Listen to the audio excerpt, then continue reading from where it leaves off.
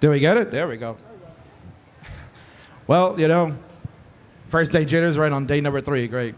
All right, folks, welcome to the CTWC Jonas Cup 2025 edition. It is our championship Sunday, and we've got our top 16 getting set and ready to go for what's going to be an outstanding day. And of course, in order to kick things off, we have to do what we do every year, and that's do it in fashion, baby. So we're going to do our Tetris Anthem. So like everyone here at Portland Retro Gaming Expo, please rise and stand as we salute the greats.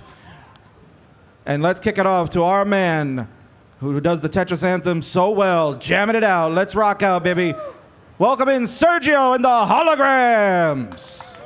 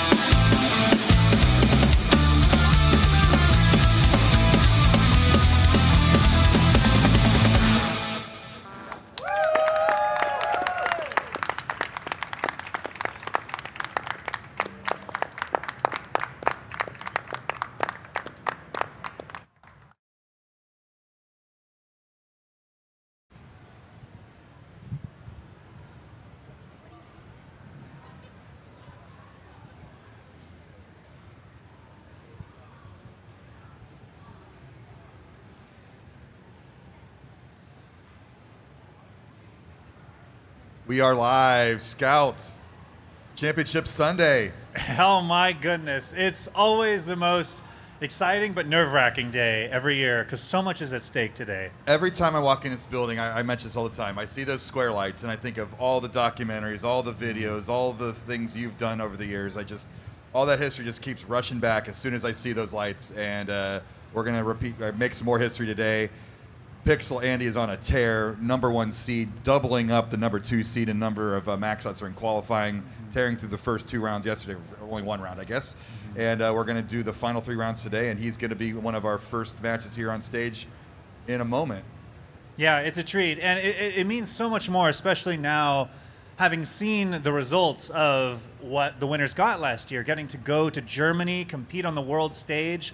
This is like the second DAS major in the world. This is the North American Championship, basically, and it's a global scene. We even have European players coming out here now, so it's wonderful. And the players today, now that they've seen what CTWC DAS is like in Germany, they know what they're playing for. Yeah, and they want to go back. And I think if everybody saw that back in the summer, how great of a show they put on over in Germany, one of the best enhances when we sent 4 players from the Jonas Cup last year over there.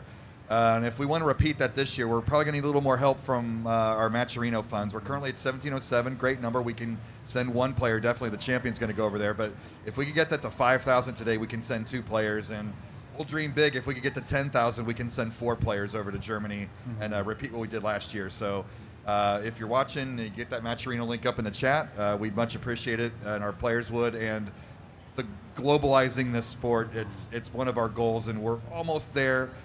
But with help from our crowd, we can make that a reality. It is really cool to see the sharing of cultures. I experienced that so much in Germany this year when I went over for the first time. I had never been to Europe before, and I got to talk to Robin earlier, who was prompted by this event. Right. She's Dutch, and she came over to America for the first time. She was saying, oh my gosh, the hotel breakfast here is so amazing. Normally you just have like a piece of toast and peanut butter for breakfast, but here I go to Denny's, I get pancakes and eggs and bacon. Oh my gosh, American food is amazing. Yeah, well, So you know, and I want to get the German version of that. I want to hit over to the DAS World Cup next year. So, but we got our 4 players up on screens. We got a #1 seed Pixel Andy versus #16 Vance. Oh my gosh.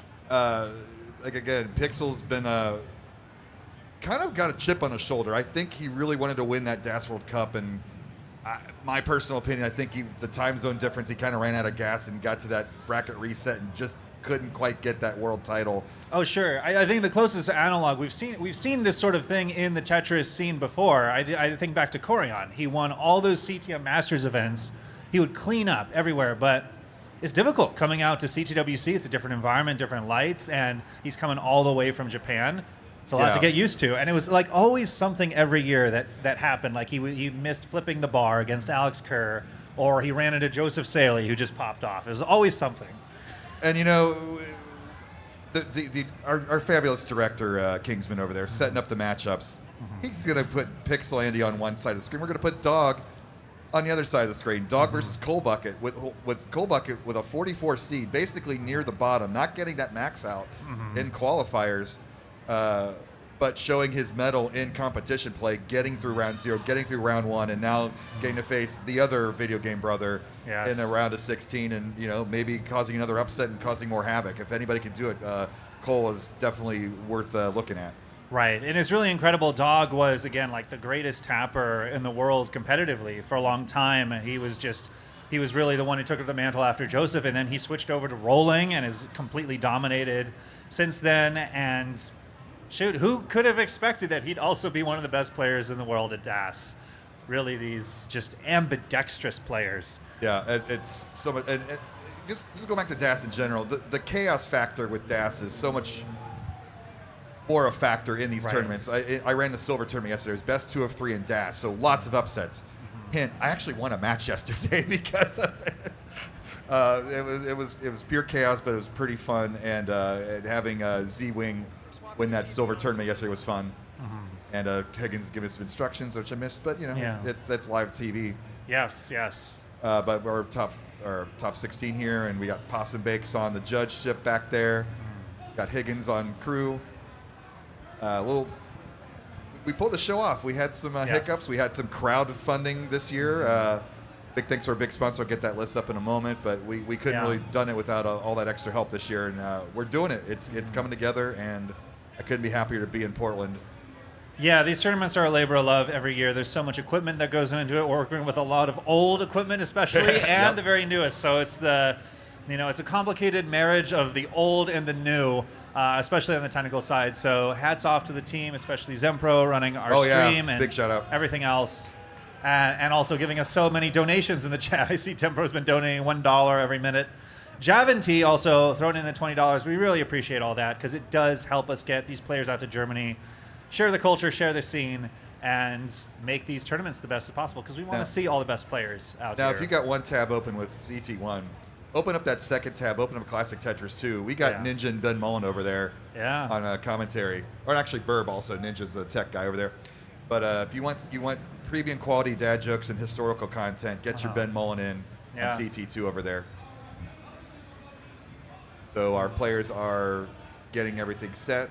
Yeah. A lot of build up to these matches, but we're going to be kind of on a speed run situation today. We got to really get through everything because we have a hard 5 o'clock out here today. So we're switching out of CRT. We got the pit crew. Yeah. Got to borrow. Wearing the ref coat today. Wearing the ref shirt. Loving that. He's taking it seriously. I believe he's our head again, judge. I remember doing this back in 23 when we first came back to Portland. I had to switch out of CRT, and you remember Sleepgate back in the old days. Oh, Sleepgate, yes. So much fun, Laura. Swap out the CRTs if the players don't like them. Take care of it now rather than in the middle of the match. Got our chat up. We got our matcherino up. We're vamping a bit. Chris Tang's here. He'll be in the final. He'll be commentating for the finals. Yeah. Sharky's slated to be there, but Sharky's also playing, so he might still be in it by then, and we might have to swap out commentators even. I know he's like the Otani of our scene. He's like the top of his game at both playing and commentating. So how do you do both at once? I'm sure if anybody can figure out, he can. Yeah, one day we're gonna have to set up one of these mics over with him while he's playing. See if he wants to do that. If he wants to see if he can pull that off. I think that'd be funny. So it looks like our CRT's up. Looks like Vance is getting acclimated. Players are looking good. You can see a little bit of nerves on if Cole's kind of shifting around there. Dog just grizzled veteran by now. Yeah. At the ripe old age of 18, 17. I don't even know his age at this point, but pretty young. Yeah. But barely showing any emotion. And like I said, Pixelandy's on a mission. He's Yeah. been so close with some of these tournaments. Second place in CTWC, Yeah. second place in the DAS World Cup. He really wants that big major title under his belt. And, you know, kind of like the Williams sisters in tennis back in the day. You know, Venus came on the scene, then Serena like overcame and became the dominant sister later on in their careers. So Yeah. maybe we can flip the script for the video game brothers. Yeah, no, I mean, it's really astounding how much both of them have influenced the scene. Because, there's stuff Andy's doing even outside of DAS that is on the verge of revolutionizing the scene, and we'll have more to talk about. I know I have a lot more to talk about in some upcoming videos, but Andy's doing that, and he's also, like, the best DAS player in the world. Like, holy crap. And we haven't even mentioned the knuckle thing, but we'll save that for a Yep, future, that's for what I'm future getting to, content. too. Yeah. So I see some thumbs up from Kingsman. All right. I'm seeing some thumbs on CT2, waiting for CT1. Possum Bakes. Looks like we're good, so All right. we'll get ready to count them down. Ready? Here we go, Portland. Let's count do them it. down in 5, 4, 3, 2, 1. Tetris! Oh, the Buko chance. There was Buko here yesterday. Oh, so it looks like something might be up on Andy's board. We'll see if there might be a reset. Oh, they might not have had the same seed. Oh, Possum. Maybe? I don't know. Or something happened. Well, let's pay attention to the Yeah. bottom. So All early right. on here, Cole's setting up a column 3 dirty Tetris. Yeah, so Cole's a fascinating story. His appearance this weekend was a secret. Oh, that's right. I heard about that. Yeah. Tetris Ranger and Hazel. Hazel kind of like opened up the room, and there was Cole. Yeah. And Surprise! They've been a wonderful supportive group all weekend towards each other. They all ended up making the brackets. I think Hazel was a last-minute clutch to get into the silver bracket. Tetris Ranger also did well, and Cole clutching up a spot in gold. And he's making the most of it so far. He's in a lead versus Dog. Dog takes it back, and Cole gets it back. We're now up on the top. They're getting going. Abby Normal, thank you so much for that $50 contribution. So if you're new to what the heck, why is this different than what we do in Pasadena? This is a DAS tournament. DAS stands for Directional Auto Shift or Delayed Auto Shift. Yeah. Depending on which D you prefer. That's, in layman's terms, it's it's holding the controller the old school way. Both hands, left and right motion just by holding in the D-pad rather than rapid tapping or rolling. So your lateral movements are a bit slower, and therefore speeds at like level 29 are way more difficult to play. We call this the Jonas Cup because our 7-time world champion Jonas Neubauer did use that play style to win all those world titles back in the 20-teens. Yeah, and it's not about limiting the field at all, as I've seen some commentators may speculate. This is about really opening it up to everybody. So oftentimes with like the tapping and other stuff, there may be some people who can't quite pull it off with their hands. And, you know, we always want to celebrate the people who can genetically pull things off that other people can. But DAS is open to all. Anybody can do it. So it is a great equalizer and also a very fitting tribute to the #1 of all time DAS World Champion titles, Jonas Neubauer.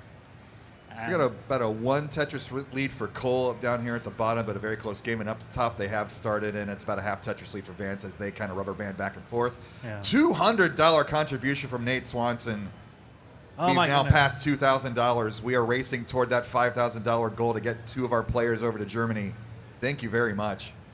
Thank you. Yes, again, that's huge, $200, and that I think also might be getting us over to Nation, where we'll be spreading some prize money around the top 4 as well. Yes. If we can get to the 5,000, we will pay our top 16 players. So, again, flying out to the Pacific Northwest is a little more expensive than, say, Los Angeles. So, Yeah. any way we can get our players' cost covered is much appreciated. So, 4 close games all around. Lots of clean boards all around. You know, we talk about DAS being the old style, and you see some of the, with less maneuverability, you tend to see the crazier builds and more digging than in a typical rolling match with the open scene. But these players have gotten so good at stacking with the DAS playstyle. I think they kind of learned that from rolling at level 29 speeds. They kind of learn how to stack with limited maneuverability, and they transfer that stacking knowledge over to the DAS game with the slower speeds. Yeah, I think it goes both ways too. I've seen some of the smartest players in the world, at least for how they train, like Fractal. Back before there were all these DAS tournaments, he was saying like after he won his CTWC title in 2023, how was he practicing for Roll 29? He said he was playing DAS 19. It was the same sort of stacking principles that helped him. So it's about like playing safe, playing smart, and we've seen just even with like the AI revolution. Not with chatbots in Tetris, but with stacking intelligence. There is such a high skill ceiling with stacking that Greg Cannon with Stack Rabbit and everything showed that was possible, and these players have been able to bring into DAS. Like we've seen such a skill ceiling explode with DAS that I was talking to other vets, they never thought possible. Cole with the hanging of that diving board up on near halfway up, so that's going to lose some of his pace. He's ahead by 2 Tetrises, but this is going to probably tie this game up. Oh my gosh. That's a swag solve. That's some really nice solves by Cole to survive that. Sudoka Nard, thank you so much for the $200 contribution. Hope to meet Dog in Cologne. Oh my gosh, yeah, Dog in Cologne would be amazing. These are some amazing pre-transition scores. Cole's looking for a 600,000 transition. Dog only a Tetris behind. Yeah, so it's almost like DAS isn't even a factor here at the 18 speeds, but we'll see things change here at 19. Yeah, Cole punching so much above his weight according to his seed. Oh, misses a little bit of a T-spin right there. But he should easily get into transition. He gets the triple, and one more line till transition. We'll see how he plays this. You don't want to have an awkward board going into transition, especially with DAS. Dog transitions with 538. That's a solid transition score. It's right where you want to be. And Cole, again, plays it safe. He doesn't try to set up for a crazy Tetris. With DAS, it's very important that level 19 transition to have a smooth sail into that. Up top, we've got a 3,800 point difference here. Vance with a very slight lead. Dog going with the column 8 well. You don't normally see that. It's the old Quaid tradition to have the center well, but Dog's just trying to get some Tetrises here so that he can score while burning down. And there it is. And you see the disadvantage of that center wells is you end up burning a lot more pieces. You have to maintain 2 stacks, and it's one of the reasons why Quaid's game was so fascinating back in the day, that he was able to do that so efficiently. Yeah. Pax L Cat, thank you for the $50 contribution. We're up to $2,400. BGJ Hawk 80 with the $100 contribution. Oh man, the money's coming in fast and furious here. I'm loving it. Paxel Cat with another $50 contribution. Paxel saying go Scooty. Go Scooty, yes. Scooty's over on channel 2 though, so they can talk about Scooty over there. Yes. But here we are into the 19 speed. So you at 130 lines, we do transition to level 19, and stores start to progress, and the speed jumps 50%. Yeah, so the 2 Arteaga brothers holding on to slim leads. Cole actually takes the lead back there. Both Vance and Cole, the massive underdogs coming into these matches, are making the Arteaga brothers earn this. Oh my goodness, they are putting up quite the fight. Vance gets the right piece to open up the Tetris well, but is going to need something fast. Doesn't have full burn options. Now needs something for the left. That's his last burn available. He needs a line piece now. Oh, and he gets it. Nicely done, just in time. Cole has lost his lead now to Dog, as you see the transitions really affected the play styles. Mm-hmm. Yeah, Cole with some awkward board parity, but he is getting this open, and you never know with DAS. Your opponent could top out anytime. Cole is well within striking distance. Generally in DAS, you don't want to go above the halfway point on your board. Mm-hmm. So if you see your players flirting with that halfway point, they're going to burn immediately to get back to safety. So again, up top, we're seeing Andy play so rock solid. Again, one of his best statistics is that he makes it to level 28 over 70% of the time, which is so much higher than everybody else in the scene. And so you can never count on Andy to top out early. You have to take him the distance. You have to pace with him. Both video game brothers really showing their mettle here at 19. And there's a top out from Cole, and Dog takes game number 1. And that's the way it is with DAS. Cole had the long bars, but that little bit of a hang with losing the DAS, and things just spiraled out. He wasn't able to get the long bar over. So that's the real difference with DAS versus other play styles, that if you mess up a move in DAS, it screws up your DAS for the next piece. So it's kind of like a double misdrop situation. Right. With tapping, you can just, you miss a tap, but your tap is loaded for the next piece. Right. In DAS, you're having to hold in your left and right input before the next piece appears on the screen. Right. If you don't have that left or right held in before the piece arrives, you cannot go left and right laterally unless the stack's at the very bottom of the board. We saw that with Vance. Right? He got a long bar when he had the Tetris open, but he lost DAS in the previous piece. Fortunately, got another long bar to survive, but this is near the end. At the top, we're getting near to 29, and it's a 2.5 Tetris difference, so Vance has to ball out he has and to get go all perfect. Tetris. Yeah, so And- he's going to build off one row off the bottom here. He knows he's got to go all out to have a chance. And even three behind, and he's not getting the line piece. That's going to do it. Pixel Andy is going to take it, and maybe mulling out a max out here. Yeah, we'll see. Level 28, you can do it without too much of a time commit. Yeah, gonna get another with one away. Not quite. Dude, that's friggin' ridiculous. Like, I remember 10 years ago, you just give up if you had DAS halfway up the board on 29 like that. Pixel Andy still ekes out lines. Corn Elizabeth. Go ahead, $50 donation. Thank you. You so much, Corn. Look at that total, keep rising. Nearly 2,500. All right, game 2 has started at the bottom. Shout outs to our judge extraordinaire, Possum Bakes. Oh no, Cole with a hang on the right. He needs a long bar. That is inaccessible if he gets droughted here. There's no burning here. Oh, Okay, and my he gets God. it. That was a do or die situation for Cole to get that Tetris. Now it is possible for him to dig down, but it is going to cause him to dig for quite some time. With the rollers, it's so common to watch players just dance around at the top of the board at level 18, but that is not going to happen in DAS. So if you get to 2/4 or 3/4 or 2/3 of the way up the board, it's going to be a game over. Yeah. But Dog is going to take advantage and build a 2.5 Tetris lead early on. We've started game 2 up top. Yeah. So again, Dog such an incredible roller, but he is also an incredible DAS player. He won his, I believe, first ever live DAS tournament at Stillwater, where he defeated his brother Pixel Andy in a best-of-5 finals. It went all the way to the 5th game. Those two got a history. Yeah. And that match might be known as, I don't know if there's an official name for it, but it could be very well called Flygate. Whoa. There was a fly flying around in game 5. Cole passing up the Tetris to fill in the line dependency on the left. That's a very risky move. It did pay off, but that could have backfired tremendously. Oh, Cole setting up the Vits. We'll see if he gets it. What a swag move if it makes it work for him. He's going to take the skips. He's trying to just avoid any possible burns here. And there's the Vits for Cole. And it pays off. But a 4 Tetris lead for Dog in game 2. He is in cruise control. Close game up top. 380-point difference, but we're still early.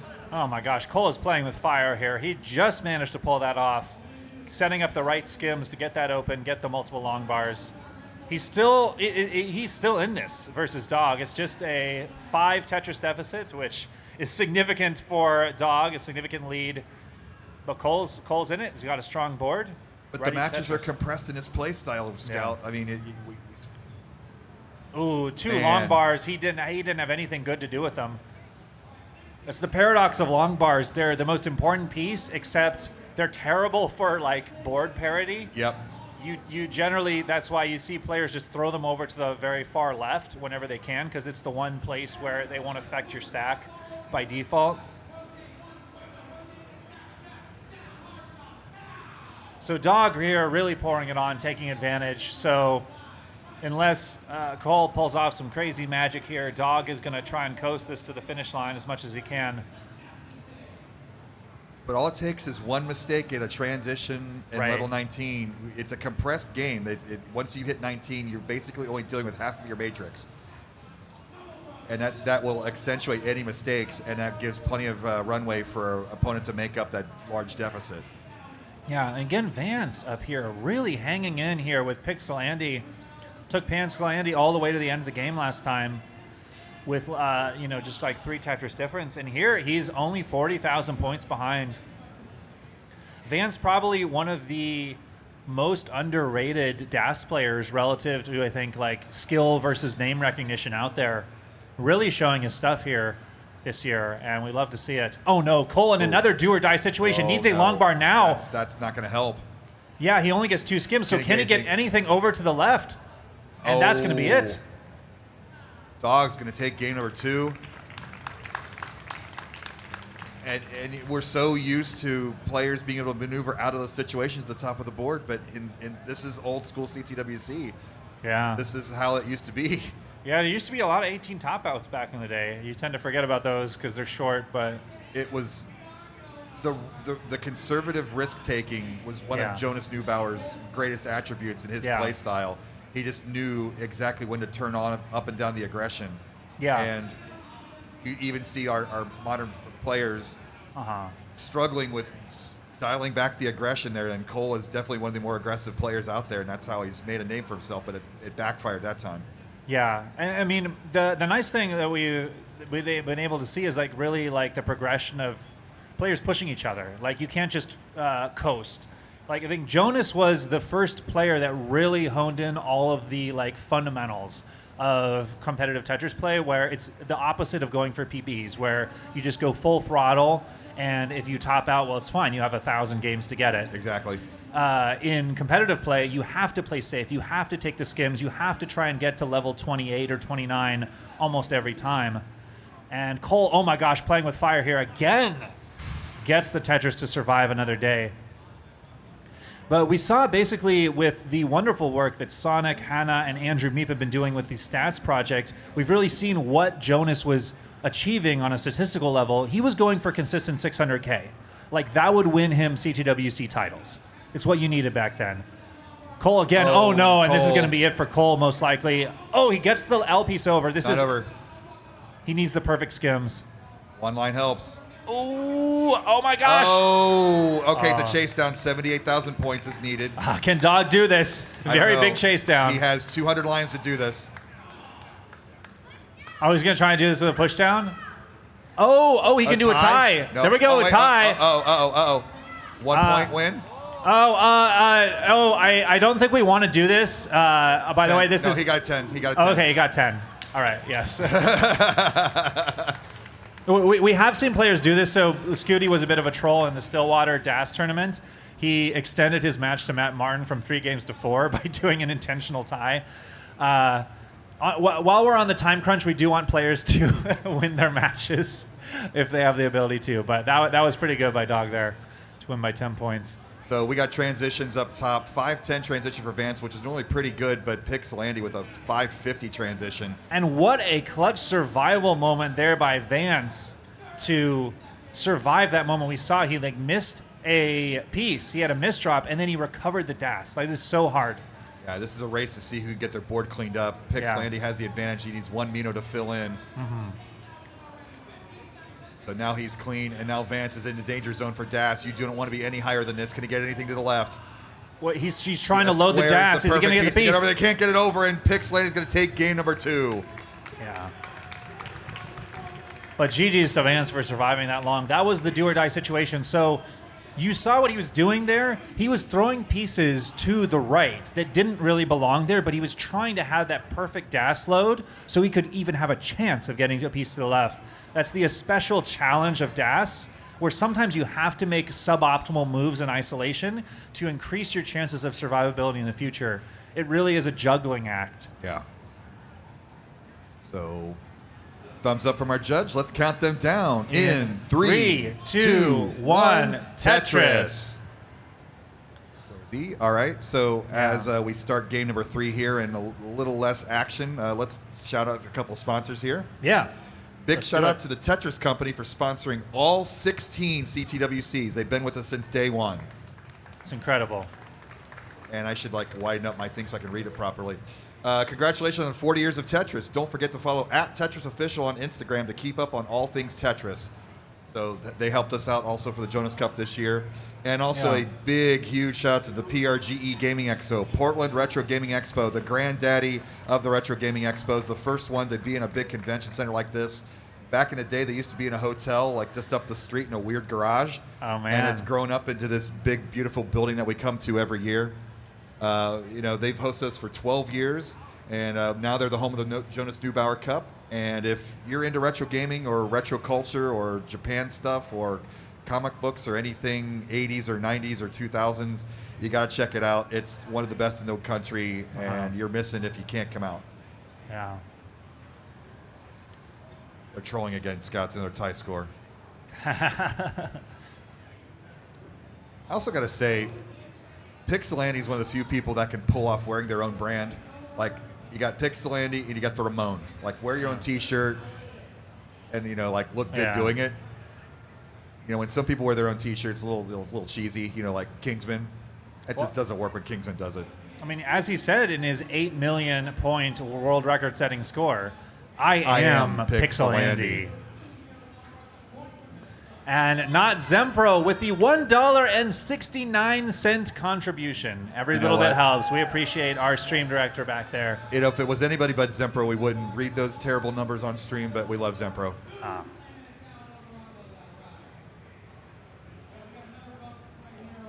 Well, yeah, so I mean, to really put into perspective what Pixelandy has done for the DAS scene. So again, Jonas Neubauer, his median scores in the CTWC years were around 600K.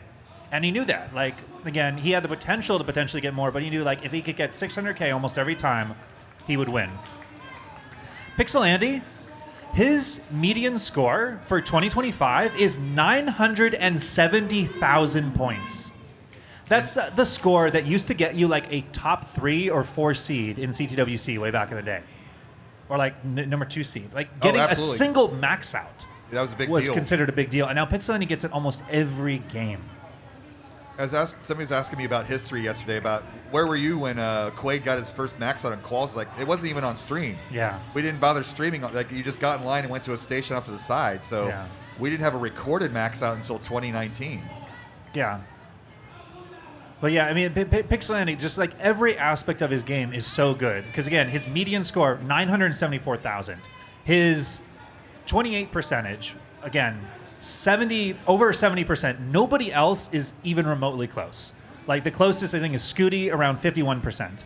And then you say, all right, well, you can get a very high fair 28 percentage by just lining out to kill screen. Andy does not do that. He is the number 3 ranked pacer in the world. So he's far more consistent than anybody else. And as far as pacing, he's like number 3. You apply both of those, it's an incredibly lethal combo. I mean, it's amazing, those stats. What's even more amazing, you're not grabbing those off a notebook or a computer. You got those in your brain. Scout, go. But 1.5 Tetris lead here for Vance early on. Well, we're about halfway to the transition. It's not early. It's mid. But both boards are clean. Maybe a little bit of a tower issue in the middle for Vance, but he's going to clean this up with a couple burns. And we're kind of just waiting here what happens in transition, because that's kind of been the story of these early games, is the 19 hasn't progressed the same way as the 18 game has. Yeah.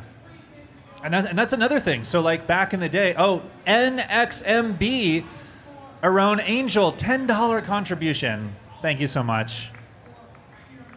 That's a hard name to chant. I remember in Cologne they were chanting all the names as the donations came up, but you have to get a better screen name if you want us to chant. No, I know. It's got to be something easily readable, but we will read all your names. Did have a Brat shirt on. Maybe we could have chanted Brat. Brat, yes. This lead's grown, Tetris there. But yeah, so again, another thing that puts the perspective into, for the CTWC era, Not Zempro with the $4.98 contribution. Thank you so much. A 400,000 transition was considered good in the old CTWC era. That's what you would shoot for in competition. Like Green Tea, who had the most consistent getting to 400,000. He only had one early tap out ever in his CTWC years. Consistent, but the 400K is what you shoot for. Same as Jonas going for 600K overall. Now, 400K doesn't cut it.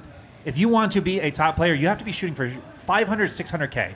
Like, you want a high 500K transition average, which back in that day, that's what you'd be going for if you're trying for a max out or a PB. Right. But now that the standard is a max out, you have to shoot for that. You can't play it safe even on 18. Even in DAS. It doesn't, even the in play DAS. style doesn't matter. It's any play style. You need 500 plus. AOI.FE with the $2.02 contribution. Thank you so much. She was in a silver tournament yesterday, and I kept butchering her name. I apologize. Afi, I believe. Afi, yes. And so both of our players transition. Vance with the 50,000-point lead over Andy going in transition. And he's got the cleaner board. Andy dealing with a column 9 situation. He's going to clean up with a double there. Yeah, so Vance is doing what he needs to do to stay in this match. This is a win or die game for him, and he can't count on Andy to top out early. He has to outpace Andy. And DeGrangle won with the $5 contribution. Thank you so much. Andy with the center. Oh, he's got the... Is he going to build this up? Yeah, I think you are. No, take the triple. He's taking the triple. Again, he's got so much experience. He knows when to throttle his aggression. Maybe he would take that versus, when he's facing Fractal or Scooty later on. Against Vance, he's also trying to play the odds too. He's like, all right, I'm going to play this out. You're up 2 games to 0. I mean, maybe just lead your opponent into making a mistake. I don't know. Yeah, and Vance now in a difficult situation is going to try and survive this. Okay. Paxel Cat with a $25 contribution. Thank you so much. Vance needs the right pieces. He's going to take the burn there. It's going to extend the dig, though. Laura with the $8 contribution. Thank you so much. Pixelandy about to take the lead. Only a 1,000-point difference. He's Tetris ready. Knocks it down, takes the lead. Here we go. Buckle up. So Vance, his lead has evaporated. You can see a little bit of a smile on his face, but he is clean. Now he's ready to Tetris and take this lead back. Has to take a triple. Andy gets the Tetris, and so does Vance. Half Tetris difference. Here we go. 50 lines to go. It's going to be a fight to the finish. Knocks it down. Tetris for Vance. Both these players so clean, so lean, so mean on the screen. And Andy with the Tetris. Vance cannot take advantage of that long bar. Is going to be 1 Tetris behind in the cycle now. Has to take some skims. Myth with the $20 contribution. Thank you. You got Vince cheering for Vance. Yeah. That's a mouthful. Kapunkt with the $6.70 contribution. I was waiting for more of the 6-7 contributions. Oh, Lord. Hey, keep it coming. If you want to donate $6.70, we'll accept it every time. You can just see the 19 consistency of Pixel Andy. He's just throttling that aggression up. Just like ratcheting it up. Now he's a Tetris ahead with 20 lines to go. Booskop with the $10 contribution. Thank you so much as we're throttling towards the finish line. Andy on the verge of closing this out. Yep. We have a 1,000,000-point potential here for Andy. Scooty Uncle Cox Danny J with the $5 contribution. Thank you. Vance is shaking his head. He knows he's got to go for it. He's got to go perfect. All right. He's got 2 more Tetrises available, and he's trying to set it for the center well. He knows he's got to go for 1 more to have a chance, and you see Andy doing it too. Oh. And the tucks. Oh, Vance, it's not quite working out. Andy at 994, trying to get extra here. He's going for the Tetris. Will Andy get it? He's got it set up. Oh! 994. Oh, Vance was trying for 2, and Andy's going to take it.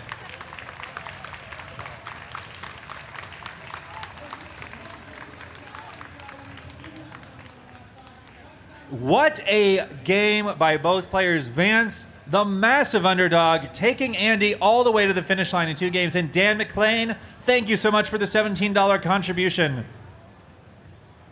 So that 19-game DAS game that Pixel Andy has seems to be unstoppable. I'm not sure how many games. Did he lose any games yesterday in round 1?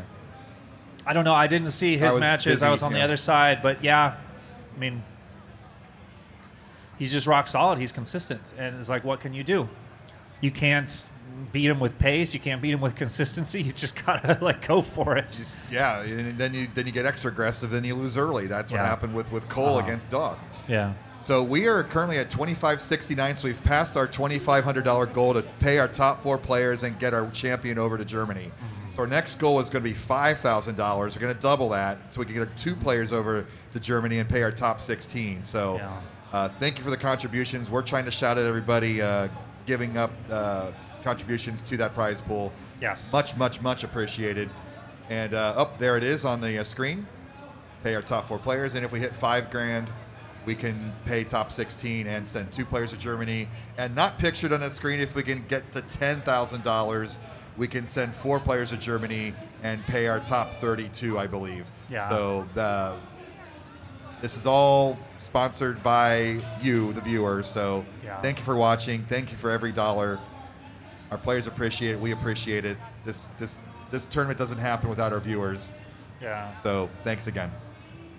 I'll say, I mean, I having been to Germany this year and seeing those top 4 players being sent out, Yoli the dog, thank you so much for the $5 contribution. It really meant a lot to have 4 out in Germany because it didn't just feel like we were sending an American champion. Right. It felt like we were sending Team America over there. And Fractal, of course, making that amazing trailer for Team America. We like, usually, like, America is used to being, like, the dominant force in the Tetris scene. Like, most of the top rollers and tappers are Americans. But DAS... Man, the European players, like, I think I've talked about with some of them because they had PAL and like DAS was the best strategy for PAL even over tapping for a while. A lot of them just stuck with DAS their whole careers, and so they are very, very good. Like Robin, Joji, Leo, Tugi, all so good. And even though 3 of our 4 Americans made the top 4 over there, Europeans still took the title. So there's a little bit of a more budding, little more grit in that rivalry now. I think. If we can send, get some Americans over there and maybe get some going back and forth. I root for the game. Yeah. But I do love some rivalry there and a little. So if you want to help Team America, so we can have an American DAS World Champion next year, the contributions do help a lot. So we can get as many of these amazing American players over there as possible. So we are getting our next group of matches up there. We have the current Jonas Cup champion, the first ever Jonas Cup champion, and new Pacific Northwest resident Fractal, who's going to be up there. We've got mainstay Sharky up there. He's gunning for that. He wants that trip to Germany. Like, of all the people who want to go over there and dominate, Sharky has always been that one guy, like keeping DAS alive even in the open tournaments. So, and then their opponents are making their way up slowly. Yeah, Sharky, he won the Lone Star DAS Championship 3 years in a row, especially with that amazing Game 5 versus Andy in the 3rd year when it went to a decider. He won the tournament with several lines on 29. It was that close. So we got results over on CT2. Be watching those. And while we're waiting for our players to show up on CT1, let's talk about Enhance. Yes, Enhance. So normally, throughout the years, a Tetris game would come out. The Tetris company would say, hey, look at our new Tetris game from EA. Look at our Tetris game from Sega. Look at our Tetris. Like, it'd just be around the market for a year or two, go away. Tetris Effect Connected, well, originally Tetris Effect, has been around since 2018. In this very room, they were a sponsor in 2018, and Green Tea was checking out the VR helmet.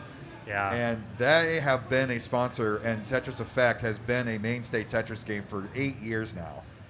And shout out to Beast and Shen, who's here. He works with Enhance. Yeah. They hired Green Tea. They work with Enhance. But they got a new game coming out, Lumines. So you might remember Lumines is kind of how Enhance got their start. Like back on the original PSP, that was kind of the synthesis of music and puzzle gaming. Right. And that's eventually what Tetris Effect was that we got the result over. Yeah, Scooty mulling out a max out over there. Yeah. GG's. But there's a new Lumines game coming out, so that's going to be on what systems there? So that's later down in the read. But there's a new Lumines game. It's awesome. Check it out when it comes out. Yeah. So if you remember the history, like originally the creator the founder of Enhance. Yeah. Of Enhance, he wanted to make a Tetris game from the beginning, but he didn't have the clout yet to get the rights and everything. So he made Lumines as a proof of concept that he can make an amazing music visual puzzle game. And then eventually he was able to, go to the Tetris company and create Tetris Effect Connected. But now he's creating, like, with all of that experience and him and his team, now they're making the fancy version of Lumines. Yes. And bringing it back. So if you love Tetris Effect Connected, again, because it's so good, it's so satisfying to play with the sound effects and the visuals and the music. If you like that, Lumines, it's, if you want more of that, Lumines is the perfect game. It's going to be awesome. And that was Mitsuguchi-san. He was here back in 2018, and he signed my copy of Space Channel 5. It was the best. That's amazing. Yeah. So it looks like our players are up on stage getting warmed up here finally. Yeah. Oh my gosh, this is I'm so excited for literally every match we have today. Yeah, and since we're kind of in speedrun mode today, we're going to have all of our top 8 play simultaneously right after this. So we're going to have this group of matches, then another group of matches, and then might have to have our top 4 at the same time, because you might remember the old meme of all vendor sales are closing, everybody has to leave. Well, we're getting charged a lot of money if we stick around this year, so we're got to get out by 5 Pacific today. So please bear with us, and we apologize if it seems like we're kind of forcing things along here. Got more land up on stage. 3-2. All right, and are we ready to go? Oh, we're not ready. 2 minutes. 2 minutes, 2 minutes. Excellent. We got a vamp for 2 whole minutes. All right. So let's talk some more sponsors. Thank you so much to our community donors who, again, they help make this stream possible. Because, these events aren't cheap. So if you're wondering, like, what does the money go towards? One, it goes towards gear. Well, there's a lot of gear. It goes towards just basic expenses of the convention, like, all the equipment to rent and the facilities. It also goes to helping make sure that the people who volunteer their time, like they come out here and they're not spending all the time having fun, they're working a lot.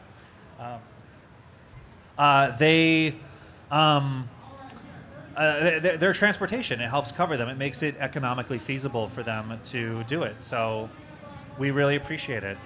Yeah, a Hydrant Dude dropped $888 during that community stream. Technius, Sunny Gem, they both dropped $500. So huge, huge, huge thank you to all of them. Just an example, I had to bring an extra suitcase because our original AV guys who we weren't able to pay for because of what happened. So I had to bring more equipment, and that's an extra $100 both ways. So I know, like freaking Southwest. Oh, Lord. No more 2 free bags. Sazzy with the 1048. Sazzy from New England area. She was out at Hartford. So Dr. Mario Mainstay. Thank you, Sazzy. So we have our 4 players up. We got another minute to go. We got Fractal. We got Rose.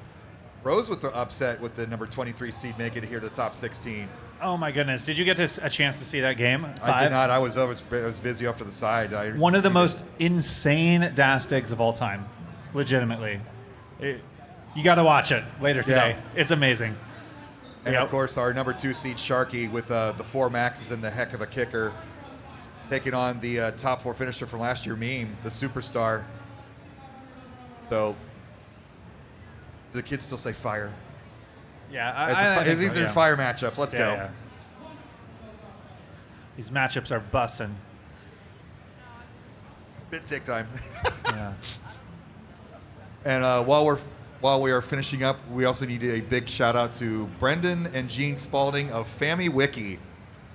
They sponsored our trophies this year, and Brendan has a website, Fammy Wiki, that is a wiki website that keeps track of Famicom carts. You have a few NES games, right?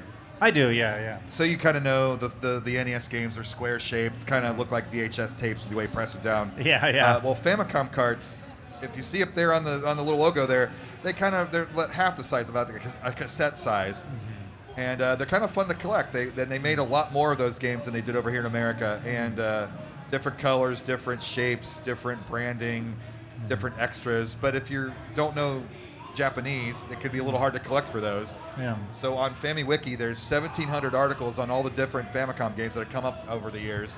So if you want to get in that collecting scene and don't want to deal with the language barrier, Fammy Wiki is a good resource to find values and information about all those games. So we got a thumbs up from Possum, our Judge Awesome Air. All right, let's count them ready down. To go. Let's go. In 5, 4, 3, 2, 1. Tetris. But again, shout out to Brendan. Shout out, yes. We got the Buko Chans. And do we have the matcherino feed? I saw somebody donated, but I didn't get the name. Texas 8. Yeah, Texas 8 and Zips 1. Thank you for the $20 and $5 contributions. We appreciate every amount. The memes on stage, so the cheers for Meme are coming up now. Yeah, multiple shout outs to Meme from the donors. And Kairos shouts out to the Stew crew, keeping DAS alive from Stew York City. Indeed. Scott, we have ties across all 4 boards. We did for a moment. Oh my goodness, yeah, you'll love to see it. Two good seats. Oh no, and Rose immediately in danger. We'll see if she can survive this. She has a couple more skims available. She should be able to get a long bar She's over risking now. it. Now she'll take the triple with the She's second okay. one. Yeah. You don't want to risk death this early in the game. And we talked about how gas was kind of a layman's term for holding the controller normally. Well, Yeah. Fractal he doesn't believe any of that. Fractal does Fractal things, and he holds his controller like that. I don't even know what you want to call that, but it works, and it is still DAS because you notice he is just holding in the D-pad with an occasional quick tap when necessary. For sure. And there actually is a lot of lore about Fractal's grip. So it's called the Vertigrapero. It's what he calls it. So in the scene, we have Guerrero, who's actually the Colombia champion, or I believe the Brazil champion this year. Very great player from South America. He is also a medical doctor. I think he's probably the best medical doctor / Tetris player we have in the scene. And he has a whole Discord server about helping Tetris players find more ergonomic grips for their playstyles and helping them avoid injuries, repetitive stress injuries, repetitive strain injuries, all that stuff. It's really, really good stuff, especially for gamers. They gotta make sure they take care of their health. You don't want sports injuries or esports injuries. And so Fractal came up with this grip as a more comfortable way to play DAS. And it's worked very well for him so far. He won he won the Jonas Cup last year, and he did very well at Cologne, Germany this year. So be sure, if you want help or advice on your own Tetris grip, if you experience pain sometimes, be sure to ask on the CTM Discord server for a link to Guerrero's server, because he'll help you out. He provides all that advice for free with his medical knowledge, so we really appreciate Guerrero. Well, I experience pain every time I play this game, so it's not physical. So Fractal with a 2 Tetris lead early on up top. At the bottom, a 1 Tetris lead for Sharky, number 2 seed. Now, the gap between the number 1 and 2 seeds is incredible. 8 max outs for Pixelandi yesterday, and Sharky, I believe, had 4.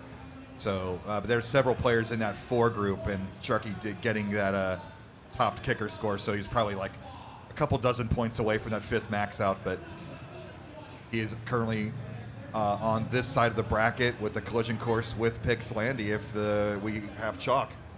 Def I5 with the $30 direct contribution saying, I'm cheering for Meme, but hope everyone has fun.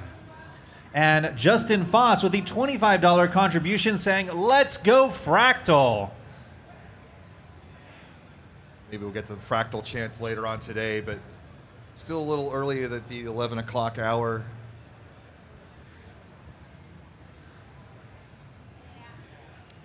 Yeah, so we're taking a look at all these players' paces. They are all on the verge, yes. They're all making an eye. Oh, Arthur van der Voort, one of our competitors this weekend with the $50 contribution. Thank you so much.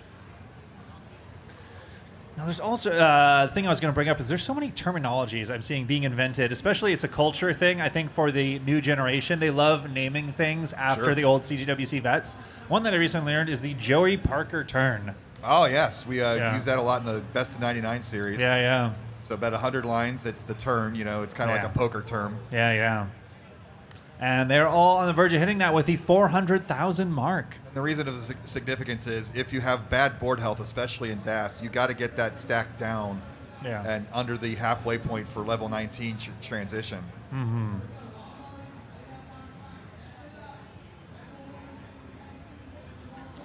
So yeah, I mean, this is one of those moments where there's barely anything to say because all these boards are so textbook perfect. Rose taking the skims she needs. Sharky with a little bit of indecision. The rare placement on column 9 for the long bar vertically that I think actually worked out there. It was a nice sort of last second adjustment. But you see that extra aggression at 18 for Sharky, playing way up near the top, especially on the left side. And this is why you have 513,000 points at only 120 lines. Nate Swanson, thank you so much. $200 contribution. So it's huge. 3,800 and I kick in 200 more. Let's get our players over to Germany. Absolutely. We're over the $3,000 mark now. Thank you, Nate Swanson. And yeah, these players, I mean, all 4 of these players up here are very good. Sharky and Meme, that is a especially heavyweight matchup to have in the top 16. And Sharky transitions with 548. Meme transitions in just a few lines here. Fractal and Rose up with the... Wow, it's high transitions. Crazy high scores. Oh, no, and Meme, she's going to get out of it. Gets the Tetris. You see Fractal just trying to throw those long bars over to the left whenever he can. Leduce Guy, 156, $20 contribution. Thank you so much. We're getting shout-outs from our fans of the audience for you. Oh, top out from Rose, just out of nowhere. Oh, and Fractal takes game number 1. Cousin Avi33 with the $40 donation saying, let's go Meme.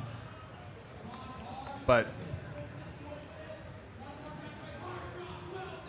you did that transition. That's old school CTWC. The reason why that was so significant, it ended so many games. Rose is right there with Fractal all the way through 18, and then bam, speed increase, hits the wall. So yeah, we'll see how Sharky plays his aggression here in the endgame. He's just having these smooth, clean Tetrises. He does have a 3.5 Tetris lead. So we have started at the top, so I do kind of like the staggered starts because we can see the action progress on both boards and kind of not have to pay attention so much at the 18 board while they get to transition. No, it is nice. Yeah, when one match has an early top out, then you get them out of sync, and it's very much a nice sort of rhythm, as you said. One is on 18 when the other's on 19. Yeah, Sharky's ahead by 100,000 points, but now he's dealing with a situation here at level 23. So this is Meme's chance to come back, but now she's halfway up the board. This is the danger zone for Das. Oh, and an early shift with that T, and that could do it. Could she get the line in? Oh, one more line, and she could say this. That's only one single. Oh my gosh! Get anything to the left? That left is so tough. We'll see if she can get a quick tap. Oh, That's going to be it. Do it with the negative hey now number. Sharky going to take game 1. Talvot 142 with a $25 contribution. Look at Thank that you haircut. so much. Wow, Yeah. flock of seagulls.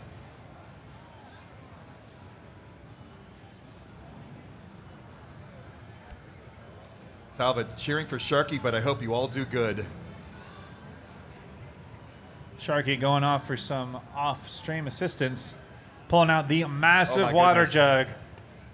It's your favorite underwater host. It's square for Tetris theming.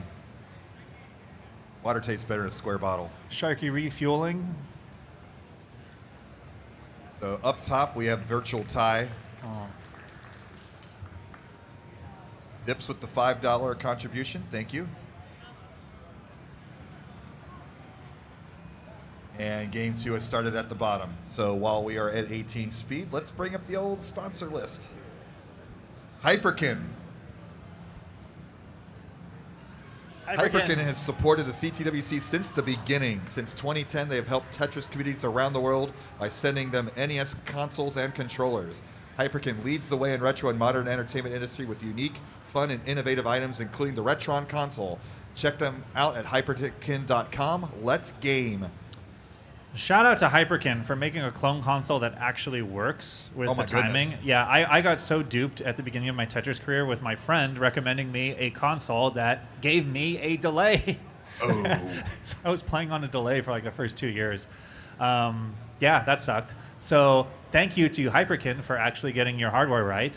And a lot of the top players, including Dog and Andy, have grown up with the Retrons. Really good controllers, too. If they can't get an original NES-style controller, they are 40 years old now. Happy birthday, NES.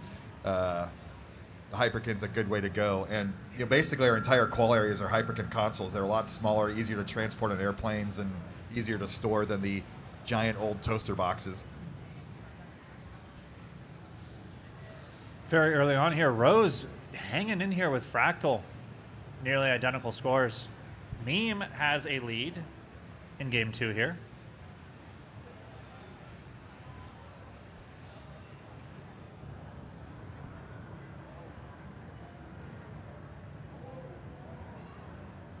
Just tense here. And you can see the trophies back there, the actual cups for the Jonas Cup.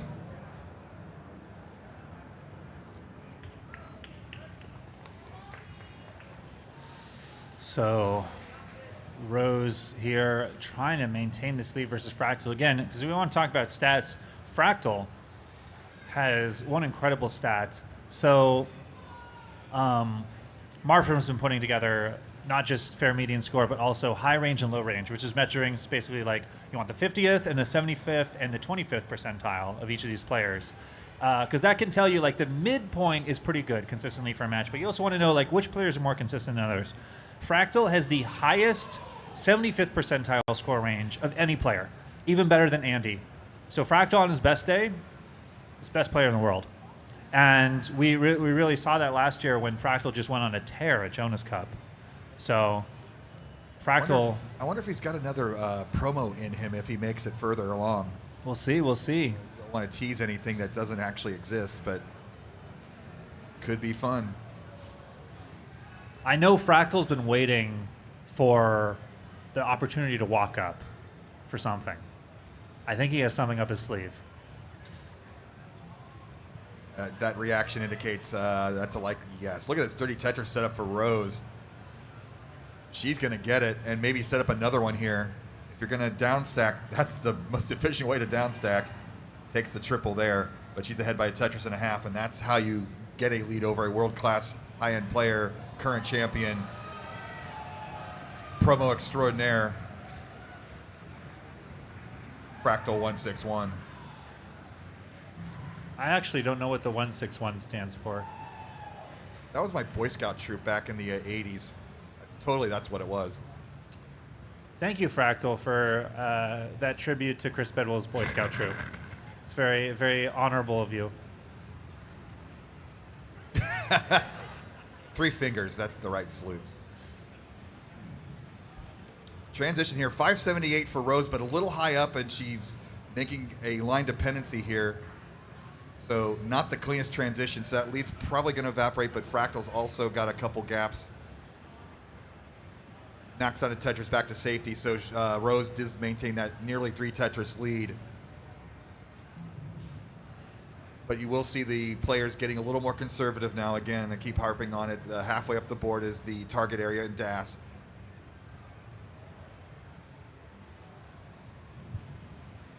And Rose knocks out another one, and she Crespo $50 contribution. So we are pushing well past $3,000, on our way to $5,000. Thank you very much. So lead has shrunk just a little bit, 1.5 Tetris lead for Rose. As at the bottom game, we are past the Joey Parker turn, and Sharky has a 1.5 Tetris lead. But let's focus up top as both players are clean into level 22. Tetris for Fractal, Tetris for Rose, back and forth.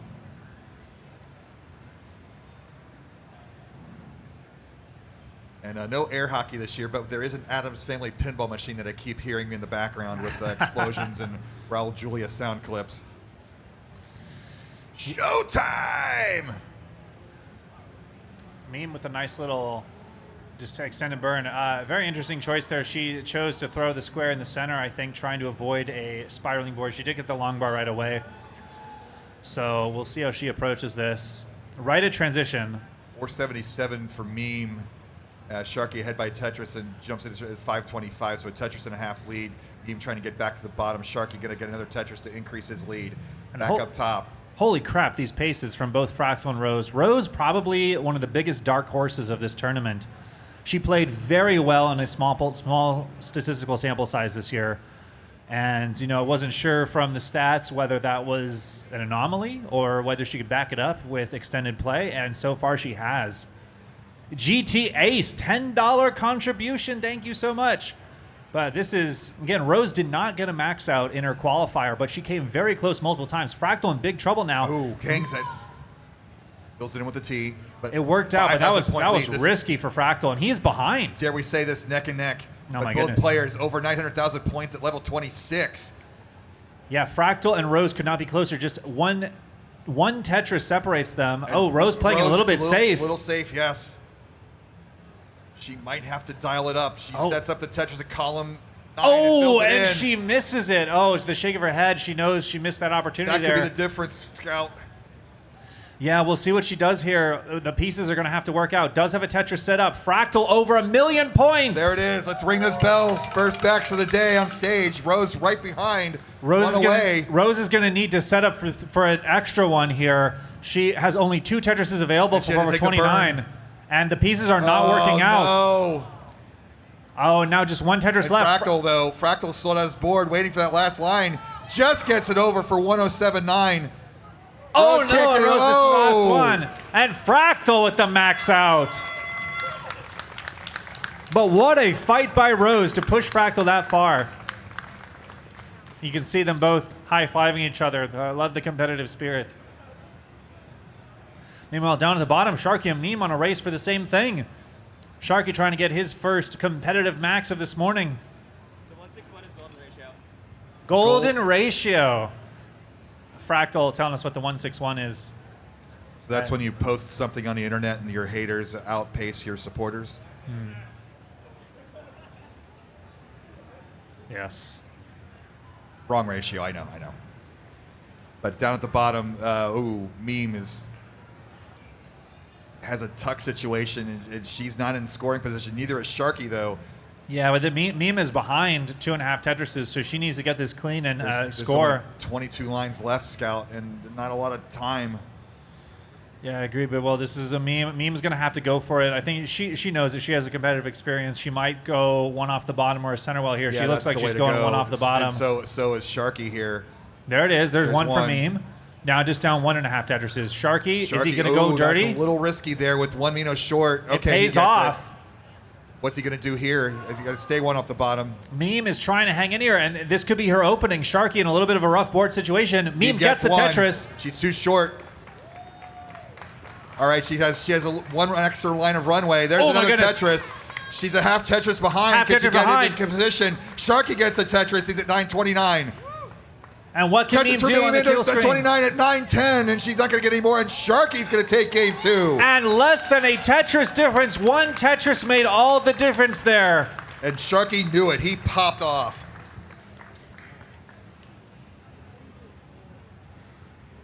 Heck of a finish there.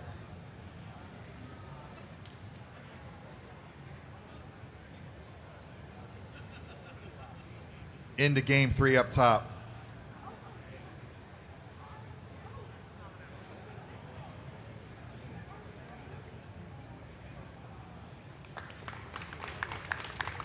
Got a result on CT2. Please watch both channels.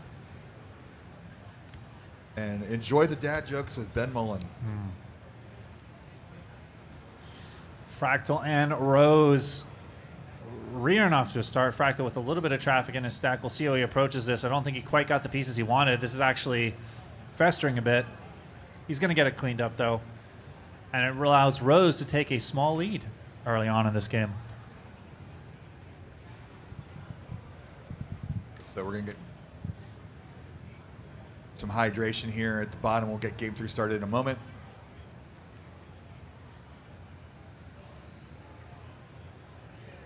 And again, in the old days, it was all about taking those safety triples, those burns, and it's the difference between good players and championship players is dialing up that aggression extra when you have to.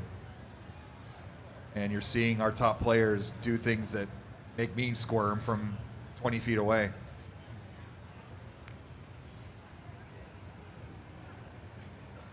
And there we go. Game 3 starts at the bottom. You can see Fractal leaning forward, and now he leans back, right as I mentioned it. Fractal is honed in. Oh, and we have C. Christum with the $5 contribution. Colin. We love Colin and everything he does for the scene.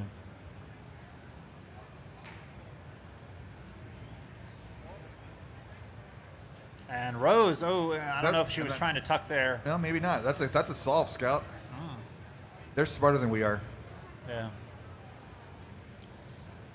Fractal waving to somebody.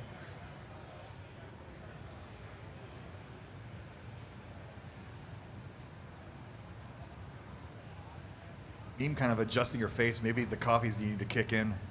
Yeah. I don't know. Maybe there's a fly up there. Sharky up there, a veteran of dealing with insects. He was once assaulted by a mosquito during comms. Handled it very well. Where was this? I think it was like Challengers. I forget, actually. It's online Spin Media. Some place I don't want to go to, so let me know.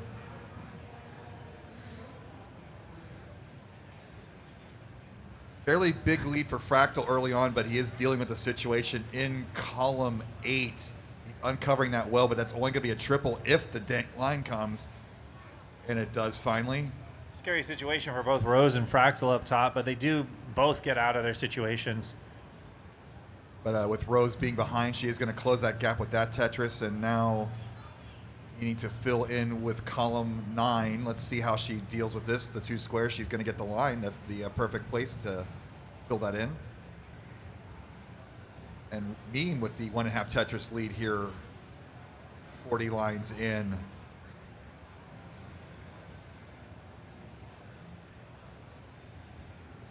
And Rose waiting for the right piece to tuck in here. Oh, interesting solve. Oh, no. She gets the piece over to the left. She actually does get the optimal solve there. That was a difficult to handle sequence, though. Trying to just get this down and open again. Is now open, ready for the Tetris. And Tetris for Rose, but down 72,000 early to Fractal. Fractal just playing rock solid. Oh, that adjustment for Fractal. I've been informed not to call it a micro adjustment, but it does take microseconds, so there is some logic behind that term. Yeah, micro dosing on adjustments. Sure. Especially in this city. Yes.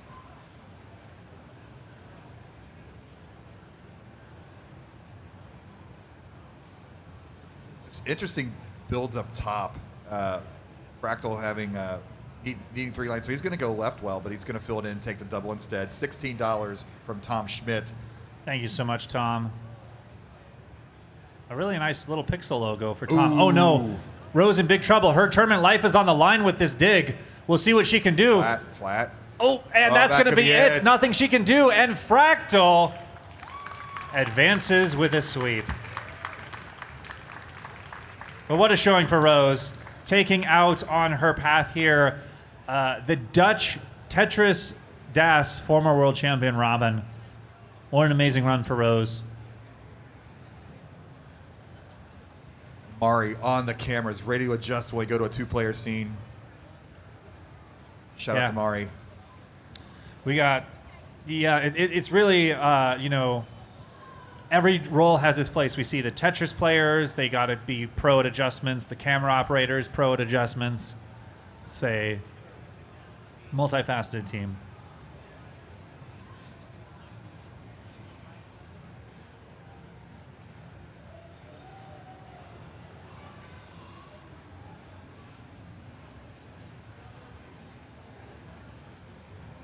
So, Meme down 2-0, looking to repeat her run from last year and go back to Germany possibly. And Shark looking to go to Germany for the first time with a good run here. A lot on the line. Meme currently up a Tetris and a half. Approached the Joey Parker turn as we mentioned earlier. So now it's about getting her stacks down. Yeah, this is a redemption year for Sharky. After his top 16 exits, it's top 16 or top 8, I think. Top 16 exit last year. He wants to go far this year. He wants to show his stuff. Number 2 seed. He knows he's got it in him. He's won 3 American championships before. We're going to close this out in Meme. The, again, Kansas City DAS champion last year. Defeated Scooty in the finals. We have going column 2 Tetris here to open this up. And Meme, the world record holder for a DAS 19 start. Very impressive record to have. Sharky has taken the lead on this sequence for Meme, getting back into a normal board. So we are right at transition, 5-19, 5-16. You can see Sharky locked in. Oh, no, and that's really bad for Sharky. The square hang. He needs to get this cleaned up now, this transition. It looks like he's going to get out of it, but he needs one more line piece. His board is not in good shape. Ooh. Oh, no, and here's a drought. That was potentially a fatal board if he did not get those long bars. You can see the intensity in that body English. Yeah, the hyper jolt. Board in this very building 7 years ago. Meme is going to take the lead with this Tetris here. Sharky's got to get back to scoring position. Sharky's got 2 games to give here, but he would love to close it out right here. And Meme again Oh, he's going See her aggressive. lucked in. Column 7 Tetris, well, decides against it. It's one of those risky moves, like I either get the line now or I fill it in. Sharky's going to have a center well Tetris set up now that he's opened this up, but will he get it? There Got it it. is. All right, 8,000 point difference, Scout. Here we go. Meme in with trouble here. Not in trouble, just back in cleanup mode. Yeah. Meme trying to get this down safe and secure, and a few more pieces. Ooh, that was a really bad Z piece. But getting out of it. Sharky locked in trying to get this Tetris here. Another drought hitting these players. And there's the long bar. Sharky takes advantage. Meme quite can't. Can't quite get the long bar for a Tetris there.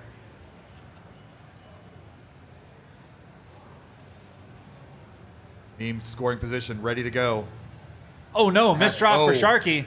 You can see, I mean, even the best players in the world, Scout, when you're getting that high up the board at 19 speed. But I'll tell you, the best players in the world, they can recover from mistakes like that, like Sharky did. He had a devastating DAS misdrop that could have spiraled, but nope. He's cleaned up and scoring again. He is locked in, wants to get the sweep here. He's ahead now, nearly 2 Tetrises, waiting for another. Look at those Just jolts by get him him getting over, those get him pieces over over. to the left. Willing those Minos to off to the side.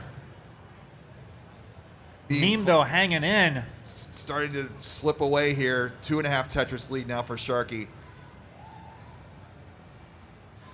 Now Meme's getting the body English. It's contagious. Meme trying to get something going here. Go out swinging if she can.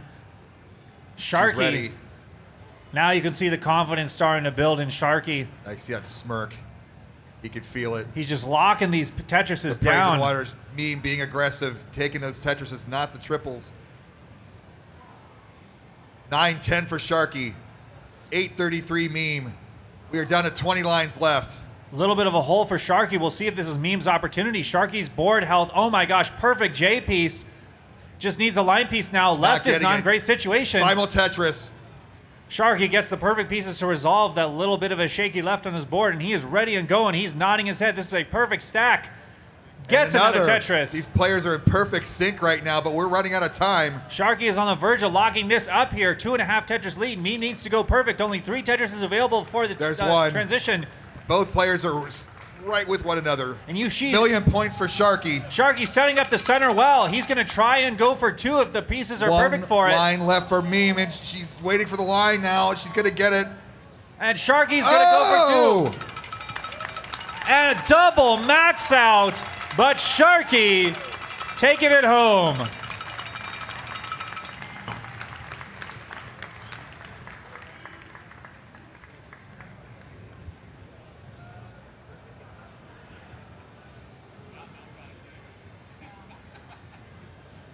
What a showing. Again, I remember when we were both there when Green Tea and Joseph got the first ever double max out. Yeah. It was crazy. It was crazy. In this very building. Oh, Um, I'm not familiar with I don't know if it's a Pokemon or a character, but pretty cool.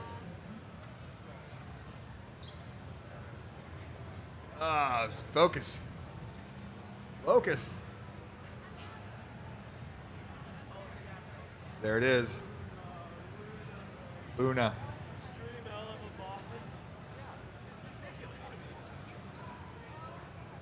And Luma sales are now going through the roof on Etsy or whatever website you're getting. We're at $3,200.69. Hey now. And our matcherino. So $1,800 more to go that we can send our top 2 players to Germany. Thank you so much for all the contributions so far. We're going to have our top 8 here momentarily. We're going to give a small break. We don't want our players who just got through a match to go right away into a second match. So we'll give them probably about 5 to 10 minutes, I'd imagine. We'll get a ruling from our tournament organizers in a moment. But while we are in between rounds, let's talk about my play watch. Let's talk about this guy right here. Is this actually in the box? yeah. It's So a strap. if you're a Somebody fan of has to Tetris watch. Time, the player, you can live Tetris Time every day. It's always time for Tetris on your watch. It has every app you would need There it is. for a standard watch. It's got like a timer. It's got, let's see, let's open it up here. And it's got Tetris at the top. You can play Tetris anytime you want, right on your watch. And this Swagalicious branding too. get really close there. And if you pre-order now at myplaywatch.com/Tetris for just $79.99, you receive a bonus band. I don't know which one is which, but you get to pick your band. So, you know, if you want to be fashionable, pick the white one or pick the other one. Yeah. There we go. Yeah, all the apps. It's got calculator, calendar, stopwatch, timer, alarm, fitness, and right at the top, Tetris. All the essentials for life. I think Vince needs that calendar set up. Maybe get him up on time. Oh, my goodness. But it's super cool. We are giving our winners these. And, yeah, I need one for myself. Because I remember back in the day that they would have Tetris watches. Not even that long ago. They'd be those little crappy, like LCD ones with just a little terrible Tetris game on it. That was like, you know, $5 or whatever. Like these are premium. This is a nice product. This isn't you know, this isn't low end stuff. So super cool. Thank you to My Play Watch for sponsoring this year, and we much appreciate the help. Also, we want to thank our subs and our YouTube supporters and bit contributions. Don't have the YouTube up for those, but thank you very much for all those. So if you are joining or subscribing on Twitch, the money does go directly to our tournament to help with expenses. And we have the CTWC Patreon that's going to be relaunched here soon. Yes. We have to figure out our reward tiers, but you know, the community said we want to sponsor. We want to, you know, we want to say in how this community is run. We want to sponsor. We want to put our money where our mouth is. Yeah. So with the Patreon that we will be launching soon, that will be a way to do it. So there will be some cool prizes or tier levels for sponsorships, and kind of like the community stream before. Like Danny had the doodles for $100 contribution. Yes. Mine's amazing. So maybe we won't have the Danny doodles exactly, but we will have some good stuff for you if you decide to contribute to CTWC Patreon. Hey, I got through all the ads. Go me. Your regularly sponsored ad break. It's now coming to a close. But just this building, I just it's such a it's just fluorescent lights in a square, but you immediately recognize the building. Yes, it's iconic. It's iconic. Yeah, the best of '99 series, all those videos about like Jonas back in the day. Like you just see all those videos, you see those lights up above. Like you know what building you're in. Like every other convention center kind of looks the same, but this building has a unique look. It has a feel. It has a carpet outside. So many memories here. I just love coming out to this part of the country this time of year, and it's a huge part of my life. And I love coming here every year and seeing all my friends and getting to talk to everybody here on chat and watching the best game ever made, honestly. Yeah. Being played at an incredibly high level, way beyond whatever the creators of this game ever intended. I went and visited the Nintendo of America offices this week. Oh, wow. And, you know, with my friend Gil, who had a standing invite, and, you know, he was introduced to me. Oh, yeah, he runs the Classic Tetris tournament down in Portland. And they're like, oh, I love that. Like they know what's going on. Like, it's their old game from way back in the day, still being played on their old school hardware. So we make an impact even with the current regime over at Nintendo. So it's an honor to be part of this group for all these years. See if there's anything good going on in chat with Matcherino contributions here. We missed some of the other messages. Up. Let it guy. Greetings from the Dear MC community. All right, so speaking of DRMC, that's the Dr. Mario Championship. That's next month in my goodness. Cincinnati, Ohio. Yeah. I bought a giant inflatable balloon for it. I don't know if you can see that, but I got the Unipiper. That's very Portland too. A guy on a unicycle playing the bagpipes. You know, we're vamping. It's a wonderful time over there if you love Dr. Mario or Skyline Chili or anything else Midwest. It's a great time. And yeah, I think we're about to take a 15-minute break. So if you need to go grab a snack, grab some lunch, you know, invite some friends over to watch with you, now's your time. Thank you so much to everybody for watching. Appreciate it. Yep, we'll see you soon. Watch some ads.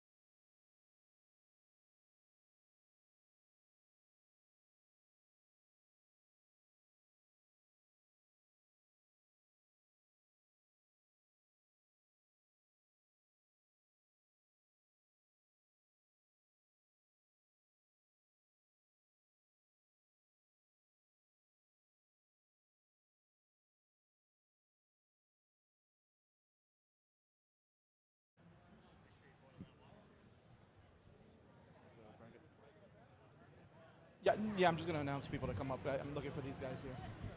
All right, players, we are going to start getting set for our top 8. So if you can start making your way towards me.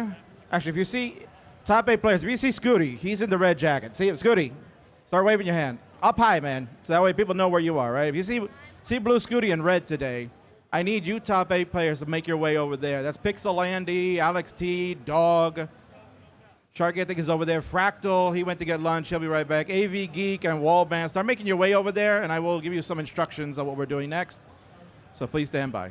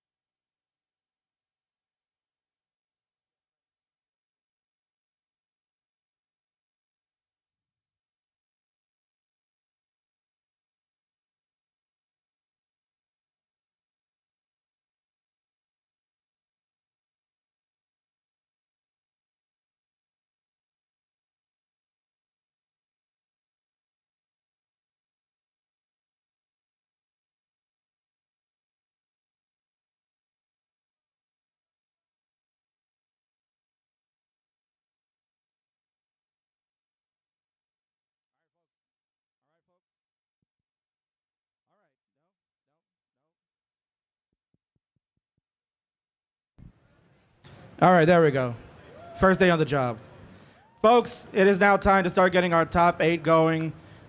It's been a fantastic day. The Jonas Cup, second annual one, has been tremendous. All of you at home doing a great job on your contributions. Matcherino continues to grow. $3,200 already in there. Continue to keep that going as we're going to set for the next matches. But first, we'd like to do a little bit of a presentation of awards for my guys here. For the last few years, we've been doing something called the Best of 99, where we've had 2 players go and battle it out all summer long, training to get ready for the World Championships and now the Jonas Cup. And it's been my honor, along with Chris Bidwell, to continue to call these, and it's been a lot of fun. And we've seen some great training, and we've seen what it's done for players, and I'd like to recognize them right now with a little trophy presentation. So first up, I'm going to call the man that did help create this format, one half of the first ever Best of 99 group, the winner of season number 1. He is the icon of classic Tetris, Ben frickin' Mullen.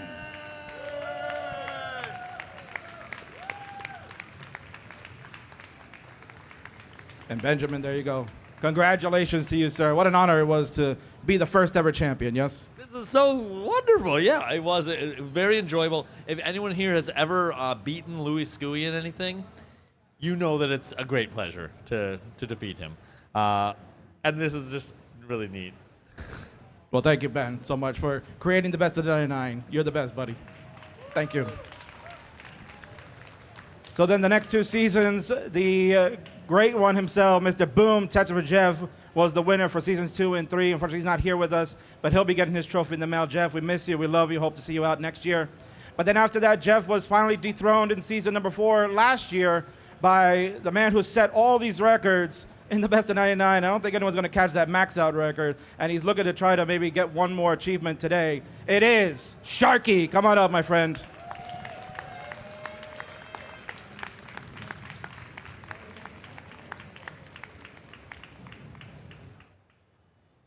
Congratulations, Sharky. Thank you very much.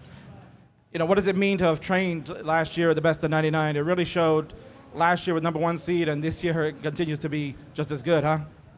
Yeah, I think Best of 99 is a great training thing, help build up that consistency, especially with max out Derby Qual system, but then also the consistency with the scores that you generate. I mean, the stats speak for itself. And you definitely knew about all those stats. So thank you again, Sharky. Congratulations, and good luck in top 8 today. Thank you.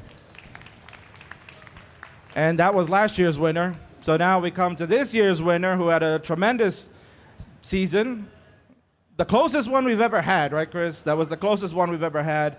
And his training came through big time. He had a terrific match yesterday with Meme. Your season 5 champion, it is Matt Martin. Come on up, my friend.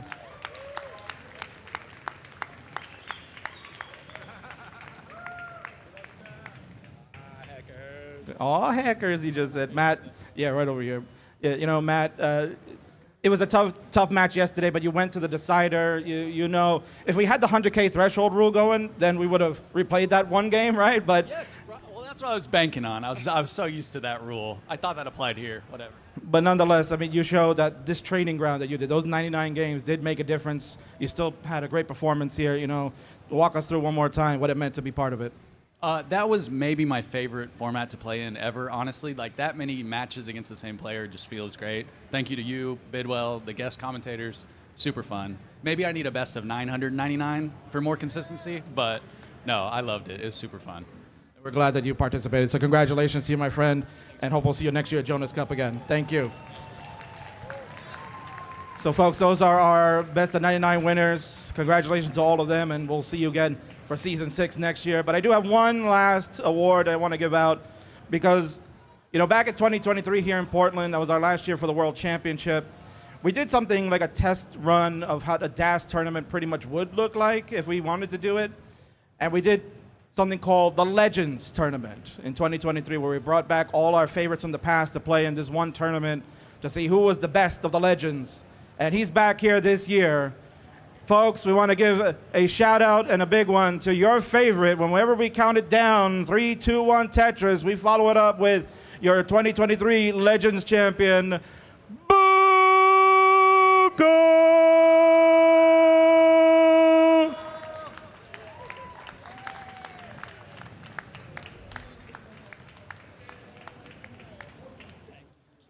Yes. Now, he told me his voice is gone, so he can't talk because he was partying. He was partying yesterday, right? Too much yelling for the excitement of the games that were going on. But nonetheless, you know, Books, your win basically was the forerunner to what we're doing now for Jonas Cup. So you're technically the first ever quote-unquote winner of Jonas, right? Fractal will talk to you later about that. But nonetheless, man, it was wonderful to see all the legends come out. What did it mean to you to participate in that tournament? It was wonderful to play in that and this one. Sorry, I was yelling yesterday because I was so hype here. And I love coming back every year here. Well, we hope that you come back again next year. We got to see you play in gold yesterday. And, you know, who knows? Let's train again, man. We got to start training if we want to beat these kids, right? Best of 99? You and I, best of 99? Let's do it. Chris, you'll do it, right? Let's go. Buko and the King, best of 99 next season. Folks, congratulations, Books. Love you, brother. All right. All right, folks. So there you go. That is our award ceremony. So now let's get to it. It's time to party. The top 8 of CTWC about to take place. Let's get our intros and call our heroes to the stage. First up, coming in, playing Das, because they're a superstar at it without question. This is AV Geek! Woo!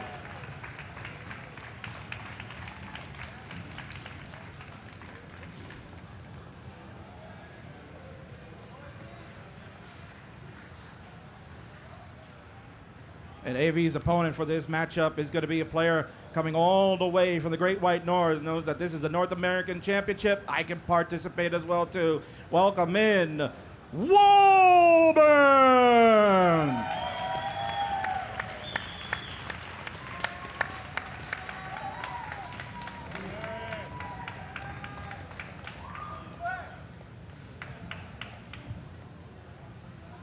Our next two competitors battling it out. This one is a battle of the champions.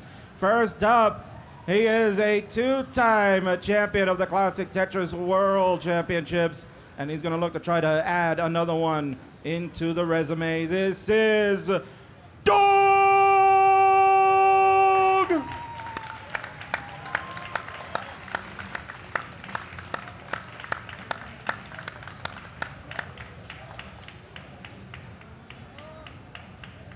And his opponent is the current 2-time back-to-back world champion.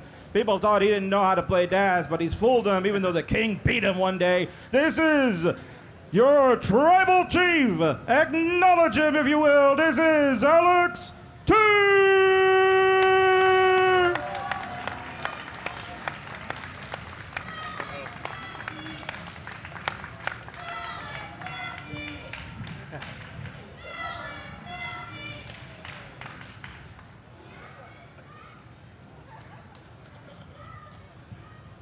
And for our next 4 coming up, this next matchup is without question a banger and a half. He is the best of 99 winner from season number 4, and he's looking to continue on in this tournament to fulfill his dream. This is Sharky!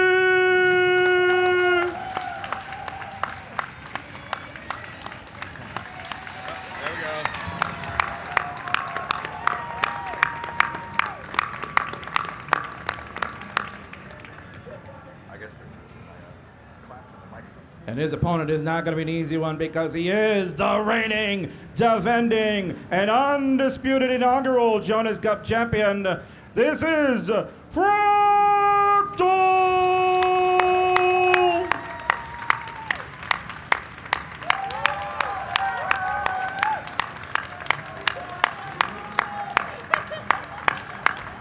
I love that. And our final matchup of players pits 2 all-stars going at it toe-to-toe. First, he is the game crasher extraordinaire wearing red, but he signifies blue. This is Blue Scooty!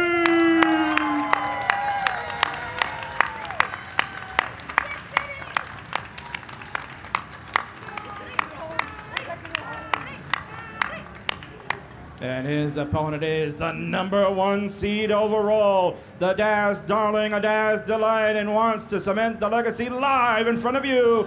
This is Pixel Andy!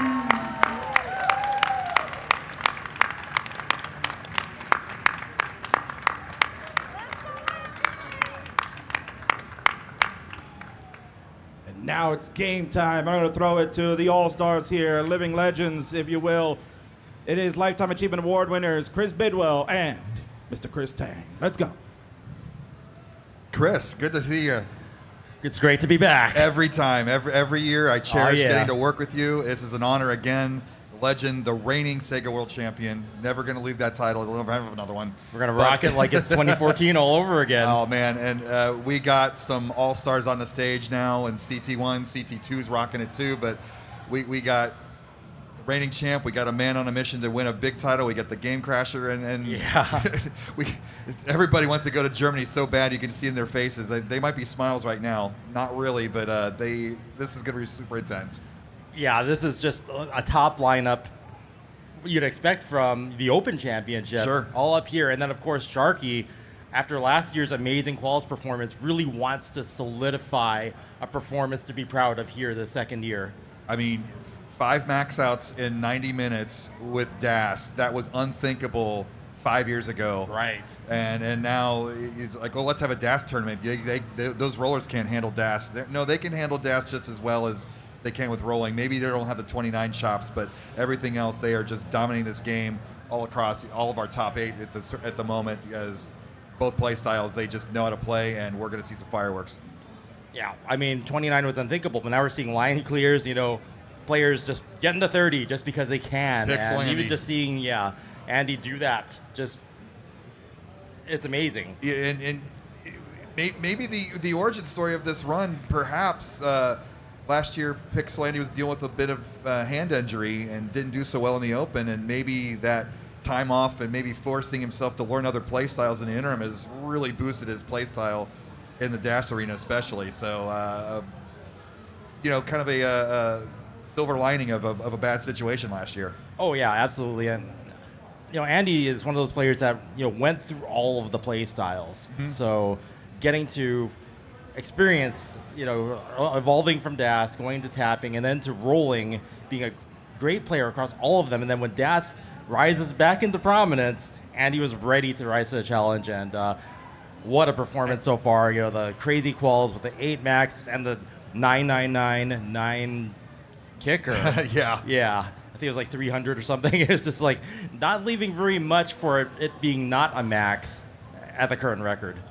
So they'll see at the bottom of the screen, we have our contributions to our matcherino. We are trying to push to 5,000 so we can send our top 2 players to Germany. And dare we dream maybe even 10,000 to send our top 4, but Summer B with the contribution.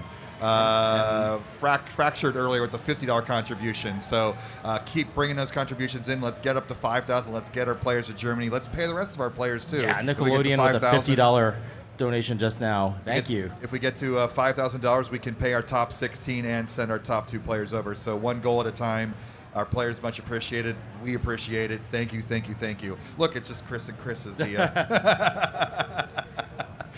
Bidwell Tang. We gotta do mind meld sometime. Like oh man. Tangwell. There's our goals up on the screen there. So again, we're aiming for $5,000 so we can pay our top 16 players and get our top 2 players their tickets punched to Cologne, Germany for the DAS World Cup. And yeah, the more players that we can get there, the more representation we have, and the furthering of the DAS play style. It was so interesting, having so many of us represented over there last year. Mark Mayer, we keep talking about 2019.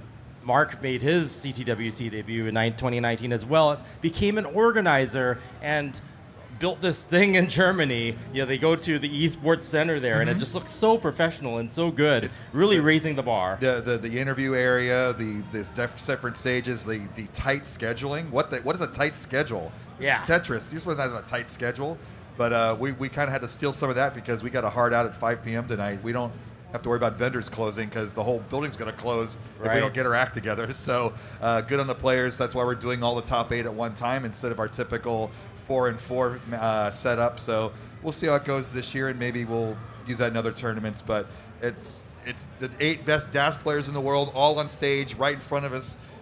More Tetris than you can handle. It's a meme, but it's real. And we got our judge Possum getting our players ready. About another minute here before we get started. Luis Goody in that shiny red Quaid jacket that he got The last Quaid year. outfit, yes. He's kind of got that Quaid aura now. That's right. What was once the squeaky swag preteen is now, deep voice, tall, and got some of that Quaid energy. Maybe we can bring it on stage, and he's going to need it to beat the number one seed Pixel. Pieces of our legacy, being pushed forward into the future by the new generation. You love to see it. So much fun. Yeah. And, speaking of Pixel, Andy, 8 max outs in 90 minutes. I didn't get to catch the entire thing, but virtually max every game. Right. Very little room for error there. And, I mean, even the one that wasn't the max out was may as well have been a max out. To do that in DAS is just incredible. You don't realize how hard Tetris is in general, but playing with like a normal old man with 2 hands, it was never meant to be played that well without those other play styles. But yeah, I really think the key is getting that legendary consistency that Jonas Neubauer had. Yeah. I'm seeing that with the next evolution of play in Andy's play. And Andy's always been just so close. He's been runner-up in CTWC. He was runner-up in Cologne. He just hasn't had that one huge title yet. This could finally be the cherry on top. Yeah, this one would be the little cherry on top of an amazing career. And speaking as a big brother myself, I kind of root for the big brother over the younger brother. So a little bit of my heart is pulling for Andy in that regard. Yeah, I'm the older of the brother. Oh, your brother's competitive too. Yeah. Two video game champions. Actually, all right, we got a thumbs up from Possum. We ready to count down Portland? We ready to count down? Yeah. Let's go in 5, 4, 3, 2, 1. Tetris! Stress. So yeah, up on top I've got Sharky versus Fractal. Cluntress, baby. $50 contribution from Larry Smallwood. We are going to point at those contributions because we really want to get to 5,000 and get our top 2 over to Germany. I was just going to say, Sharky and Fractal were Mind-Meld partners earlier in this event. So is there mind games where they're going to do other moves that they don't expect? They're going to have to take what they learned being partners and then use it against each other, apparently. Reverse wrestling psychology. Yes. And then we've got Andy and Scooty on the bottom. The Tetris Crasher versus I don't know how to describe that performance that Andy did, but near perfect ass. And it was very interesting how many upsets there were in the early rounds. We did have like a 44 seed Cole getting up to the top 16, but now we are all chalk. The top 8 seeds all made it according to their bracket placement. So this is no surprises right now. Yeah. We have the best on stage. That is amazing, just seeing how the seeding played out there. Yeah, I'm looking at their, on CT2 even, it's just like continuous number after number. Well, they're all up there. We got a mind meld up top, 760-point difference. It was tied for a moment. So we're going to have close games, I believe. I call it neck and neck. Just the history in this building, Chris. I'm just so happy that we were able to still have a presence here after we moved our main championship down to Pasadena. We basically run 2 big championships now. Yeah. And we had a really good turnout, over 90 players here. We have more than last year, which we were not sure if we were going to get an increase in a turnout or not. And it's nice seeing the legends, Terry Purcell, Bucco, Alex Kerr as always, Ben Mullen, the list goes on, Matt Martin, just all the old school guys coming out for this event and doing well, making gold brackets. So. And just having it, I think people can plan for it now. They can count on it existing. So we're going to have like a mix of different classic players, or what we call legend players. Maybe we'll have Harry Hong here again next year. Possibly. Just because he knows that there's a place you can compete in now for DAS. So I missed it on the contributions. We had Kat Vinity, 12-year-old Kat Vinity, making the silver bracket nearly the top 4 yesterday with a $25 contribution. Go Scooty! So we talk about the Joseph effect from 2019, but the Scooty effect is taking place. Yeah. We got Throw, we got Kat Vinity, we have the new young ones coming in because what Scooty accomplished last year with the game crash. Like so we are in good hands with incoming players. Yeah, the teenagers and the former teenagers are going to have to watch out as they become veterans. The rising stars from below are threatening already. So up top, we have a Tetris and a half lead for Sharky. The number 2 seed with 5 max outs in 90 minutes. It's just unthinkable if it were not for Pexlandy's 8 max outs in the same amount of time. But bottom that they're going back and forth Yeah. with their half Tetris lead, bouncing around like a Mario Kart rubber band. Yeah, no, very close game on the bottom. Up on top, Sharky extending a lead now. Get up to 3 Tetrises with this next one, but Fractal getting it first. And virtually no mistakes. I mean, this is the James Chen special with the 90% Tetris rate for Sharky right now. Wow. That's dang perfect.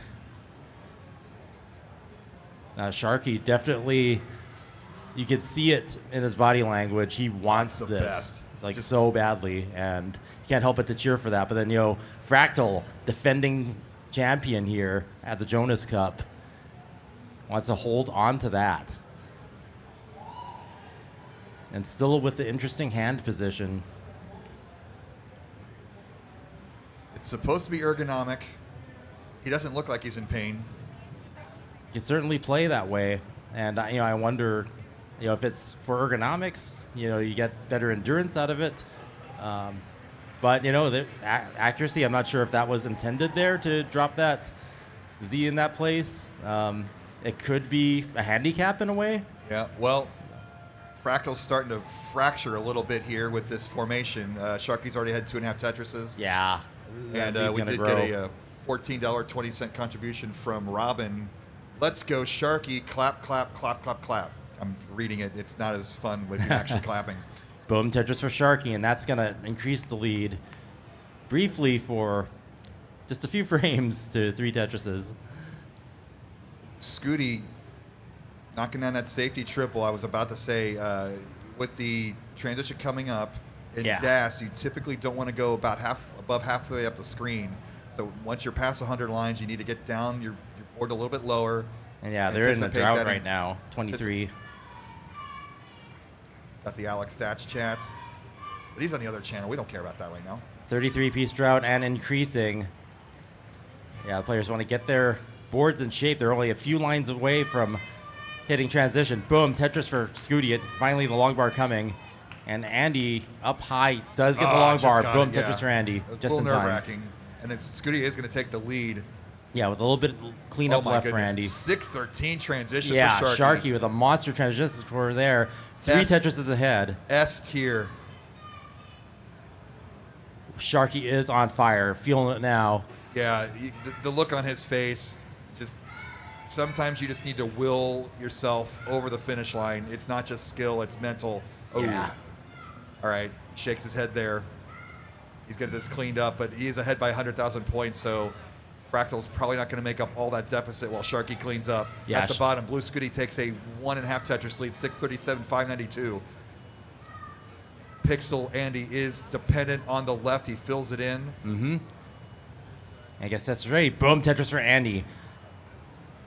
1.5 Tetrises behind Scooty, who is clean and ready to score. Oh, Both players clean. Sharky and Fractal kind of dueling it out, trying to get their boards clean. Sharky ahead by a Tetris. This is likely going to go away if Fractal can get this clean.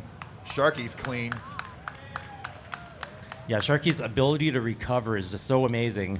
It made the difference in the last match. And just that intense screen look. They just looked over at Fractal's board. He wants this bad. Yeah. Scooty ahead by a Tetris and a half as we are at level 23. Knocks down another. 809. Yeah, all these games have been going back and forth. It is so close.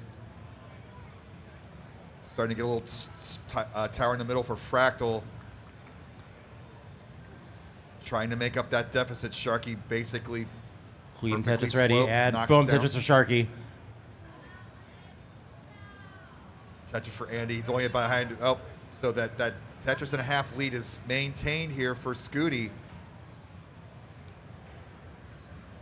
And Scooty clean bangs down to Tetris 900,000. Highest score on the screen right now for these 4 players. Could be the first to max. Sharky had that monster 18 game. He slipped up just a little bit, but still ahead by nearly 2 Tetrises. Yeah, Scooty turning it on here in the post. Oh, covered the well. Reminiscent of that run Jonas had versus Alex. The other Alex way back. 16. 17. One of those years. Boom, Tetris for Scooty, 955. Here we go. Andy at 935, right behind. This is such a close game. We have 20 lines left until level 29, and that's going to be pretty Boom, much Tetris for game Scooty. over. 990. 971 goodness. for Andy. Get that Cabarelli. Oh, ready. my goodness. Oh, 993. Oh, Chris, we're going to... 1 million points for Andy. 1 million points for Scooty. Simul Max out there for Scooty and Andy. Scooty at almost a Tetris ahead, but we're closing in on kill screen. 20,000 point difference. Who's going to blink? Scooty with another Tetris. Or who's going to set Simul up Tetris. to maximize these last few lines. Maybe that extra bit Pixelandy at 29 could be the difference. He's trying to get those extra lines. Well, it's 30, a 23,000 point 29 difference. play. Both players trying to get extra lines.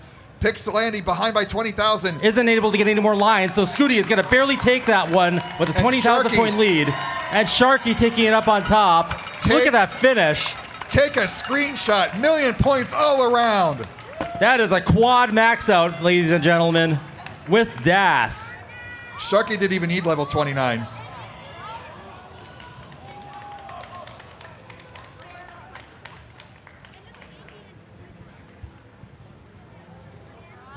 Take a breath. That was just game one of the top 8.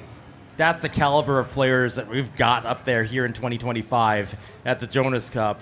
What a ride. If anybody was going to take out Andy, that's what it takes. A 1.1 million. Yeah. Wow. And that's not a bad game by Andy by any stretch of the imagination, but Scooty just half Tetris really difference. pulling it out. Yeah, that's... I was gonna say there wasn't enough time to like develop the thought or even say it, but is it gonna come down to someone trying to set up a double center well for another Tetris, after kill screen? That's really what it might take here at the That's finals. right. That's gonna be next level, right? Like that you're throttling your aggression, and your opponent is that close behind you. Yeah, you might have to go all out like that. So deep breaths. I can't even talk. I'm so excited from that last game. And also be sure to be watching Classic Tetris 2 with Burb and Game Scout on comms. Oh, Game Scout's over there. We just keep shuffling the comms around. Where's Game Scout? Oh. Mullen's back. All right. Get your dad jokes on CT2.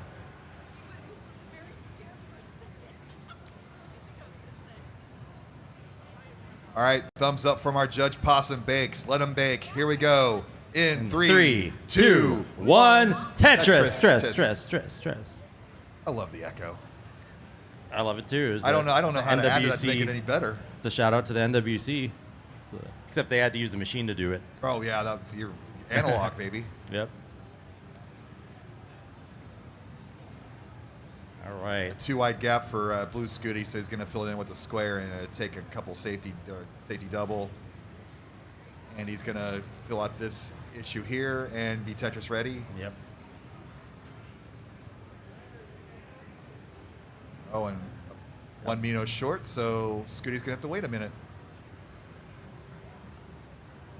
Up on top, Fractal waiting for the long bar, evens it up with a Tetris, 0-point differential. Got that mind meld, like the after effects are showing.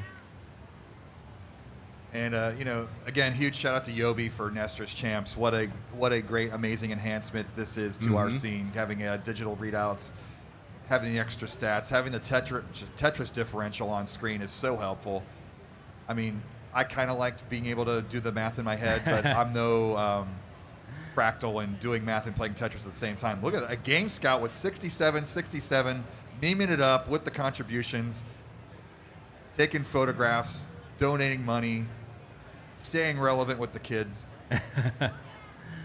Yeah, he's like everywhere. I was just like, wait, what's going on here?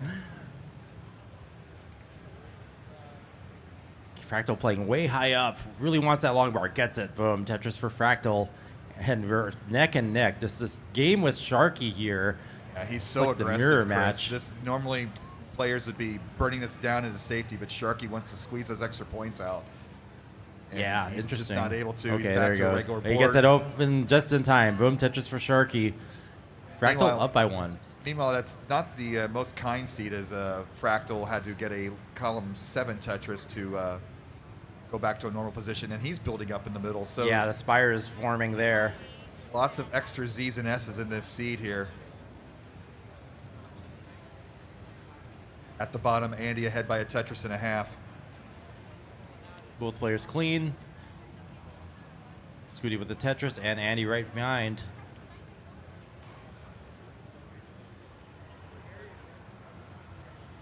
Sharky building way up and gets the long bar, able to keep that under control.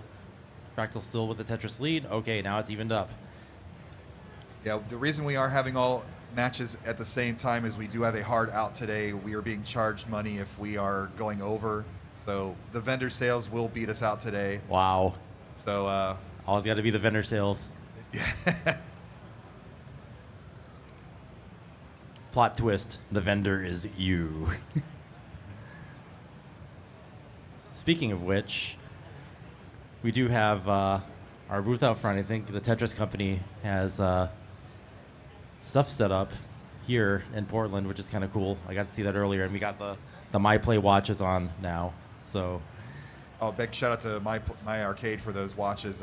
My Play when I first watch. heard about watches, like, but then I saw them, I was like, oh, these are nice. These are cool. Yeah, I saw they had like a Space Invaders one. I was like, oh, I can't wait for the Tetris one to come out, and I finally got to play it, and it's a lot more intuitive than I could have imagined. You just kind of swipe and then tap the screen, and you got Tetris anywhere you want. Man, Sharky is so aggressive. This is what you expect rollers Look at to that. do. Two-thirds The way up drought, the screen. 40-piece drought, 41, and boom, Tetris for Sharky, neck and neck this whole way. Fractal now having to do some burns, so Sharky in a better board state now. And Andy pressing down, getting that extra Harry Hong aggression. Wow. Yeah, out of all the players on screen now, Andy the one with the push down. Sometimes you just get yourself into a rhythm when you, rather than waiting, you kind of want that, I want to go. I know what I'm doing. Bang, push it down. Yeah. Something to be said for that with your mentality.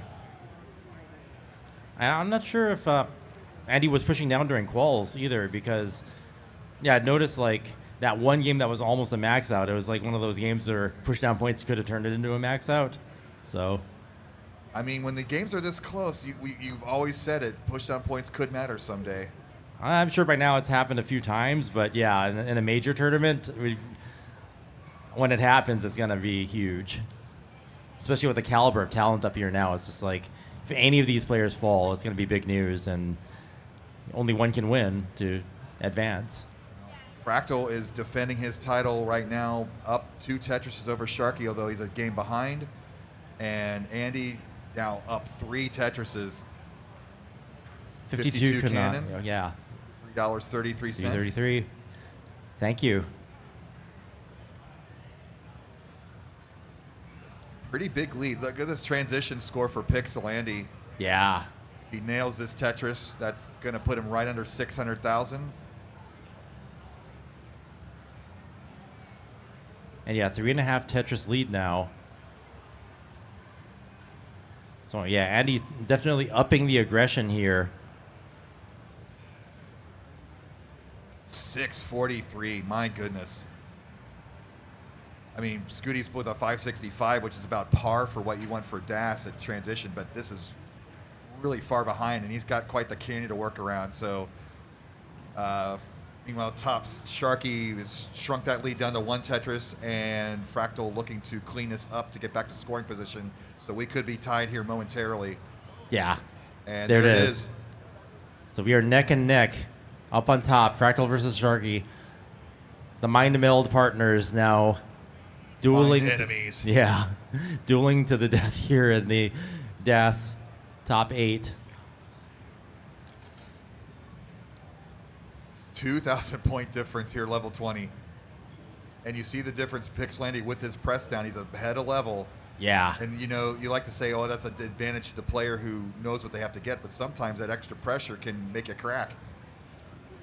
4.5. Scooty, ooh, dirty Tetris, 1 off the bottom.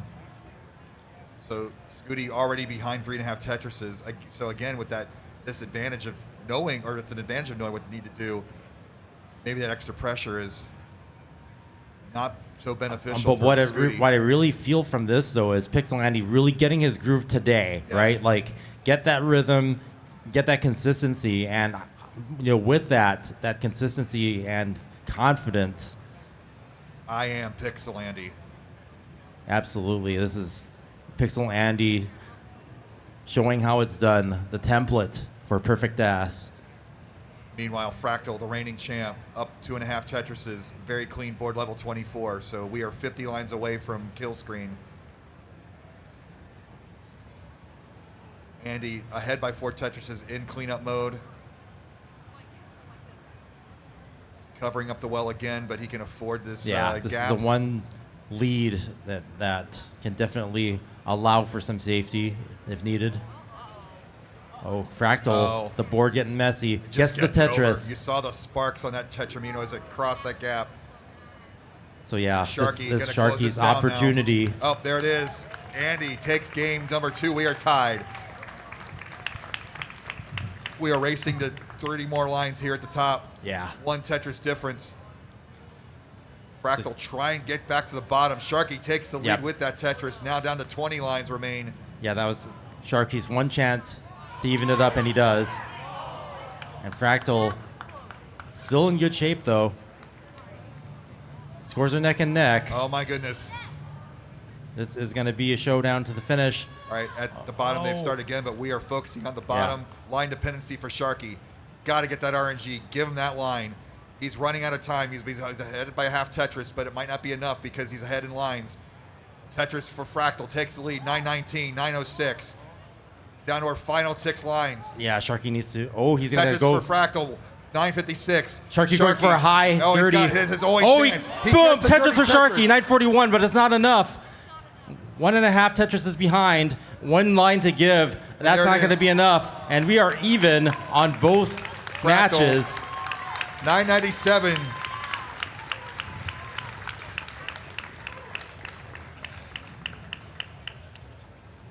Such a close last game. 20 minutes were useless. We're just doing best of 3s now.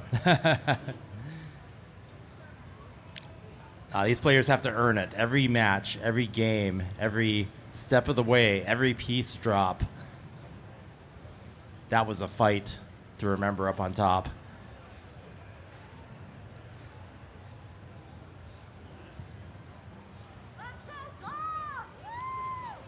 The game on the bottom. Scooty out to an early lead.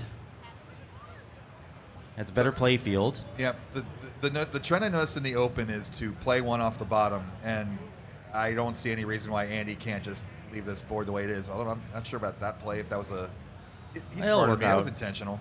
It'll work out. All right, game 3 up top.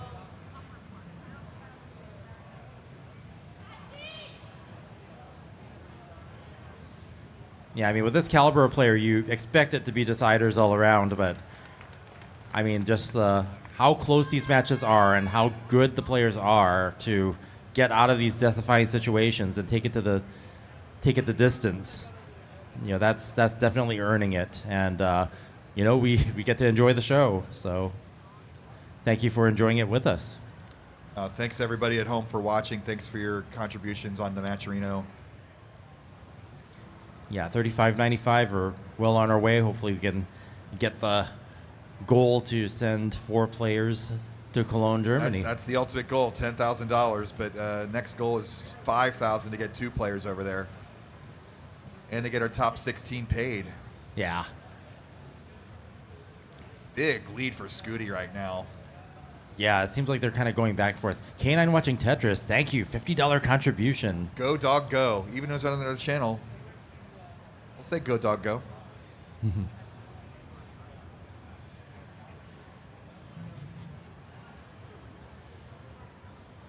This is so dangerous, but Pixel Andy just treating this like a roller game. Takes the safety triple, knocks on a Tetris, out of danger. Yeah, I mean, in the early days of rollers trying to play DAS, we would wonder if, you know, rolling habits would actually hinder growth in DAS. But now we're seeing the opposite happen, where survivability tactics with rolling are applying to DAS as well when they're able to pull off those Scooty's in maneuvers. some trouble here. Oh yeah, the not all drought. burnable. Okay. Okay, Gets got the it. Tetris. And another. But this lead is going to slightly shrink once Andy gets his line. Yeah.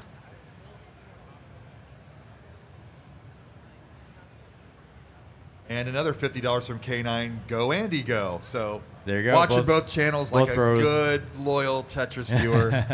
Have those multiple tabs open. Treating the gamer bros equally. Love to see it. Sharky in a bit of a dig, and that's going to allow Fractal to take Oh, man. a commanding It's up lead. 100,000. Yeah. Pushes ahead, but now it's Sharky out of the dig, bangs down to Tetris. Almost 4 Tetrises behind. See how this plays out. But yeah, the momentum shift there, though. Sharky taking that first game, and then Fractal coming back, and now Fractal with the momentum. I mean, if you were filling out your bracket for this, I mean, it's not chalk at this point. Anybody can win any of these matches. Yeah, it's that close, and the way it's playing out now, it's, Right. it's definitely... The unpredictability of DAS, it really is a wild card, and it really makes the accomplishments of Jonas in those early years that much more remarkable. It was best 2 of 3 for most of those early matches. It was the DAS play style, like that level of consistency, beating that many opponents and losing so few games over the course of 10 years.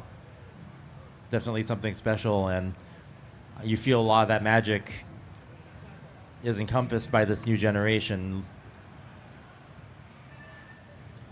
Huge lead for Fractal, up nearly 100,000 points.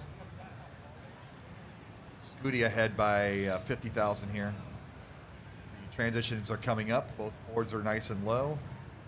So that's something we've noticed in the earlier rounds. The transitions have been a lot of game killers here with the DAS play style. So super important to be way down at the bottom with the 576 transition for Scooty. Yeah, these players in particular, though, are not ones to typically have that happen. Like, they're very responsible about their board state going into 19.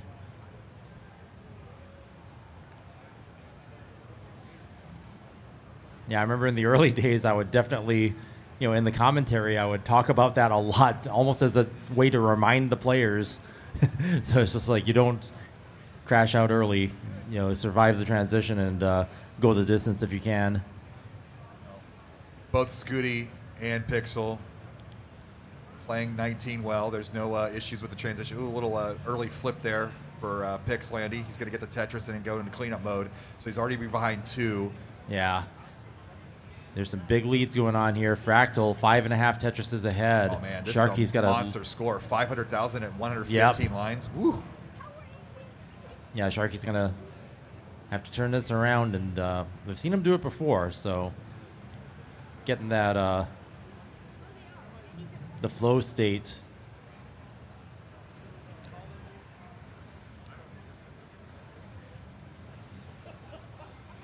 Okay, Tetris for Andy. Board as clean as it can be now. Sharky hitting level 19 now. So not Sharky's not a good number for him. He's disappointed, but he's going to grind this out and try to eke out a win. Yeah, that was only a 475 transition, so Only. on the low side. But you can turn it around in post. We've seen it happen before, and looks like he's heating up. Speaking of heating up, Pixlandy shrinking that lead down to a Tetris and a Yeah. half.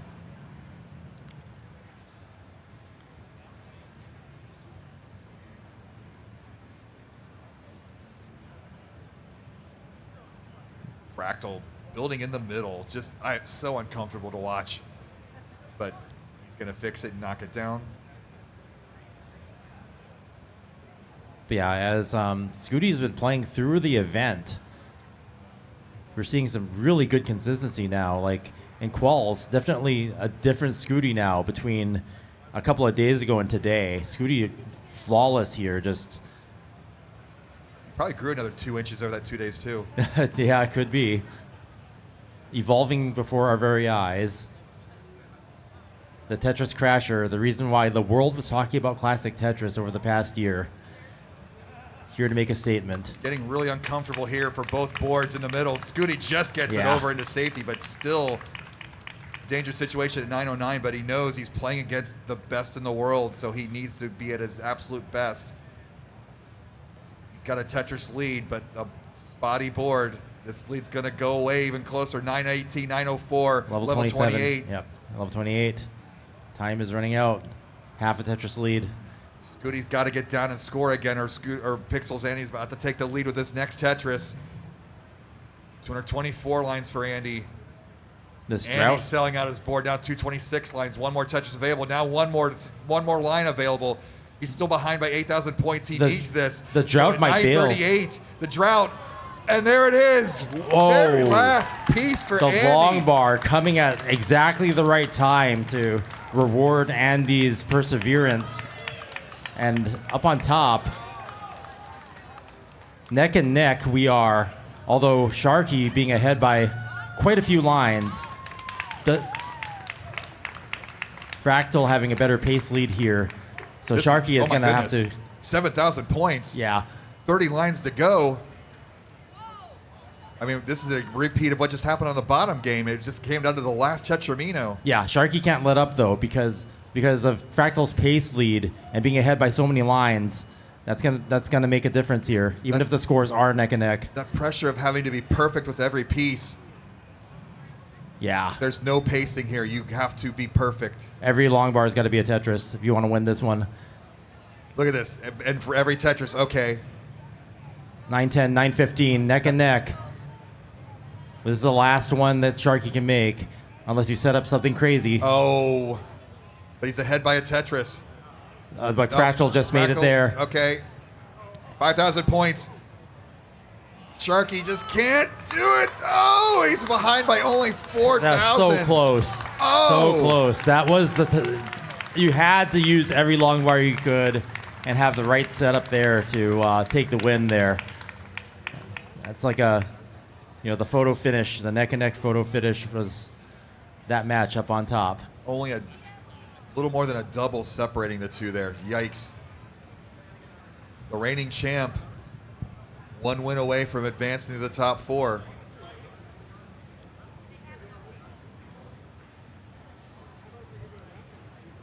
So we have results on CT2, so this is it. We're down to 6. Wow.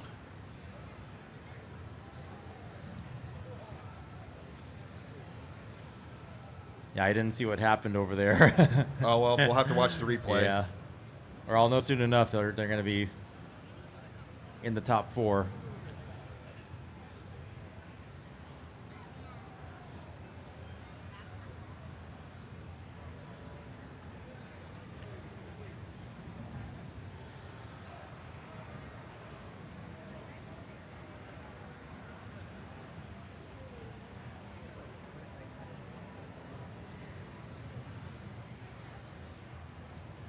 Got our judge working here. Thumbs Got up the from thumbs Possum. up. Here we go. Games right. number 4 for both. Yep. In 3, 2, 1. Tetris. Let's go. So yeah, Sharking having to need to win this round, stay in the match and the tournament against his former Mind Meld partner, Fractal. Scooty in the same position. And that's a Shawn Michaels kick to a Marty Jannetty right there.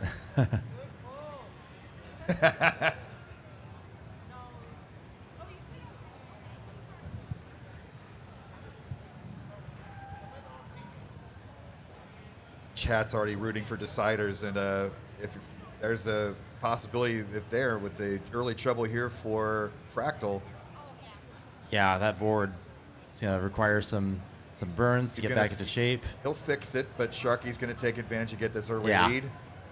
And Sharky's grooving. Yeah, he's grooving. He's feeling it. Maybe the pressure on his playlist. Nails Yeah. a T-spin. I nailed a T-spin yesterday, Chris, but I hit the wrong button and it flipped up instead of down. I was so embarrassed.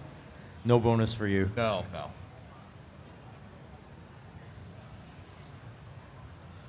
Tie score at the bottom. Yeah, I was just going to say, 0-point differential.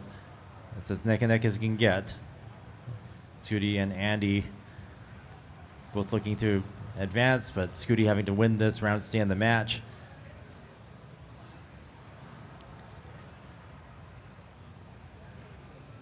Yeah, that game up on top, just finishing so close, especially when it came down to, you could have just set up some doubles and extra line clears, post 29, get those high points, since higher levels give you more points. Sometimes that can make the difference and might be the right strat versus trying to set up a Tetris with the long bar never coming. We got Oda Howard with the $50 contribution. Thank you very much. We're at $37.55 and 20 cents. You're inching closer to 5,000. Thank you, thank you, thank you. Both players at top, playing with fire up there. Yeah, that's Standing up that line piece is Fractal. uncharacteristic of DAS play if you want to survive, but these players know they have to push the limit if they have to, or they can. The L just in time. Sharky up to a 3.5 Tetris lead now, reversing the situation of the last game. 4 now. At the bottom, the number 1 seed, the favorite in this tournament, behind by a Tetris. But one more win here will punch his ticket to the next round.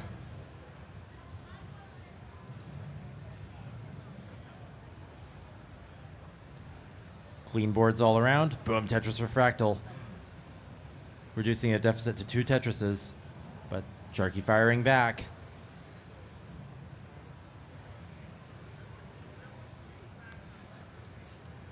You know, if Spotify's listening, they could, get some notoriety publishing Sharky's playlist, just a hint. Andy with an unfortunate piece sequence, causing a bit of a mess. It's going to allow Scooty to increase the lead here. Yeah, with it's this going next to take Tetris. about 8 lines to solve, and there it is. Yeah. But already behind by 3.5 Tetrises, Yeah. That's just puts you back even further.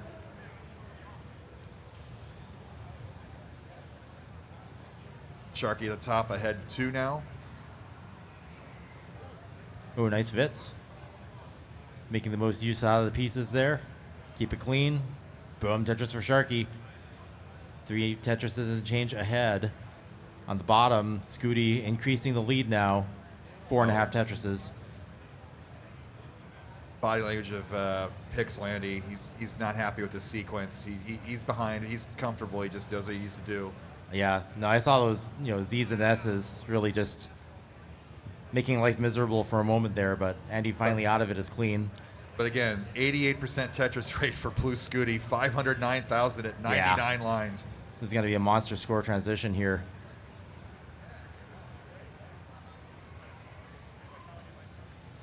And we mentioned earlier, if you want to take out the number 1 seed, it's going to take games of your life to do it. And Scooty's done it once, and maybe he'll do it again here, but this is starting to fall apart. Yeah, and kind of a mirror unfortunate piece sequence to cause that formation. It's going to cause Scooty now to get into a dig, and this is what Andy needs to catch back up. Yeah. And again, we're at the 100 line mark. Yeah. It's about getting back to the bottom before that speed bump.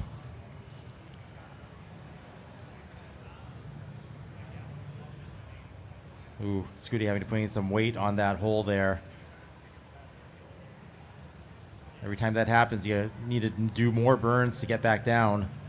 See, you just start to feel comfortable in this game, and things can just get away from you so quickly. We thought Scooty was rolling toward a 600,000 transition. He still might get it, but he could have blown that away. But he's just worried about getting back. Yeah, and Andy he finally does. Andy reducing a deficit to All the way just a down to Tetris. 1. Wow. Fantastic sequence. That was exactly what Andy needed to catch back up. And Sharky's ahead by 1.5 Tetrises at transition. 527, 490. So yeah, the early Andy all the way back to a 100-point deficit for a moment there. boom Tetris for Scooty. The swings in this game, Chris Tang. Yeah, this one is a slobber knocker for sure. You'd think that Scooty's was so far ahead that would be a huge thing for Andy to catch up to, but I thought he was going to catch up at the 19 speed, but he did before transition. Yeah. So, jeez. just that rough sequence of pieces starting a dig there. Up on top. Fractal behind, yeah, also catching up. Behind by less than a Tetris now. 4 close games. Which one to watch? Tetris for Andy. He's behind by a Tetris and a half now up top. 1.5 Tetris lead, jumping back and forth between our 2 players. Sharky with the momentary lead. Yeah, looks like Scooty's got the playfield back under control, and has resumed scoring. Fractal's nervously looking at Sharky's board. Sharky no longer grooving. Sharky now in tense mode. Yeah, we were neck and neck up on top. So Fractal really bringing this back, and now it's just a very even game as they go back and forth.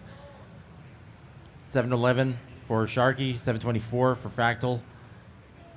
Sharky with another Tetris now, 7-41, takes the lead back. And right back. Yep. My favorite sequences in this game when the bleeds jump back and forth like this. Right, because it matters when they have their play field set up for the Tetris and if they're able to take advantage of that next long bar. And that's going to play out all the way to the end, up to level 29. It's a race to who makes a mistake first. Scooty now ahead by nearly 100,000 with 50 lines to go. So after getting out of that dig, Scooty has been playing amazing post, exactly what he needs to. With all 4 of our games playing at the same time. Yeah. Scooty with the best of the 4 right now. Knocks down another 886, 760 for Pixelandy. He's behind by 4 now. Honestly, this is the best stats I've ever seen Scooty play. Look how high they're playing. Yeah. Andy has to play this high now. There's no sense in not taking the risk. Scooty's behind in lines too, so a lot of runway here. He's going to get well over a max out here. Yeah, Fractal at 897, so he's a Tetris and a half ahead. And we're down at level 27 up top. We're going to have, oh man, Chris Tang. Scooty, 936. Let's set up Time's for another. running out. Pixel Andy going to play one off the bottom here with a great adjustment with that line. Oh, another great adjustment. Can he get rewarded? Gets the long bar. Boom. Tetris for Andy. 940. He needs every single one of these. Takes one single, gets another Tetris. And that last one, he's going to be able to get one more, but Fractal Scooty has maxed out. 964. Fractal has topped out. Sharky in position, gets the Tetris. 944 isn't going to be enough. Oh, it's not. And Fractal takes the round and the match, eliminating Sharky, the Mind Meld partners. Scooty taking the round with some mullining in post here. Post kill screen. Max out for Scooty. So Scooty's 2 wins, a 1.1 and a 1.08. That's what it's going to take to knock out Pixelandy, but we are going to a decider of deciders. This is going to be amazing. Oh, man. And I was just in the middle of saying, this is the best DAS I've ever seen Scooty play. Like, in quals, you could kind of see it there, but the consistency hadn't kicked in. But now it's consistent and just top tier, and a great matchup for Pixelandy's near-perfect performances. So we are down to 5. And the winner of this last game will advance to the top 4. And the reigning world champion is going to be one of those 4. Hey, thumbs up. Let's go, Chris Tang. All right. Let's go, Portland, Oregon. Let's go, PRGE. In 5, 4, 3, 2, 1. Tetris!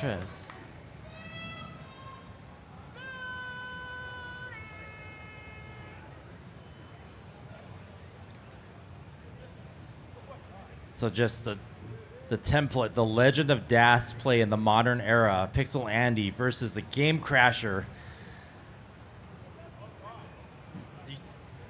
I don't know. There's no, you got to cheer for both of them. I know. Simple as that. Neither player has had that signature tournament win. It's only one of them to make it, and it's heartbreaking to already think about either one of them not advancing to the top 4. But I'm not going to be a negative Nelly.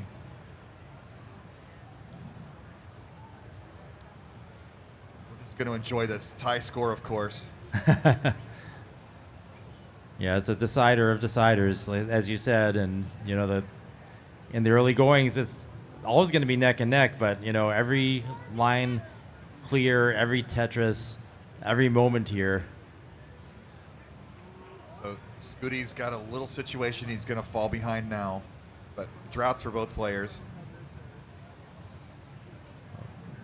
2 line pieces, nice spin, but Andy is going to take advantage of one of those 2 lines. But a little spired board, so it's going to get a situation side. first. Dirty Tetris. Okay, gets a dirty Tetris, but Scooty needs to recover. Okay, all right. Deep breath. All right. You don't want a decider to end like that. Yeah, no kidding. But actually, look at that. Blue Scooty clean now, just coming out of that, and actually got some score out of that. So we're still neck and neck somehow. 760-point difference. Like, I don't even know how Scooty was able to turn that into a clean recovery, but it was amazing to behold. Nerves might be a factor here for the non-newbies. Definitely not newbies, It's not the finals either. but definitely finals quality level of play. Wow, look at that. That delayed burn setup was just amazing that Scooty did. Boy, another drought. But I see the 2 line sequences. So Andy's going to get 1 Tetris out of that. 760-point difference. Again, that's a single line at level 18 Yeah, both speed. players just had 1 hole on the board. And Oh, so- we're tied. Oh, Yep. my God. Please don't tie. Such a close game.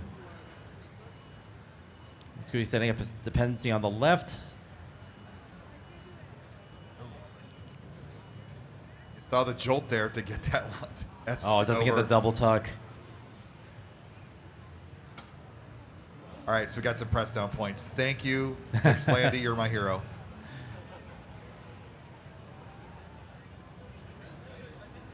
Yeah, Scooty having to do some line clears, but it's still a close game. I think that's the most surprising thing here is that even if you have a dig, these players are so good, they can recover so fast, it doesn't even matter. Scooty playing with 2 columns, so you see, like, he's going to lose some pace here. Maintaining 2 columns like that, 2 stacks, is super Oh, it could get difficult. clean but, here. I mean, if Gets he the right gets the pieces. line, but it's just so dependent. And so he burns a double there. Said there's a T-Sin set up. This is really dangerous here. Not in terms of survivability, but just pace loss. Yeah. I mean, if it works out, sometimes you do get some savings. So, Dirty Tetris, Blue Scooty. Shiny jacket, Dirty Tetris.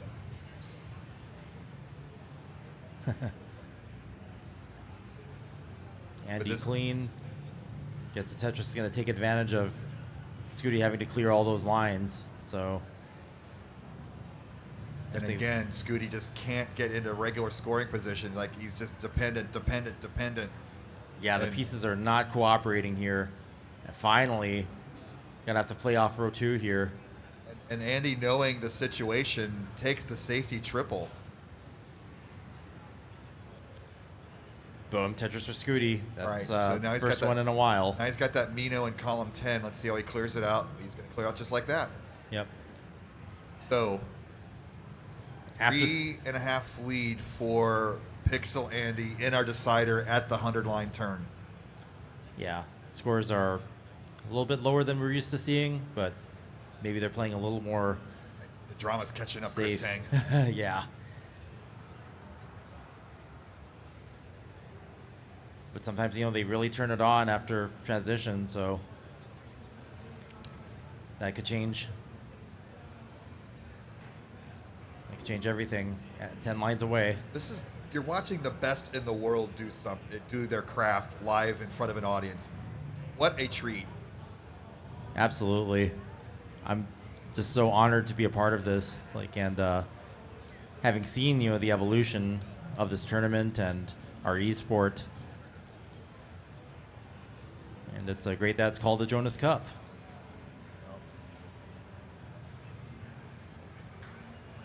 All right, 439 transition for Blue Scooty, definitely under par. 504 transition for Pixel Andy. So both boards are under control. A little high for Scooty. Being a little aggressive here, Ooh. just gets it over.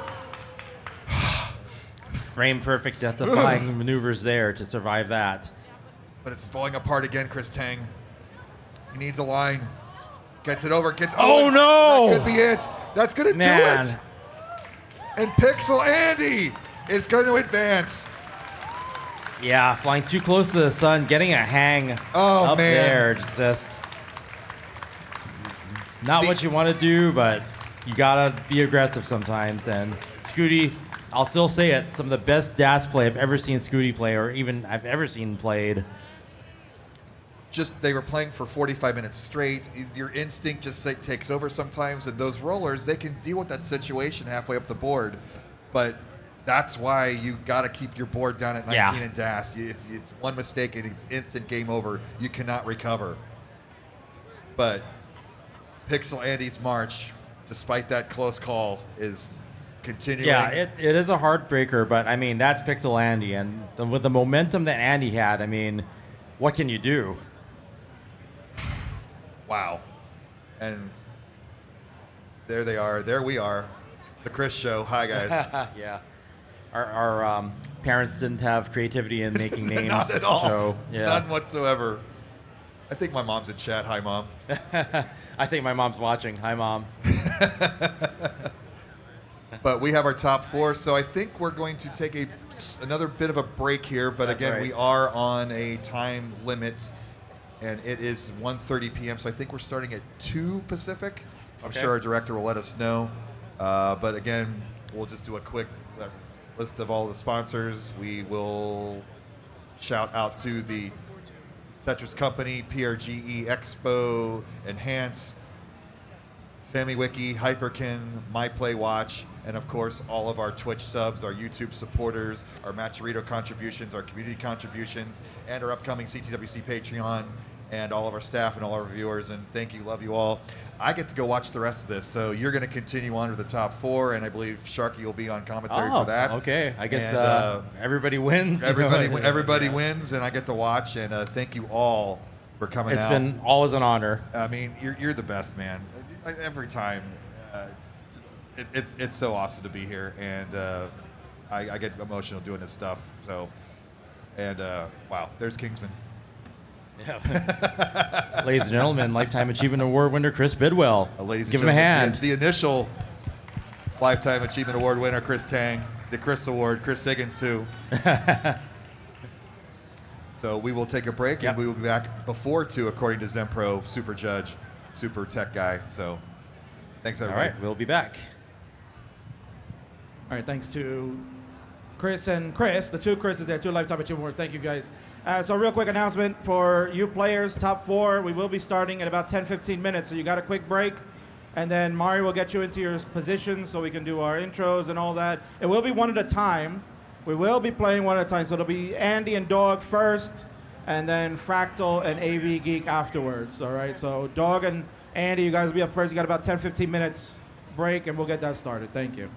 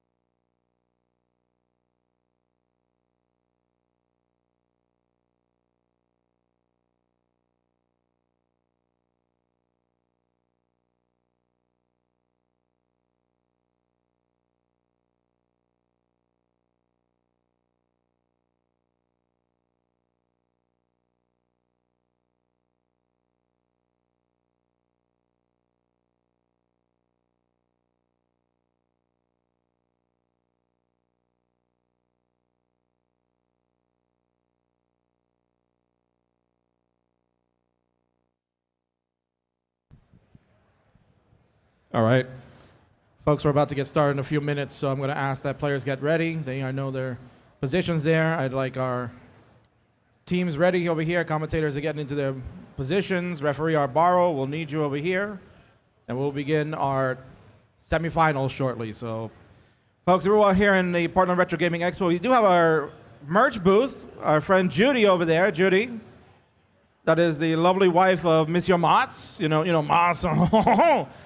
Well, if you want to go hang out and see Judy, the woman that's got to put up with his nonsense, she's over there and she's running the merch table. We have T-shirts for sale. They have been now reduced to $25, right? You're getting a special here live at Portland Retro Gaming Expo. It honors the 7-time world champion Jonas Neubauer. It is a fantastic shirt. Get it now. Sizes are running limited. And also we have the fancy Tetris watch. Again, it is only available here right now in Portland Retro Gaming Expo. It will not be available for sale until the pre-sale happens on October the 24th. So you can get the exclusive on this fantastic watch and play Tetris on your flights home or wherever you're headed after this. So, folks, get into your seats, buckle it up because we're ready for a ride.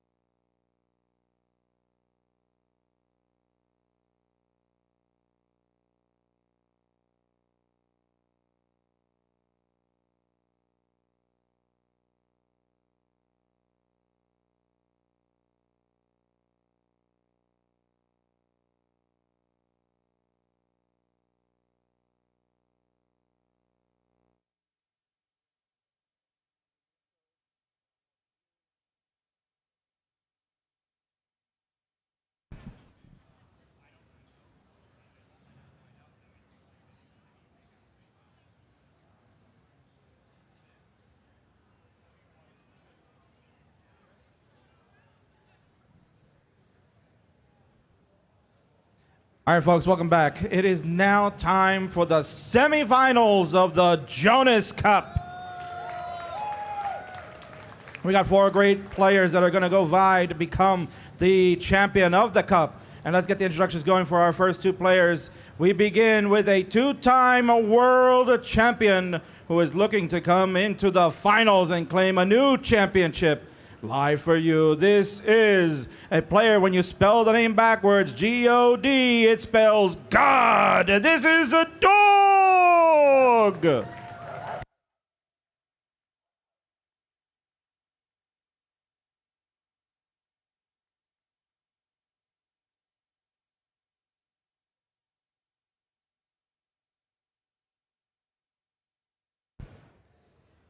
And Dog's opponent for this one is a player he knows very well because they share the same household, and he's going to look to prove that his dad is better than his brothers.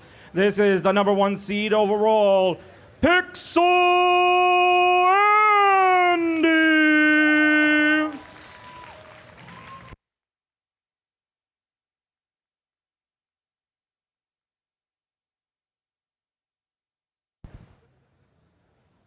The video game bros are about to go toe-to-toe, and we're going to get the call from 2 great legends.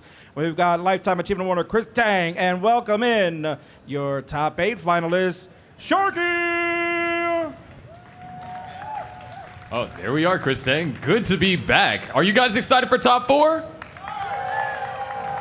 I'm honored to be joined by Sharky, who have just put on an amazing performance, having to take out your mind meld partner Fractal in top 8. How are you feeling now, getting on the mic? I mean, I'm excited. I love Tetris. I love commentating. You know, Fractal beat me each game by like a Tetris, and sometimes pieces just don't fall your way. But what can you do?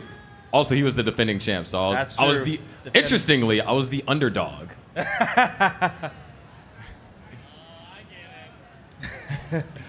But Andy versus Dog, though. Yeah. A match that has happened so many times. It's iconic and historic and everything in between. But of course, now this is the big test because last year, Andy went out in top 4. And now Andy is trying to, of course, make it all the way to the finals and have a chance to win Jonas Cup. It's looking really good for him now with the consistency that we've seen and the kind of performance that we've seen. It's just Andy like we've never seen him before. We knew he had it in him, but just the consistency and his ability to play at such a high level, doing things that we've never seen before.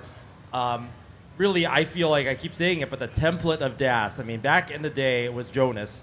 Today, it is Andy.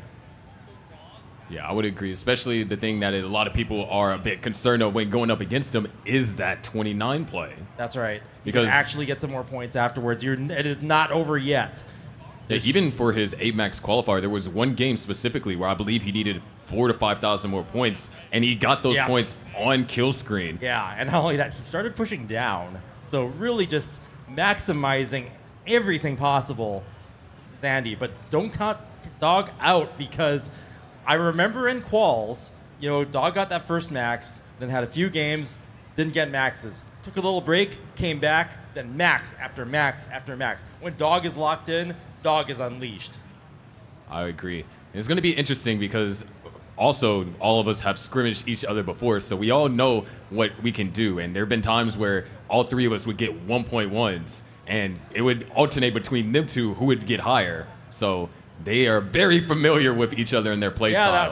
That first game in top 8 was really exemplary of everybody just getting their, you know, maxes in and putting on a great show for everyone. Pushing It was each other. almost like a super great screenshot where you could have seen all 8 boards have a max out. All 6 out of the 8 players max in game 1 of top 8. Yeah, no, that was incredible. That's going to be one for the highlight reel. And a moment I'm really proud to be a part of. It looks like our ref is getting things situated with our players. And of course, you know, same rules apply. Best of 5, level 18 start, same That's right. piece sets. All the usual fun jazz. Yeah, we're used to it by now. It's been 15 years, so, you know, going full circle here at the Jonas Cup. Well, not 15 years for me yet. Not yet, but Yeah, soon enough. I think Yeah, I'm the on time year flies. 7 or year 6. Yeah. All right, we got the thumbs up. All right, PRG, are you ready for some Tetris action? Come on, y'all can do better than. Oh no, we're not ready.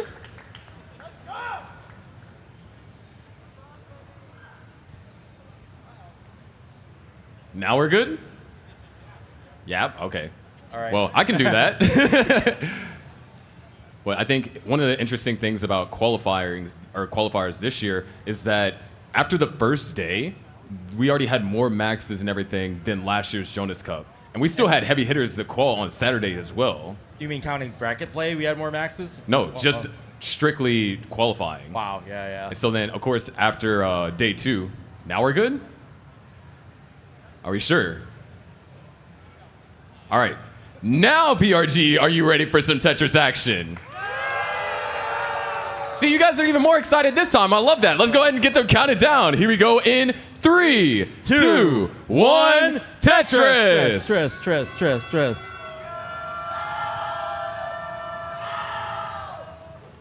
And already we get some differentiation in the stack. It's going to be interesting to see Dog going to be able to get Tetris ready first. You see a little bit more verticality on Andy's side. Dog doing something with his phone there. Everybody kind of getting their adjustment, getting acclimated, preparing for the storm to come. It looks like it's only separated by a single. Now a little bit more so. Andy's approach was a little bit better as Dog had to take a couple of skims to get Tetris ready. Misshift there for Dog, not getting the block over. It's not going to cause a top out or anything like that, but it will. Amazing job on filling that in. Yeah, able to adjust there and make it clean. Already starting with our first draw here. But just punctuates just the aggressiveness, you know, Dog really trying to make the most out of the stacks by getting everything over to the left. Yeah. But through all that, because of Andy starting with a slightly more efficient opener, we're going to be separated by a Tetris here in the first 20 lines. Players with a clean, ideal board. We'll see who comes out of this. Andy a Tetris ahead. And boom, Tetris for Dog, boom, Tetris for Andy. Nice small adjustment over there for Andy. Would love an S or T piece. Oh, nice. Great pullback over there for Andy. It's going to be forced to take some burns, but you love to see those flat burns. Yeah, the nice solve there. That's one of the things that helps separate the good players from the great players is not just playing with what is on the surface of your stack, but then also seeing in multi-dimensionals, or rather multi-levels. As you see, look at that delay burn setup for Andy, and that's going to resolve perfectly. Yep. Just would love a J piece, but a Tetris will be scored, so still holding on to a 1 Tetris lead. Yeah, it's those next level delayed burns, you know, being able to use the most of the play field at any given time. Look at that, just keeping it clean, getting right ready for the Tetris as soon as possible. That's the next step in what we're going to see from players is how are they able to use every piece to contribute to the next Tetris. Ooh, a couple of rough pieces over here for Dogs. Going to cause a little bit of burning. Yeah. Wait on that hole. Got to take a couple of burns. Nice adjustment. Would love a piece to burn that out, but looks like not going to be able to find any success quickly. Board is now Tetris ready. Is going to trail just by 1 Tetris as we are just about halfway through our level 18 transition. And of course, 130 lines in, we will see level 19 where the speed increases one time. Yeah, and you want to see the players have their boards in shape and be prepared for that speed increase. For a lot of the less experienced players, you know, you can see a top out happen when that speed changes if they're not prepared, but these are veterans at this point. It looks like things have stabilized. There was a little bit of shakiness past, I want to say, 30 or so lines with having to deal with some uncomfortable pieces, but nothing is too troubling for the players. Good adjustment over there for Dog.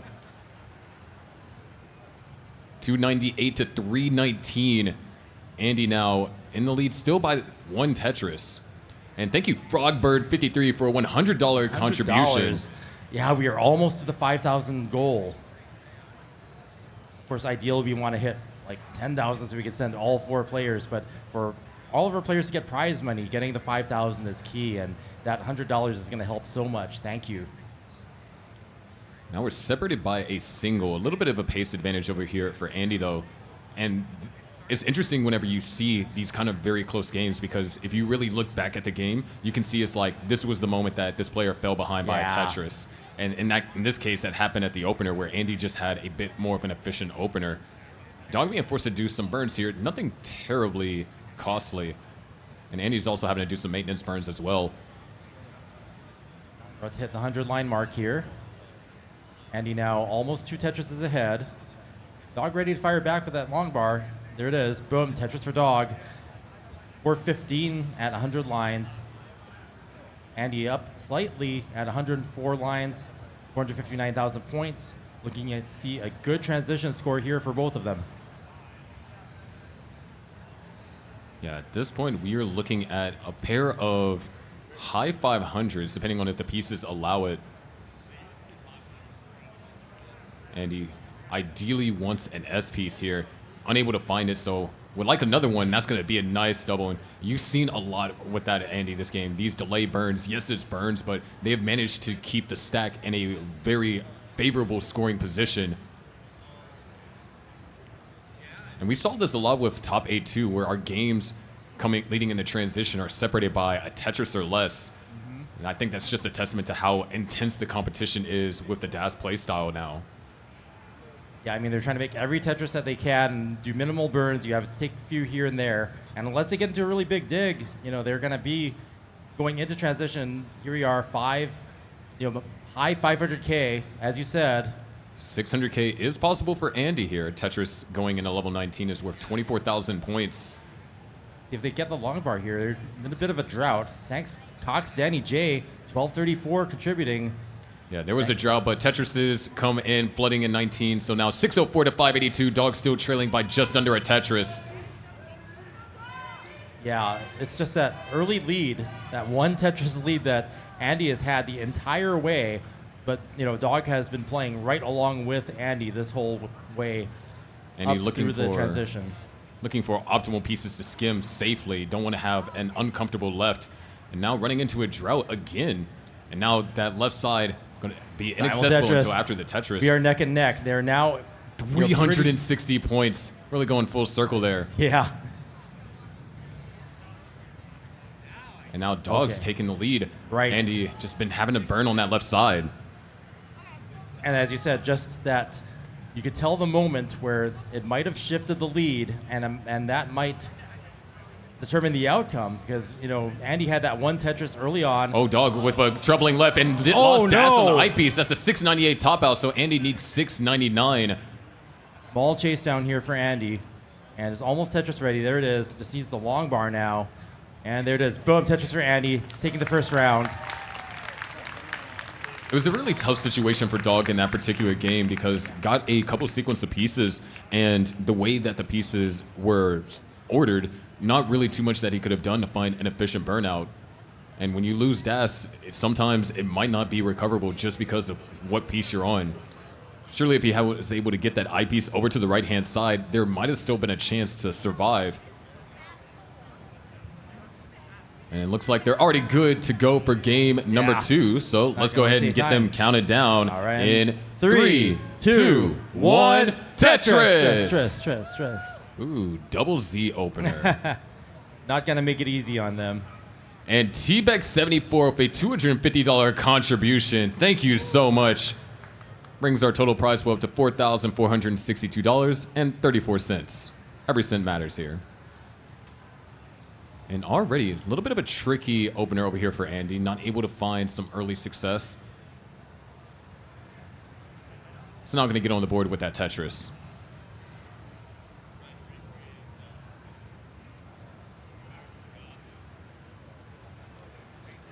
And still just unfortunate timing here for Andy. Looking for a 2-flat bottom piece to help fill that in, and it's just not receiving it.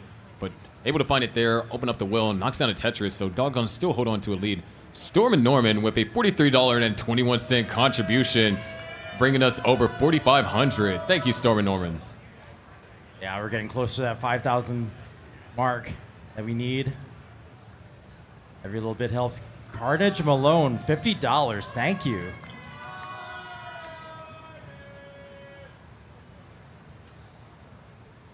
But here, game number 2 underway.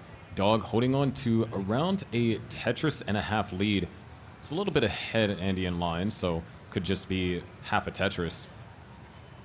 Just a little bit over. And ooh, Andy looking for a Z or a T piece. He's not finding either. Finally gets the Z piece. Tuck that in. And now it depends when the long bar comes for Dog, whether or not he will be able to turn that into neck-and-neck territory. But Andy getting long bar first. Nice recognition on the adjustment over there for Andy. It's going to go up to 152,000. And I like that as well. Yeah, he was setting that up. Ooh, good tuck. And there it is. Tetris for Andy. 197 and now 232. So in terms of openers, Dog on fire here. Yeah, Dog actually increasing the lead there. Small. Oh, and Andy now having a little awkwardness in the play field. Question is, how does he approach this? Yeah, it's just going to burn it out. And Oh! a little bit too eager there, so it's going to cost a few more lines. Yeah, And just these O pieces, wow, very geez. annoyingly timed. Tugi. And Tugi with Tugi a with $20 $20. contribution. Yeah, it's a very uncharacteristic stack there from Andy, and that's just, one mischief compounding itself. And try to handle it the best you can. Ping minus $25, thank you. And that breaks us over 4,600. Wow, we're getting there. And sometimes that's one of the brutal things when you're going up against an opponent that is equally as skilled as you. You run into a dig, and now all of a sudden you're down by 100,000 points. 368 for Dog, 258 for Andy. Dog really turning it on now. Able to capitalize on Andy's dig there. Fire Dogs, thank you, $20.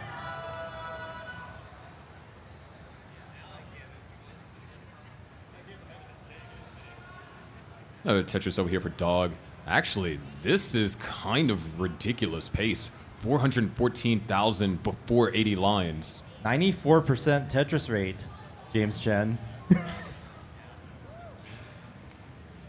It's going to be forced to do 2 burns here. And so it's not like Indy is playing bad or anything like that, because this is still on track for a 500K transition. It's just when you're playing this efficient, in Dog's case, it's real easy if you're not matching that efficiency to find yourself down by 100,000. Yeah. Wait, This hold on. is rare form for Dog even. I mean, so much aggression in every move is able to get that Tetris rate. Stolen short sword, $5, thank you. But hold on, Dog had a couple of issues arise and didn't make the adjustment for the J piece there, so that's another long bar dependency. Now all of a sudden that lead has evaporated down to just under 2.5 Tetrises. Yeah, definitely the momentum shifting there. Andy with the cleaner board now. And it's clean. Arena 909, $20, 46.45. We are increasing our way towards that $5,000 goal. Boom, Tetris for Andy. Closing the gap even further, and there's a Tetris for Dog. First Tetris in almost 30 lines. Yeah, that dig was lengthy. Not what we're used to seeing. But still on track for high 500s for both of these players. Yeah, definitely handling that well, depending. how things Kairos happen Final here. Cut with a $25 contribution. Ooh, a lot of adjustments over here for Dog, but all accurate, leads to 2 quick Tetrises. 550,000 now for Dog. And he can try and find 2 more. There's 1. Goes up to 516, so we could be looking at a 540 for Andy. Yeah, 1 Tetris away from transition. There it is. Boom, Tetris for Andy. 540 going into level 19. Dog with potentially 1 more Tetris available, but it's just going to burn into. So 575, separated by just exactly half a Tetris. And some push down points from Andy's side. And ooh, Andy not able to hit that quick tap and is going to have to commit these burns. Chaotic Hazel, $5.12. Thank you. Looks like running into a minor drought, but Dog able to outlast that drought. 607 now to 572. 10 with $5. And a couple of tricky pieces developing over here for Dog. Trying to hold out for that long bar, not able to find it just yet. 20 drought and counting. Both players encountering issues. Dog knocks down a Tetris. But yeah, that's a big mess down there to burn down. So that lead might evaporate, but if we run into another drought might actually be in Dog. Oh, accidental double flip on the T there. Would love a J piece. Yeah, this is what Andy needed to catch up. Next Tetris, that's going to happen. And there it is. Boom, Tetris for Andy. You're neck and 3,000 neck. point game now. Another Tetris for Andy takes the lead for the first time this game as Dog is still trying to get this board into a scoreable position. Yeah, looking like type B. But is digging back down efficiently. 653 to 672. Andy also with a misdrop. Actually going to go for the flat burn. I love that. Nice adjustment. And the eyepiece cleans up the well. Quick taps the O-piece all the way over. And Tetris is scored. Tetris for Andy. That was some big brain delayed burn action there. You'd love to see it. And Dog still struggling, trying to find some way to get back in a scoring position as now Andy's now up to almost a 100,000 point lead. 765 to now 673. Dog has now got the board under control, but is down by around 3 Tetrises.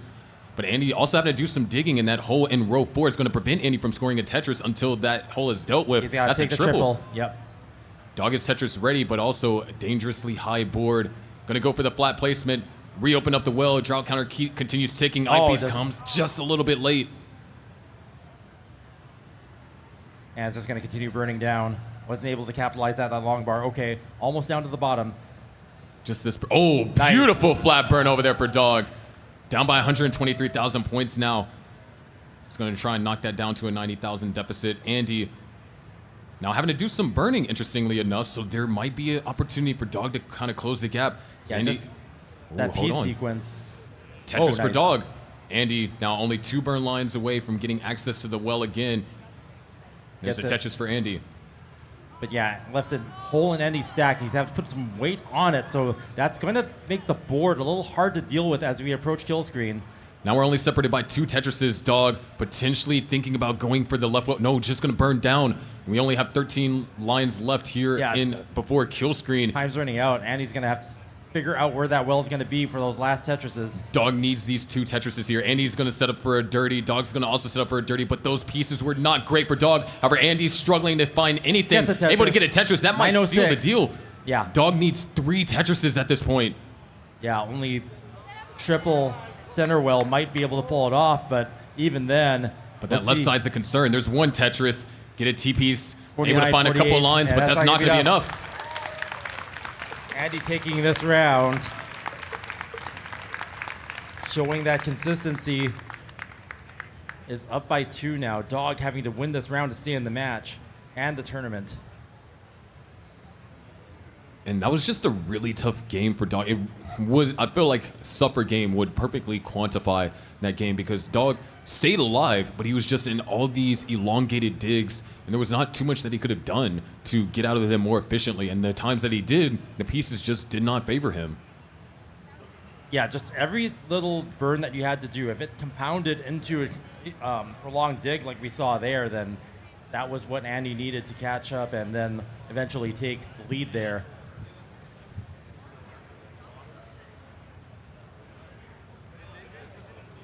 Got the thumbs up. All right, let's get them counted down to game number 3. Here we go in 3, 2, 2, 1. Tetris. Tetris. Already an interesting opener over here for Dog. It's going to actually fix up that left side quickly. Nice overhang.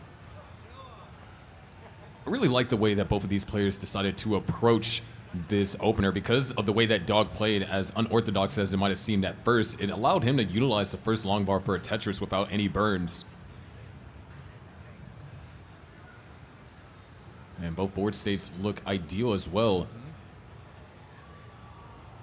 So we're going to open up with a tie game. Andy now long bar dependent. Or might be committing to a Tetris here if the eyepiece comes. Column 4 is waiting for it. He wants it. It's going to have to take some burns there. And now it comes. So a little bit of aggression over here on Andy's part. And this is similar to what happened in the previous game. There's a Tetris. Dirty Tetris for Andy. And is going to just go ahead and burn that out. So Dog going to go up to a small lead. But Andy Tetris ready going into that. It's going to start evening it up here. Didn't lose too much on those burns.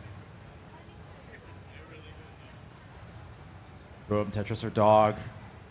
2 Tetrises ahead now, but in the P sequence, Andy catching up with that long bar. Yeah, so just very interesting openers here in the first 40 lines or so. Dog looking to continue to maintain this. And he's going to knock down a Tetris. Nice adjustment.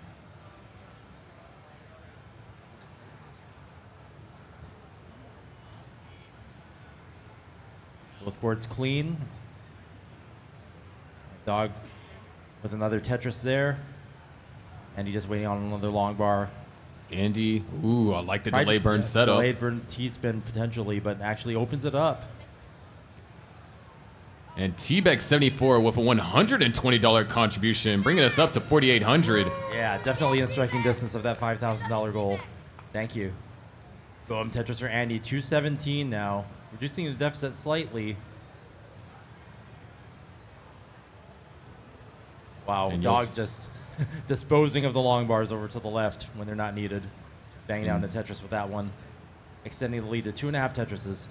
Occasionally you'll see that some, either Dog or Andy might hesitate to rotate a piece. And it's not just because they're necessarily indecisive, but depending on the board state, there are certain adjustments that can be done if you get the right pieces. So we can, K9 watching Tetris with a $222.22 contribution, breaking us over 5K. And we have reached another milestone. So I believe that gives all of our top players prize money, which is very key to reward them for their performance here and the great show that they're putting on for all of us. Well is now open for Dog. Still, these players separated by just under a Tetris. Andy using the quick tap, get that S over as the drought counter starts ticking here. Good management so far. Well has stayed open, and both players knock down Tetris. Nate Swanson with a $200 contribution, bringing us up to $5,200. $340 for Dog, $319 for Pixel Andy.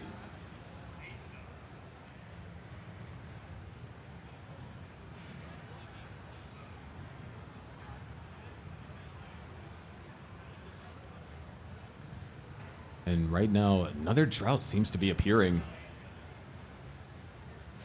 But both players have accommodating boards to burn out of it.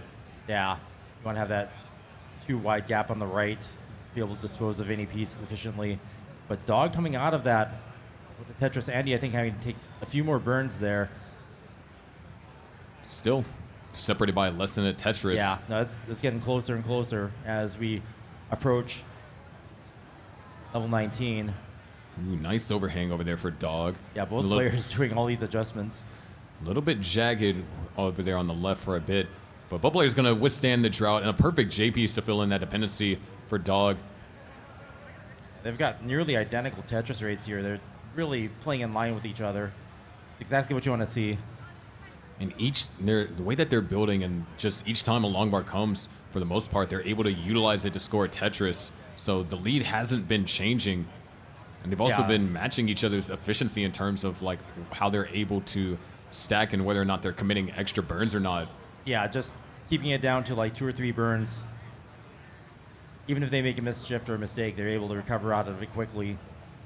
Another Tetris for Andy, 492, 507 for Dog. We're closing in on the level 19 transition. 4 Tetrises available for both. Dog going to commit to the adjustment.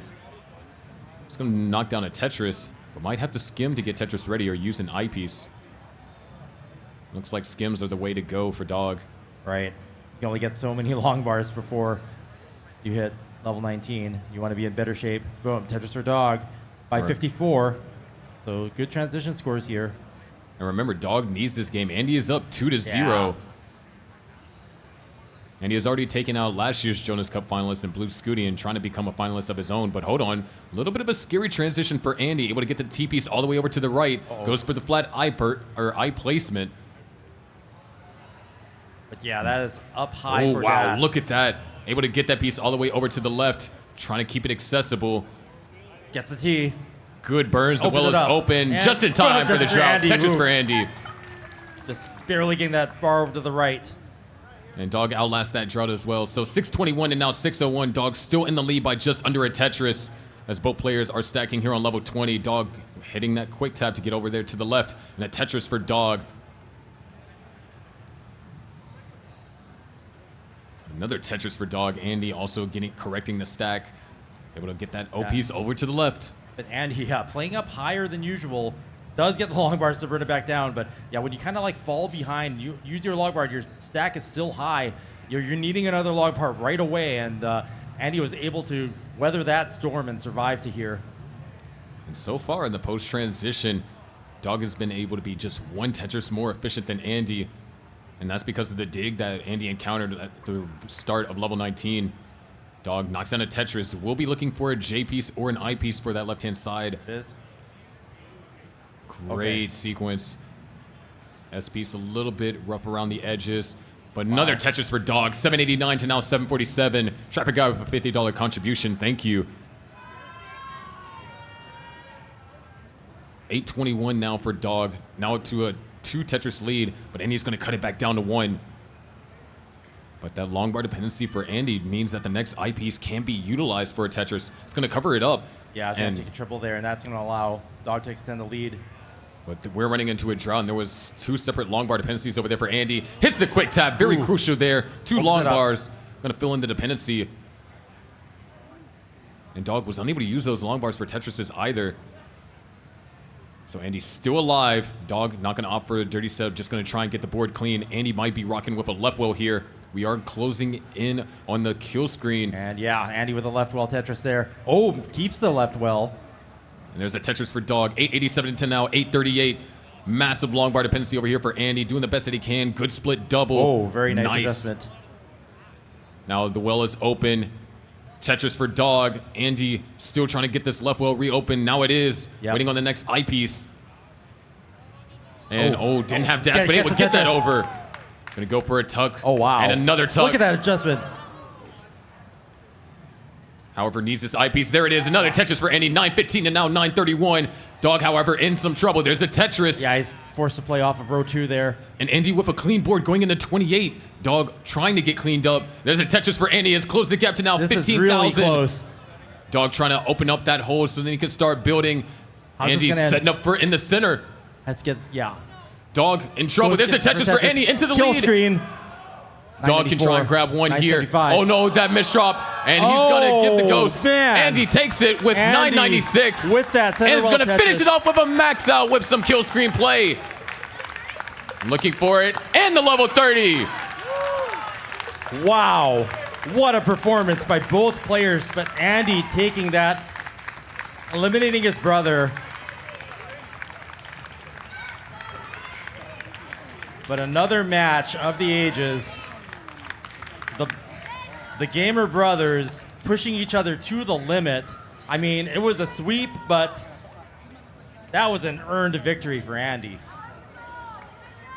And it was very tough because Dog did have opportunities, but at the same time, when they both gotten digs at the same time in levels, especially that level 24, level 25, that was Dog's opportunity to help build a lead that forced Andy to play even more aggressive on 29 and that was so just close. unable to. It's just those digs and just that little bit more efficiency than Andy had. But I was watching Andy's survival on the right and the kinds of adjustments and the kind of, I guess, high pressure decisions that went into his survival at the end made so much of a difference, and that's why he was able to still Tetris at the end. Had that nice center well set up and everything. Even if it wasn't enough, he might have been able to go even more aggro than that, and then still being able to get line clears after level 29.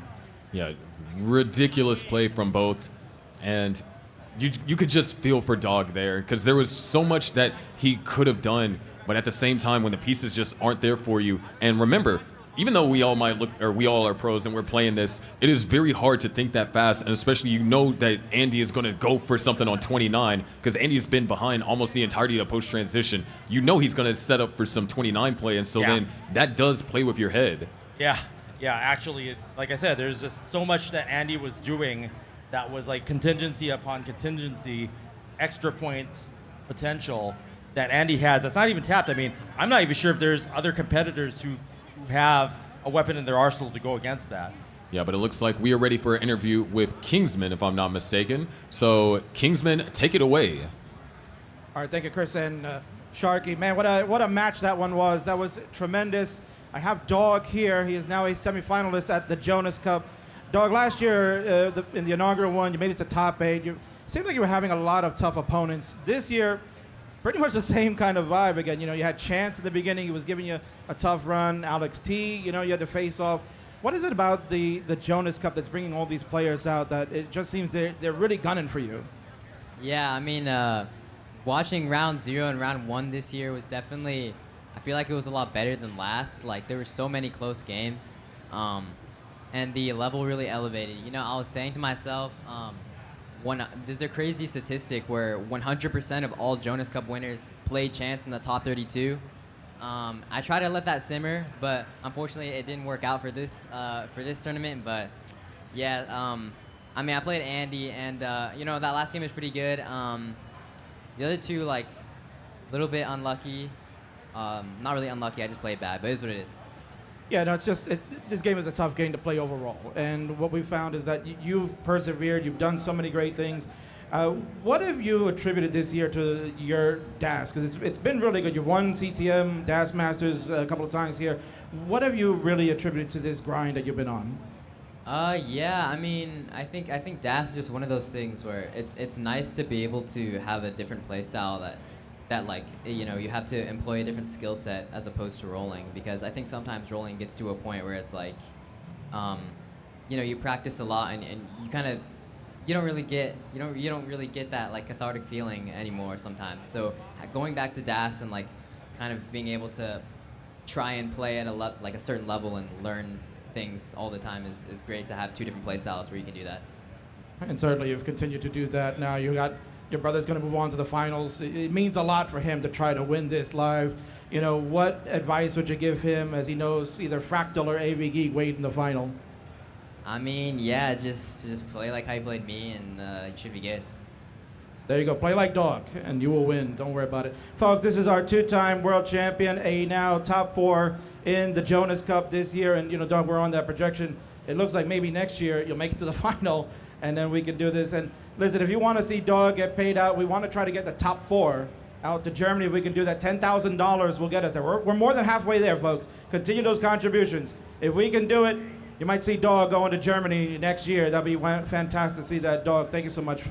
Thank you. Chris and Sharky, we'll throw it back to you guys for our next matchup coming up. I mean, hey, it's happened before where, you know, players would go to top 16, then go to top 8, then the semis, and then end up winning. So I don't doubt that Dog could be one of those players that can do that, at least in this particular tournament. Yeah. You know, our bracket leading up to this, it's just like you couldn't really predict how it was going to play out until it plays out. And if I put bets on it, I'd be broke right now. Let's put it that way. I hated the bracket for me. You know, Yeah. last year I get number 1 seed, and then it's happened to me a couple of tournaments where I get first seed and exit round 1 and round 2. I'm like, okay, this year I'll get second seed, and then I shouldn't have the same thing. And then my first match is up against Bat Boy.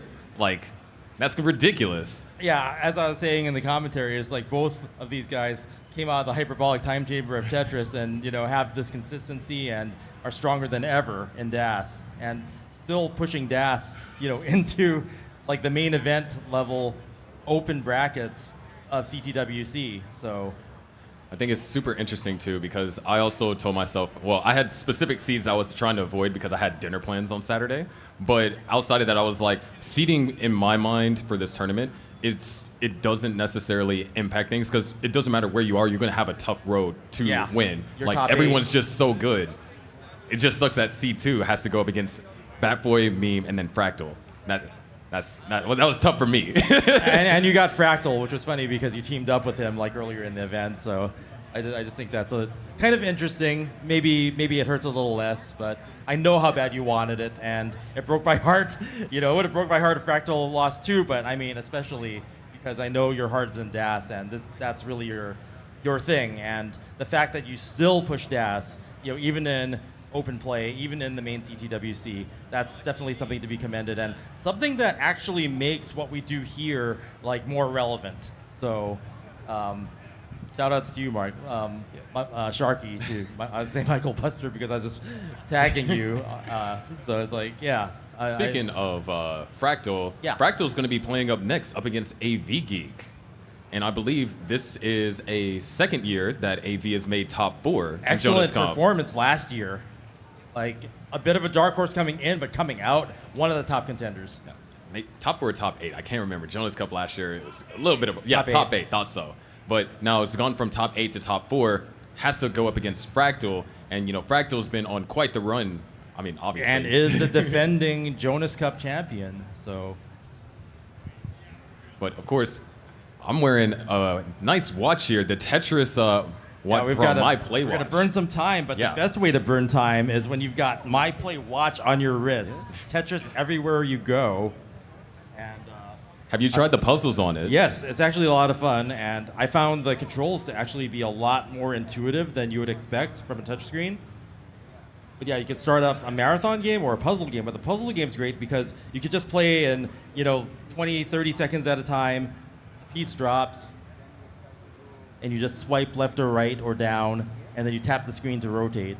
So it's a lot of fun. I really like the puzzles. Yeah, and if you want one of these, we have them exclusively here ahead of their release at PRGE over there by our merch booth. So if you want one, go get them. $80. I like them. They're really cool, and they also have different backgrounds. So then, hold on.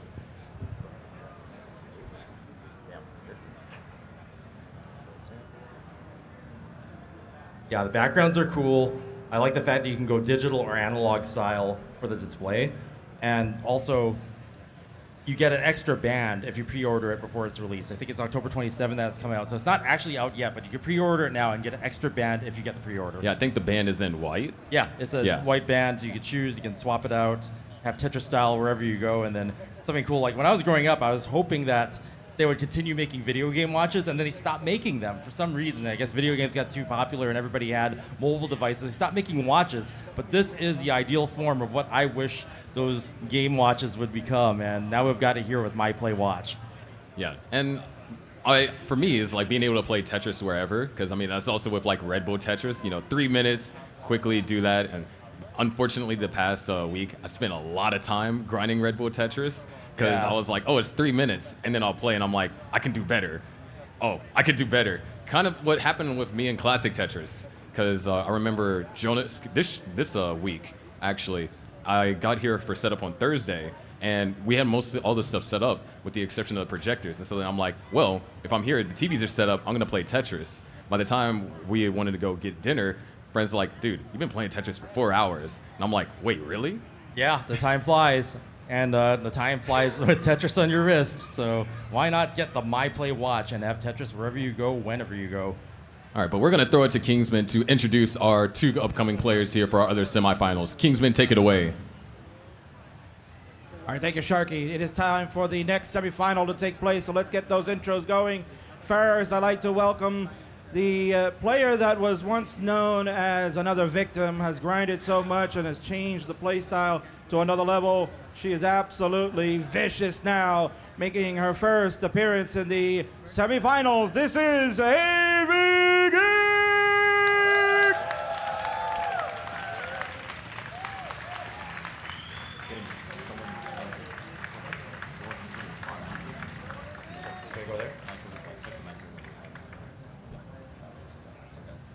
And her opponent is the reigning, defending, undisputed Jonas Cup champion. He is a 2023 world champion and certainly can cut a better promo than the king. This is Fractal!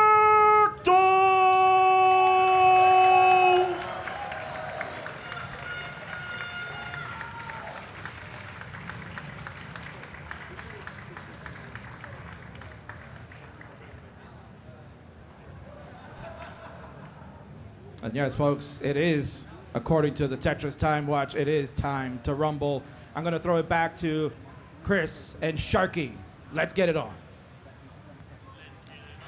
All right, we have a lot of contributions that flooded in while we were yapping and then doing introductions. Chris Tank, you mind helping us out and shouting them out?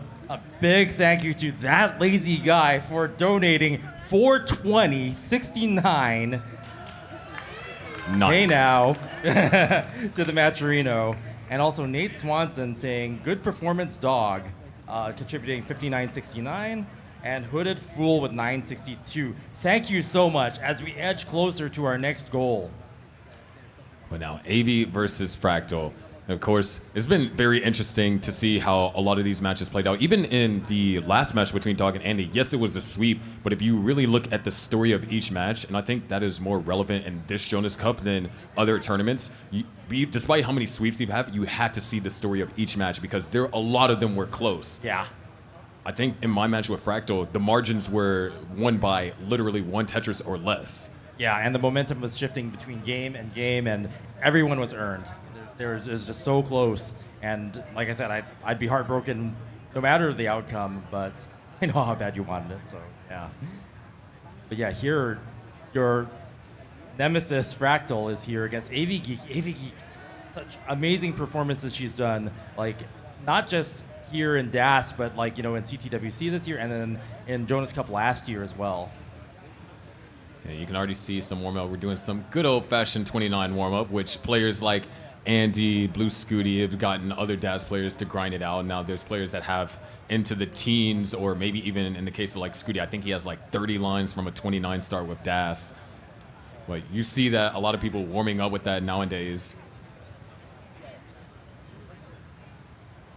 Well, yeah, once they're done with their warm-ups and the judge, make sure that everything is properly set up, we will get the other semis started.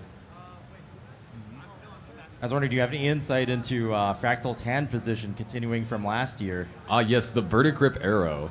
He said that, I think whenever we was talking earlier, he said originally he developed the grip to rage bait. Right. Especially in Jonas Cup, it's one of the things is like, hold on, that's not playing DAS because you're holding the controller in a weird way. But then afterwards, he's like, wait, this actually feels kind of nice. So it became ergonomic. That's what I heard. But what about this year? I mean, you could do it to flex the first year, but why continue it into the second year? I mean, if you're comfortable with a certain way that you play, then you will ideally want to keep that comfortability. So for me, whenever I play, I don't use my fingertips for my controls. I use my thumb joints. So then it's less movement whenever I'm having to go left or right or do quick taps. Excellent. Right. So there is an advantage to developing an ergonomic grip for DAS. All right. Looks like we are good to go for our semifinals. PRG, are you ready for our other semis? Come on, y'all could do better than that. I said, are y'all ready for our other semifinals? Music to my ears. Let's count them down, Chris Sang. Here we go in 3, 2, 1. Tetris. Stress.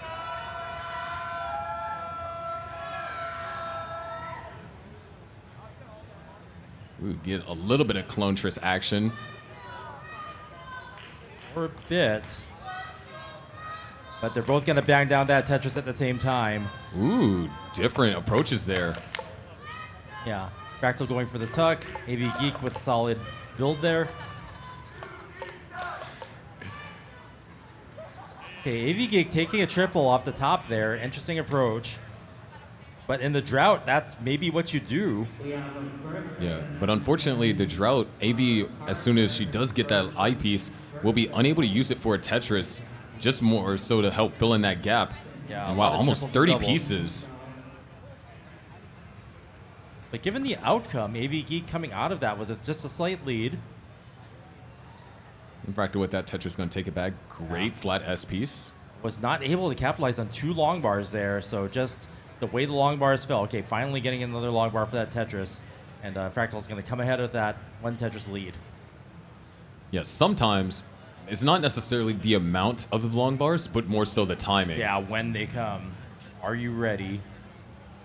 Because I've had instances in my games where I've had too many long bars, and ironically, as a result, ended up topping out because that was the one piece that I didn't need at that time. But speaking about needing pieces, AV looking for a way to try and downstack this. And yeah, awkward piece sequence there, causing dependencies. Okay, guess a triple. And perfect TPs to go over there to that left. And there it is, Tetris for AV. Tetris for Fractal as well. Now up to a 2 Tetris lead. But both players now with clean boards. Let's go. Just AV and then Fractal disposing of the long bar on the left. Getting the spin there. Trying to keep things as clean as possible. Oh, actually disposing of doing the quick tack to get the long bar over to the left just to keep it out of the way.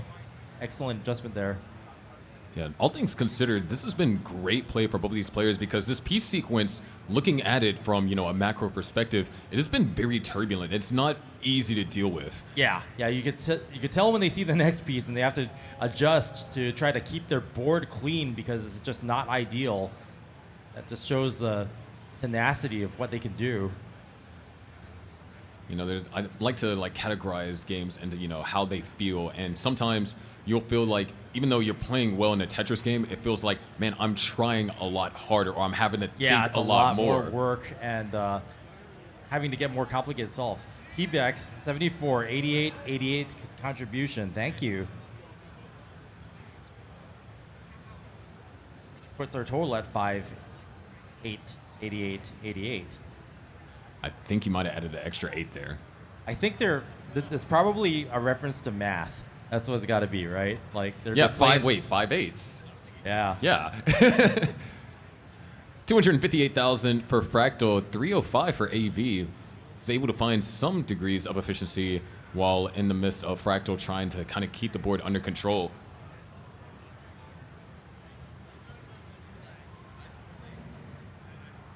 Boom Tetris for AV Geek. 2 Tetrises ahead, but Fractal not getting back down to 1. The greater scheme of things, this has been going back and forth, so a very even match here. Current Jonas Cup champion Fractal defending now.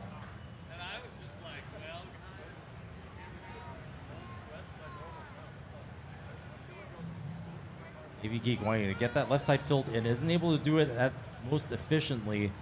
So he's going to have to take some burns there off the top and left a hole stack, but actually getting that hole cleared. Yeah, that was an interesting situation where the drought actually helped AV because it was able to clean up the board, and then at the same time, Fractal was not able to capitalize on AV being unable to score. But hold on, a hang of the O piece. I piece can make it over, but the thing is, we're running into another drought, so it's going to have to commit some burns. Able to throw that L all the way over to the left. Eyepiece comes, unable to use it for anything. Getting a bit high. Oh, flat burn. Accidentally go for the flat burn. But gets a long bar over. Boom, Tetris for AV Geek, surviving. Not able to breathe a sigh of relief yet, but now that the board is down, can kind of inhale and exhale, because that was scary, and you can definitely tell that the flat burn wasn't necessary, or not necessarily wasn't necessary, but wasn't the ideal plan. Yeah, getting the down stack. I mean, it looks cool, but you don't always want to do it. AV Geek almost down to the bottom. Can do it with the dirty Tetris here. Column 9, row 2. And we are getting close to the transition, though. Burns off the top. Only a Tetris on the table, following potentially his next one. And once again, it's the timing of these eyepieces, because we're running into another drought. Another drought, yeah. This has not been a high-scoring game here. And there it is, a 456 transition for AV and a 481 transition for Fractal, just in the lead by barely a Tetris, but had a clean board to boot, and has now gone into the lead by a little bit more than a Tetris, while AV tries to bring the stack down into a scoring position. Okay, Fractal clean now. AV wanting to build up a well. Getting started on that, but having to burn 3 singles there to try to keep things as clean as possible. Nice spin there. Fractal set up for a Tetris, but the right side's getting stacked up really high. Barely makes it to the right. Wow.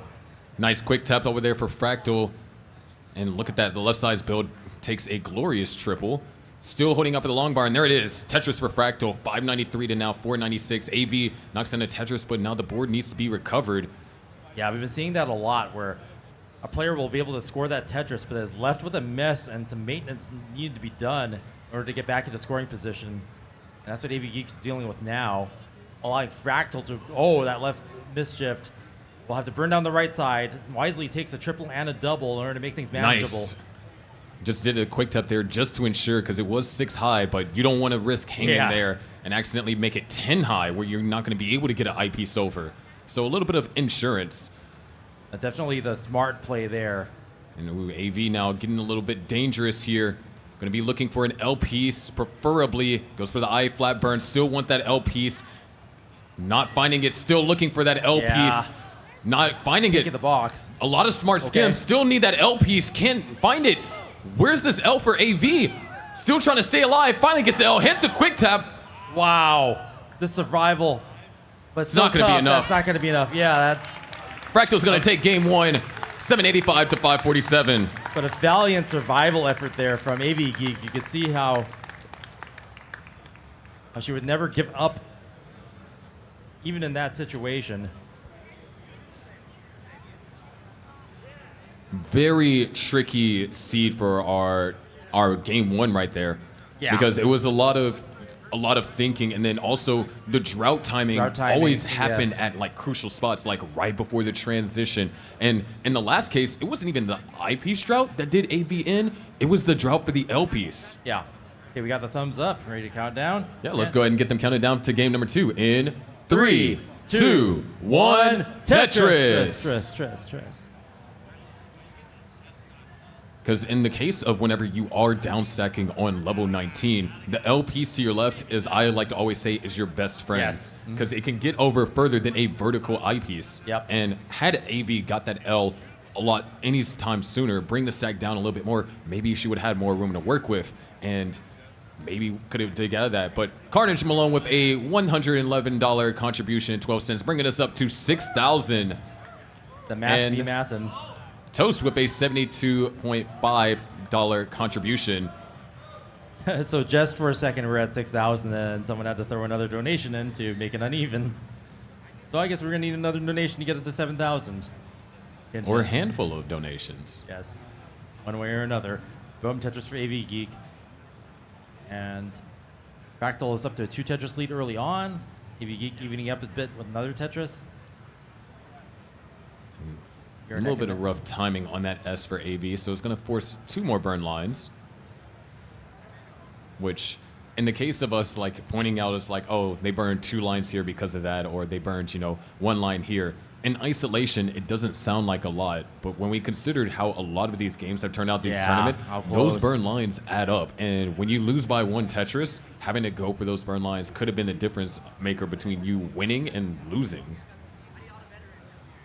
Yeah, it's all about throttling that aggression and taking the risk or not. Some things can come to haunt you later. Yeah. No.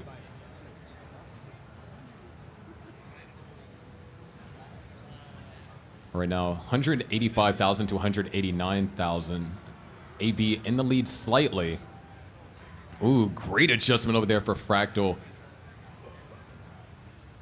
Yeah, one of the things that I do find interesting about Fractal's grip is, obviously he's had practice with it, but the most impressive thing to me is his ability to quick tap.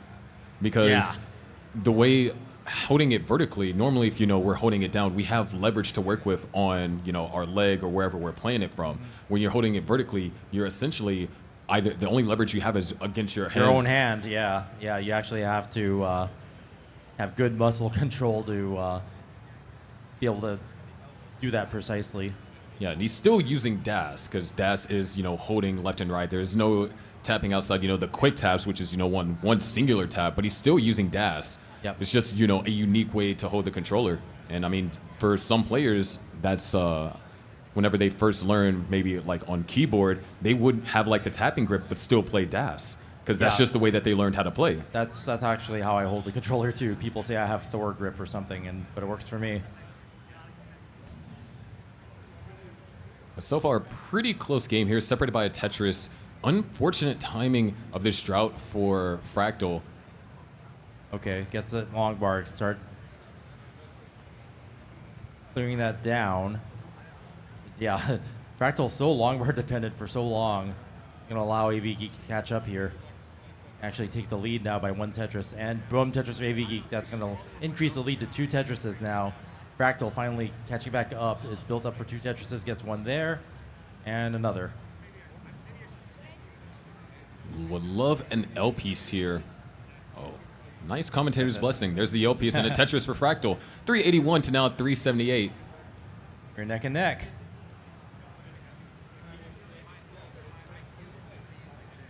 And at this point, seems like, Ninja with a $17.50 contribution, bring us up to 6090.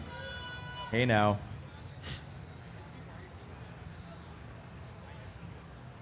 $57-point difference there for a second there.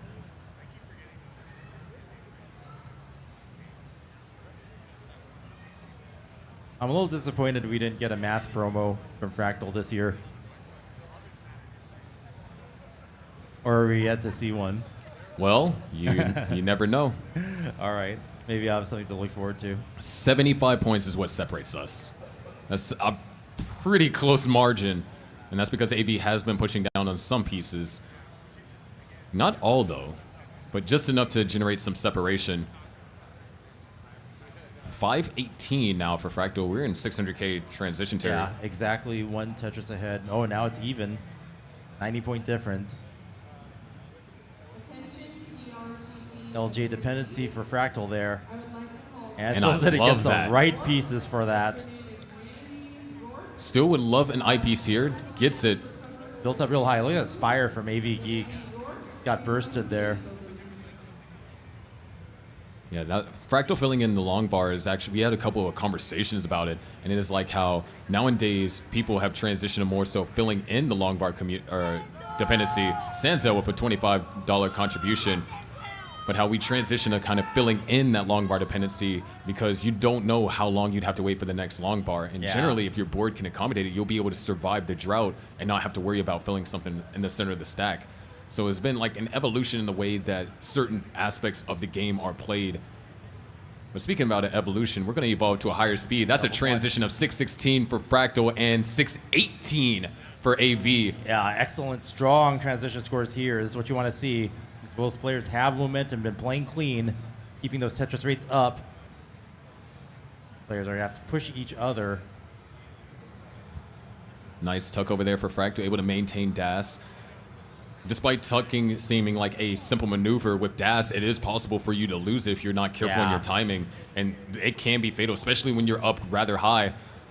But Fractal now up to a lead. AV with the well covered. Nice adjustment for AV. Gets the T-piece over with a quick tap. Well is open, but the drought counter is ticking. And AV knocks down a Tetris. 660 to now 676. Yeah, that was an amazing sequence there from AV Geek. Having the right placements there and be able to execute on them. Good sequence of burns. AV Tetris ready, and there it is. Knocks down another Tetris. Fractal still in the lead by just under one. Tetris, that is. Oh, Fractal hold on. with a really nice build there with that. Couple of misdrops from AV.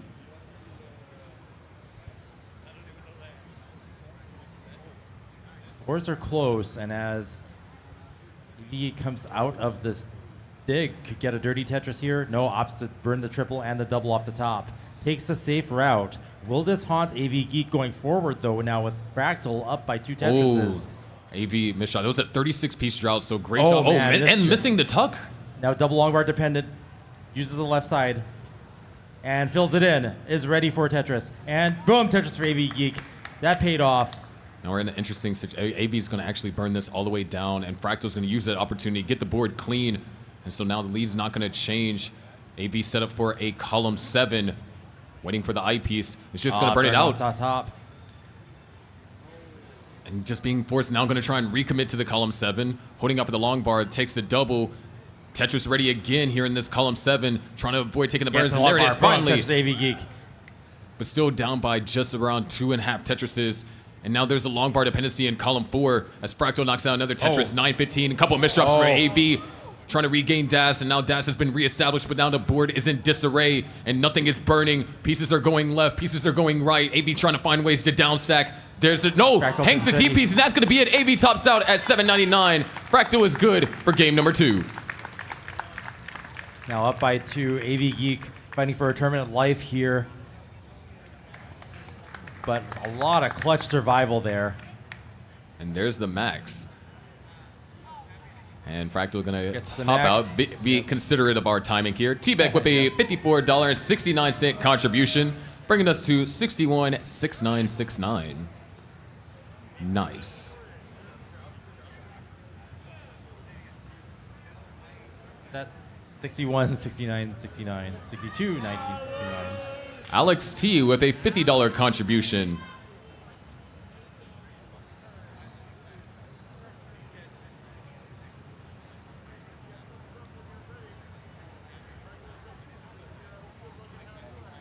Okay, we got the thumbs up. All right, let's go ahead and get them Three. counted down. Game number 3 Three. in 3, 2, 1. Tetris. Tetris. Well, these players are getting things stacked up in different ways. I really want to kind of highlight a little bit of what I saw in that last game. It was a huge drought around 30 I want to say 39 pieces for AV, and it was just the timing of that drought and missing getting the eyepiece over to the left. Hold on a second. All right, no, AV's going to be fine. Just a bit of an imbalance and needing that L piece. But those droughts that they experienced in the last game were incredibly difficult to manage. Set up for a dirty Tetris here. And oh, that's going to be a triple. And there was a lot of that last game too, where AV really committed to that column 7, but then just never got the eyepiece when it would have been favorable. Yeah, there were a lot of triples taken off the top and a lot of doubles. I mean, that keeps you safe, if you need to. But that could have led to the score difference that we saw at the end. So whether or not that happens this time or not, we'll see. And I actually think that's something that's not really mentioned a lot of one of the aspects of playing is that there is a sunk cost fallacy whenever you're going for some of these things. Because it's like you said in the case of AV had opportunities to burn out and try and reset out of the column 7, but there was so much material on the board. It's like, well, if I did get the eyepiece, then I just wasted so many lines. Yeah. But then, Fractal was able to turn those lines into Tetrises, and at the end, you have that score. You have to actually adjust your strategy, be more aggressive if you're behind in points. Oh, interesting adjustment there from Fractal to have an ideal board state there coming out of that. So many different ways to place them. T-Beck with another $50 contribution, bringing us up to 626969. Hey now. Good skims over there. And now around 40 lines in, 210 for Fractal, 144 for AV. Players clean now, but Fractal in position for Tetris, and there it is. And AV keeps following up.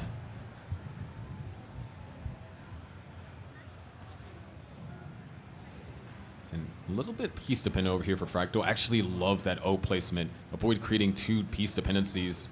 It's that kind of active stacking to avoid creating unideal situations for yourself. That is really helping Fractal maintain this lead.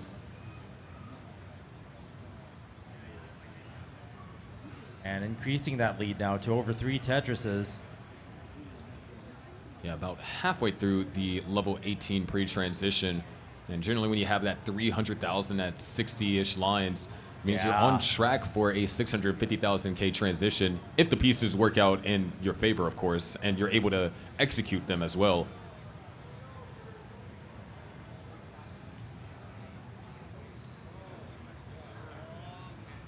And the 3.5 Tetris lead holds. Fractal just stacking so well here. And Robin with a $20 contribution, taking us up to 6289.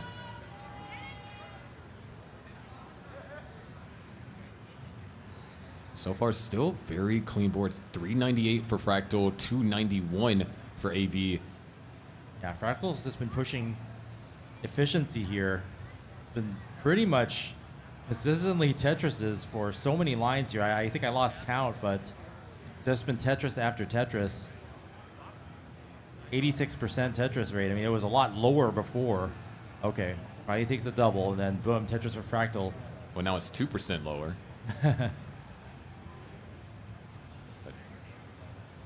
Fractal going to be looking to fill in that left side. Does get an eyepiece. Aliwa with a $20 contribution. Thank you so much, Aliwa. Yeah, we're getting some famous names, contributing to our own matcherino. You love to see it, when players are part of the community. Tricky timing of these O's. Yeah. AV was able to find a Tetris out of it. Fractal had to use that eyepiece in order to correct the issues that the O's caused. And when you have a lead like Fractal has currently, sometimes you can do that. Shmoo with another with a $20 contribution. Thank you, Shmoo. Wow, Fractal. Yeah, dealing with this here. It's kind of getting out of control, but finally opens it up with, has a Spire in the middle, but bangs down a Tetris with that. AV Geek with a Spire of her own there. Just the Z's and the S's, just, when you don't have a great place to put them, they just turn into a pile, and that's what you're seeing there. I think that's one of the cool things that you can see with same pieces is that whenever both players have a similar formation on the stack, then it's like, RNG caused that, not necessarily the way that they decided to stack. Yeah, and it affects them fairly. If you have a stack that can accommodate everything, then you can avoid having that happen. Okay, Fractal hitting transition now, 87,000 points ahead, 3.5 Tetrises. Yeah, it was a 616, if I'm not mistaken. AV with a 531. And that L dependency. Ooh, the S burst over there for AV. S burst into 19. Wonder where you've heard that before.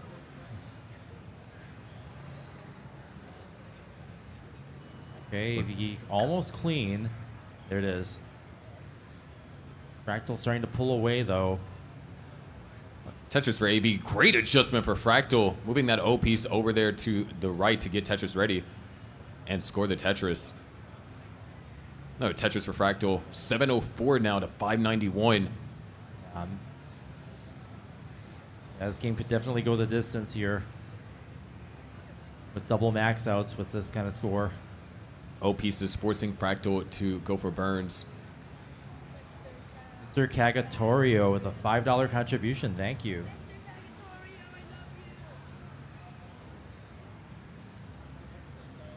Ooh, AV will love a J piece. Does find the J piece, opens up the well, and AV has been pretty efficient here in the post transition.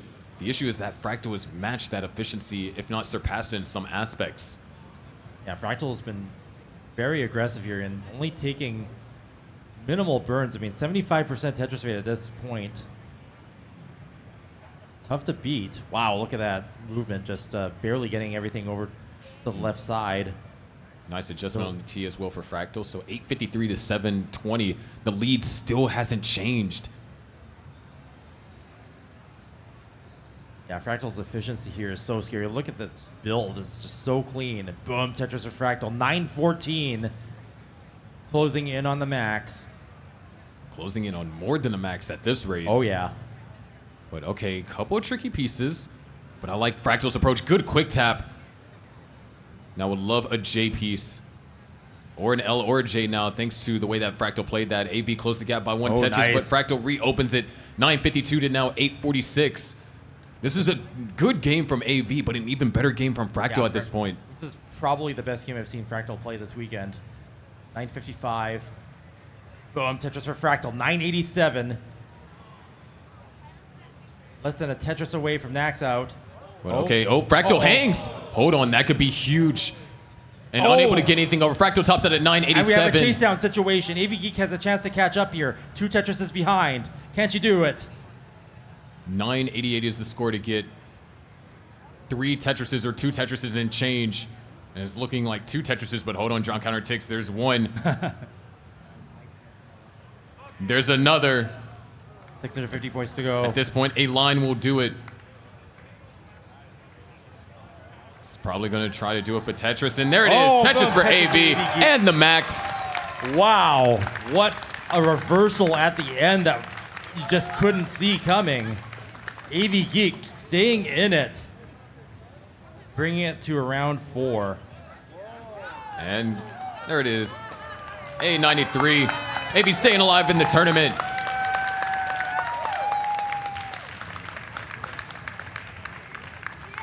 Fractal's lead at the end, though, we didn't think that was going to be catch-upable, but whoa, just AV Geek pulling it off, staying within striking distance, even if it wasn't, a high transition or an ideal score, was still able to pull it off. And that's why you never give up in these situations. You'll always keep playing, you keep your board under control, and sometimes you're going to be able to get it in the chase down. Yeah, you never know what can happen. All of a sudden, you might be down by 100,000 points, but like we saw on level 26, your opponent could misdrop, and then now you have an opportunity to complete the chase down. Of course, you still have to work for it, and you have to be careful. Right. But it's still very possible. It's not over until the pieces hit the top of the board.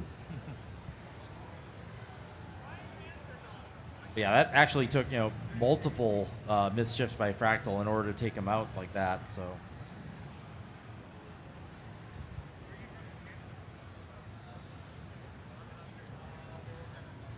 Yeah, after that round, it's understandable how the players are going to need a little bit of a break, a little bit of a cool down from that kind of excitement. Definitely one of the outcomes for the highlight reel, if you're listening, Game Scout. Did you get a chance to watch Game Scout's new video? I did not. The event was kind of like already underway when it came out, so I was just like, I'm on site. I gotta like pay attention to everything, but I am gonna watch it first thing probably tonight. Yeah, I watched it right. I was in the middle of brushing my teeth right before stuff started on Friday, and then I saw the video because I was playing something else. Pretty sure it was a documentary, business documentary. And then as soon as I saw the notification from a Game Scout, I immediately stopped my video and watched Game Scout's video. But of course, while you're waiting, we do have merch over there. You can get your Jonas Cup t-shirts for $25 exclusively here at PRG at our merch booth towards the back. So if you want a shirt to keep to remember this by, definitely go and get you a shirt now. I really love this year's shirt because it's not your standard, black or white or boring color. It's a slightly purple color. So it came from the Jonas Cup because you probably don't have any other shirts that color. Get your shirt now. Have the unique shirt. On the back, it's got the LYMYMI. Love you, miss you, mean it. Very memorable thing associated with our love for Jonas Neubauer and the Jonas Cup. All right, looks like they're good for game number 4. AV Geek has kept the match alive, but can she do it again? We're about to find out. Here we go in 3, 2, 1, Tetris! Stress. So yeah, staying alive against the current defending Jonas Cup champion Fractal, that makes a statement. That is a momentum shifter.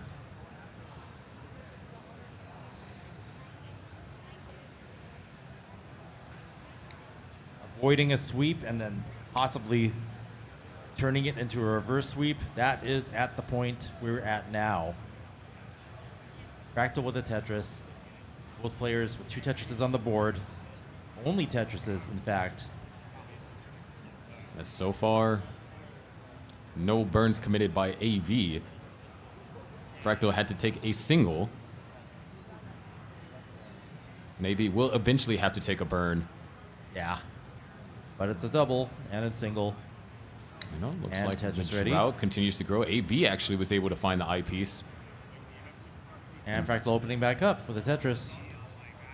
And Tetris is for both players, separated by half a single. Yeah, very efficient game so far. When you start out, don't often get the kinds of pieces that you could fill in with and then have the long bars come when you need it to get a high Tetris rate early on, but we had that here. AV Geek with a triple and Fractal with a Tetris.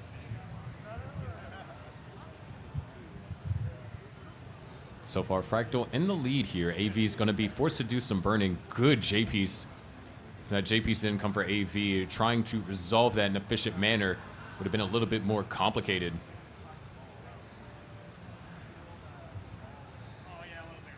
Okay, AV's going to fill that in and get Tetris ready. Fractal up to a 2 Tetris lead now.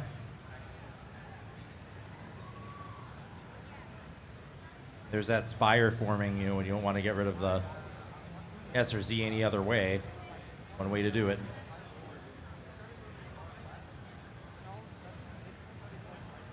It's Tetris for AV, just under 50 lines in, 198 to 254. Yeah, Fractal really turning the efficiency on. We know Fractal can really capable of some legendary sequences of efficiency, like one of the CTWCs, almost getting to I don't know how many it was in a row, but it was a lot. The crowd was chanting how many he was getting in a row. Yeah, I believe it was 100 lines of perfect play. Yeah. And then had to take the burn just because there wasn't anything else that could be done. And still keep in mind of the spirit of the competition, not trying to have the perfect game, but just trying to outscore your opponent. Yeah, look at this, 92%. Don't usually that's James Chen's job, not mine, but when you notice it, another Tetris, 93% for Fractal. James Chen's going to be channeling through my body, and I can't help it.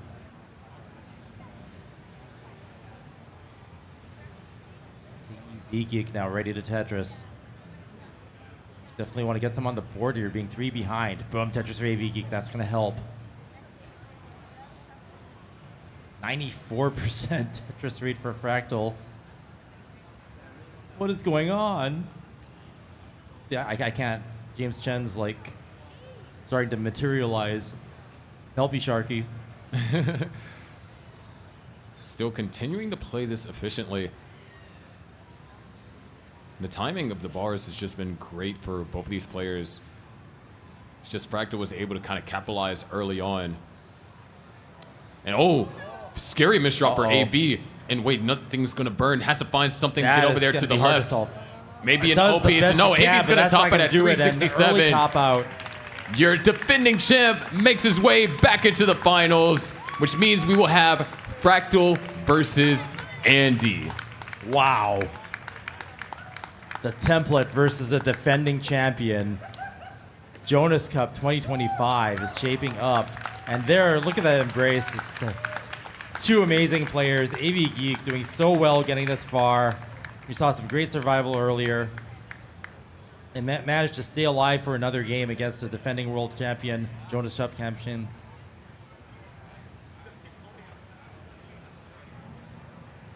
Just very tricky.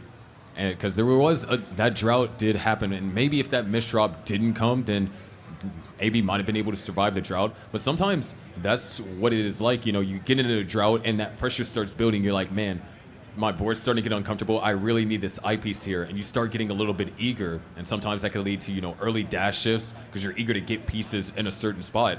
And a misdrop like that is very difficult to recover from, especially up that high. You just have to react, and hopefully that your reaction is what is needed to try and have a chance to downstack. Yeah, I mean, at the end there, I saw AV really still trying to survive, and commendable moves that you wouldn't normally expect, and a few of them worked, but it wasn't enough. But on the other side of the screen, Fractal was being so efficient, getting it up to 94% Tetris rate. It was just banging out Tetris after Tetris after Tetris, and even if you were to ride that out to the end, I'm pretty sure that was going to be a pretty hard score to beat. It would have been pretty epic transition score too. Yeah, real quick, want to thank T-Beck for another contribution, this time of 28.94. So thank you so much, T-Beck. Yeah, we're getting closer and closer. I mean, we were at 5,000 before, now we're at mid 6,000s, 8,000. It's looking a little possible. Maybe we can send our players to Cologne, Germany. All right, looks like we are good to hop over to Kingsman for our interview. So, Kingsman, take it away. Thanks again, Sharky and Chris. Man, what a fantastic game we just saw. That I'm here with the AV Geek. Similar situation like Dog. You top 8 last year, right? You felt really good about it. Now we're in the semifinals, the final 4. What does it mean over this whole year trying to get here, to get to this position? I didn't expect to get this far. I've been traveling around the entire country for the past month. I started my trip going to the North Carolina regional, which I won. And then I've been bouncing around. I stayed with family in Durham. I went to DC for a couple nights just to ride the metro for the hell of it. I stayed with Arbaro in Seattle for nearly a week. And now I'm here. And in the course of that time, I barely got to play Tetris. The only Tetris I played between North Carolina and now was for DAS Masters. So I blew any and all expectations out of the water. I qualified with 102-degree fever and got the best qualifier of my life, beating what I did in Pasadena earlier this year when I was rolling. And I'm doing a lot better now, but it's been a wild ride. Yeah, no, certainly it's been a wild ride for you, but you've been looking forward to this one all year, right? Again, you top 8 last year, and it meant something special to you. So getting a chance now to be in this Final Four. We saw last year we were able to send 4 people out to Germany to the World Championship. Maybe that's something that you would be interested in if we can do that again, if we can get to that prize pool. Would you be looking to go out there? Absolutely. For next year, I might even skip the World Championship to try to go to Germany.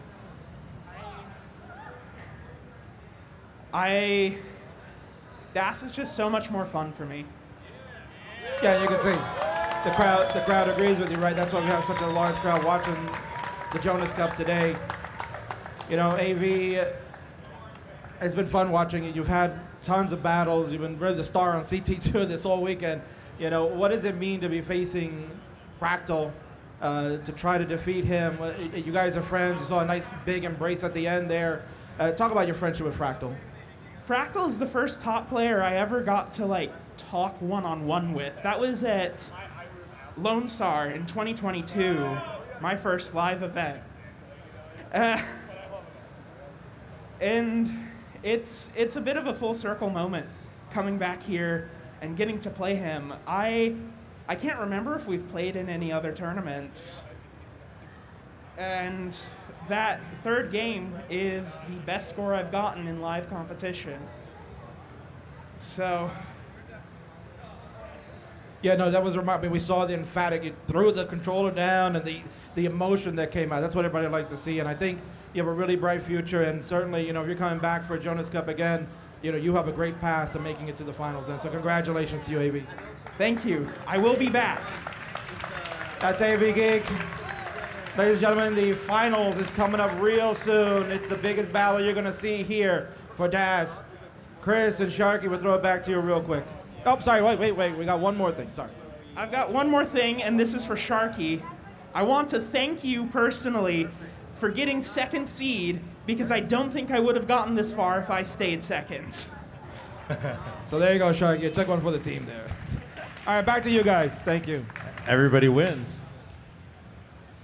I mean, thank you, but I got second seed. I just wanted to avoid, like I said, all weekend long. I just wanted to avoid seed 3, 6, 11, and 14. I've been planning this out for weeks because I was like, I wanted dinner, and if I got those seeds, I'd play last, and that would ruin my dinner plans. Like I could care less about who I play in the bracket. I just wanted my dinner plans to be safe on Saturday. That's awesome. I love that plan. I'm gonna. But yeah, so wholesome. I'll use that information in interesting ways, but that's a great story. And how was your dinner? Oh, it was great. We got to sit outside and, you know, had these like outside cabanas because it was at Luck Lax, a Vietnamese restaurant. Had nice ambient lighting, and then the raindrops because it was raining last night. The rain, just hearing it, you know, the pitter patter while you're having conversations with your friends. Obviously, I'm going to remember the tournament, but it's those memories that you have with people that you've been with in the community and the whole entire environment, the ambiance. Those memories stick with you for a lifetime. Yeah, so it's more than actually just dinner. It's the actual experience of it. That means a lot. That's really cool.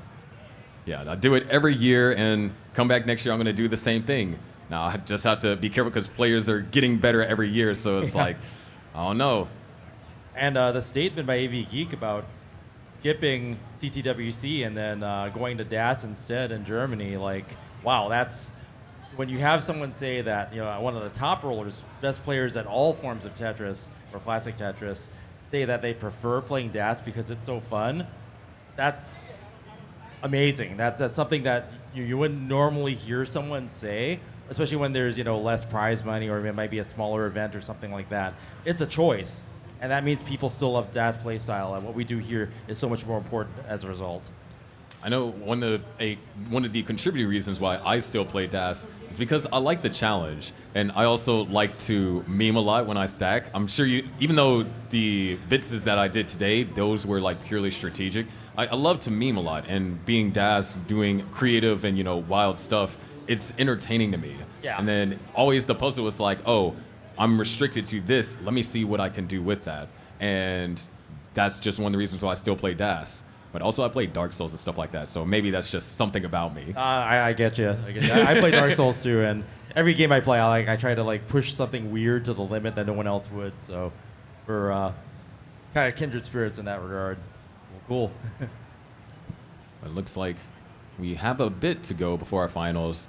Andy versus Dog. The amount of finals that Andy has been and DAS finals has been over the past year has kind of been ridiculous. You know, he's in the finals in Stillwater. He was in the finals in my event, me and Mari's event in Space City, was in the finals at CTWC DAS, and now is in the finals here and is playing up against the defending champion. That road, you know, that strength and that consistency that we've seen, definitely the story's about to come to an end, you know, win or lose, so we shall see how it unfolds. All right, we're going to throw it over to the CEO of CTWC real quick. Vince, take it away. What's up, everybody? I'm Vince Clemente, the CEO of CTWC. I'd like to say that, you know, I do this because I want to give something to the world that, you know, is a fresh breath of air, and it's, you know, it's been 16 years now, 17 years this summer will be the 17th, so I dedicate my time to you guys so that we can all come here and hang out. I got a little story for you about PRGE, that in 2011, the CTWC lost a bunch of money running that event. I lost my personal money doing it. The event was going to be done. It was going to be over. We wouldn't be here today. And then PRGE stepped in and said, hey, why don't you have the event at our Expo? So we're here now, and this is, I think, the 12th or 13th time that I've been here. And without them, we wouldn't have CTWC. So I really view this as the home of CTWC. And we come here, we have Das here and Jonas here. And this is a lot of history in this building. And a lot of friendships are made here.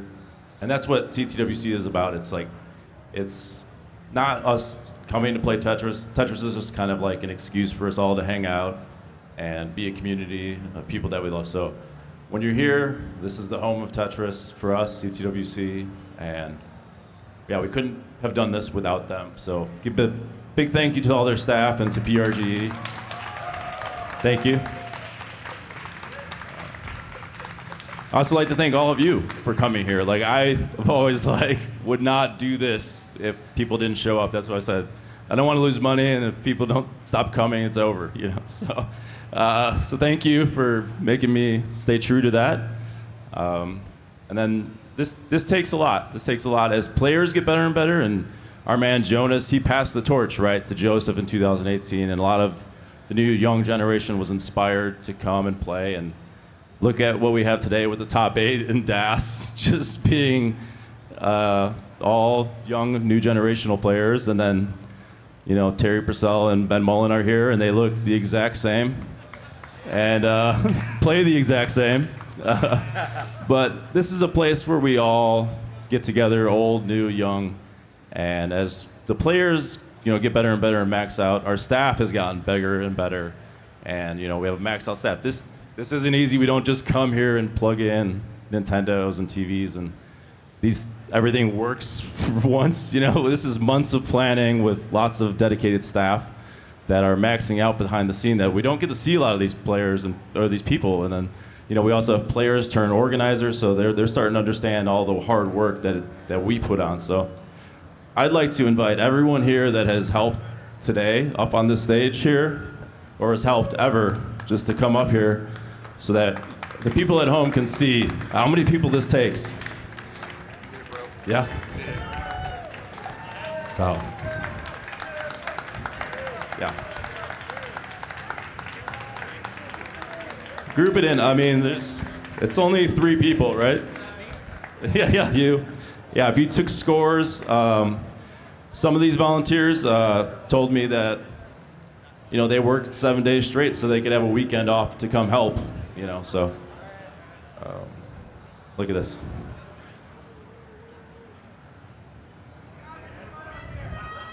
Like, maybe we don't all max out Tetris, but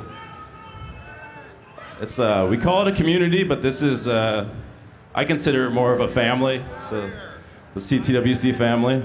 So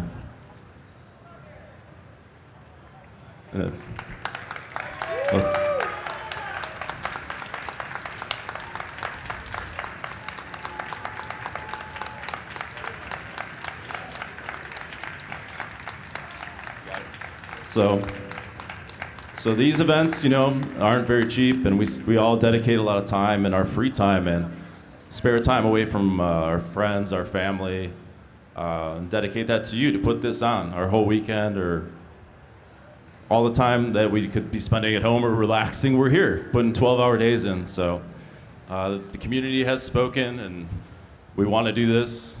So let's make it happen. We're going to have some ways to incentivize people that donate. If you can't donate money, maybe you could donate time to help us keep this thing going. So thank you all. Thank these guys. Yeah. We're going to take a couple-minute break, and then we're going to have some finals and see what happens. Let's send some people to Germany.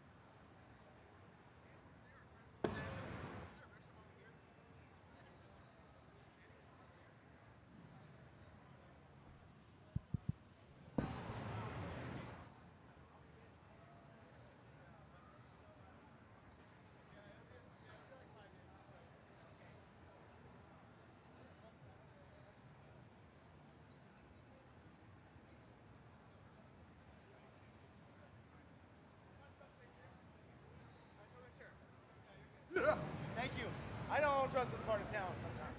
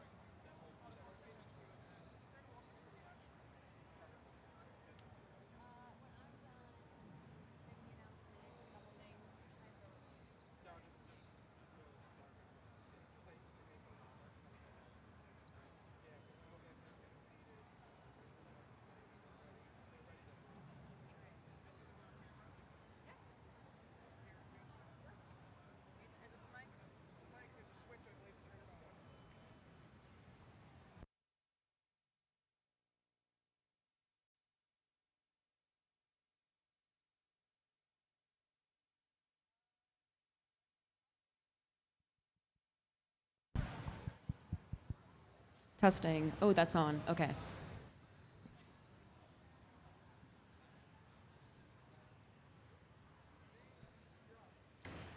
All right.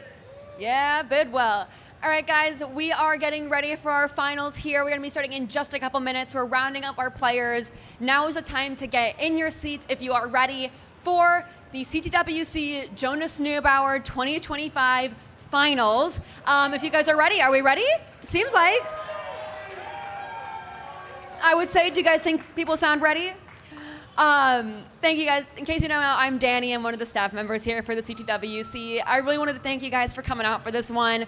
I know Vince had his whole statement, but I just wanted to say while people are filing in, this tournament and Jonas Neubauer and his legacy specifically really do mean a lot to me. He is the reason I and so many other people got involved with this tournament in the first place. He was a dear friend and mentor of mine.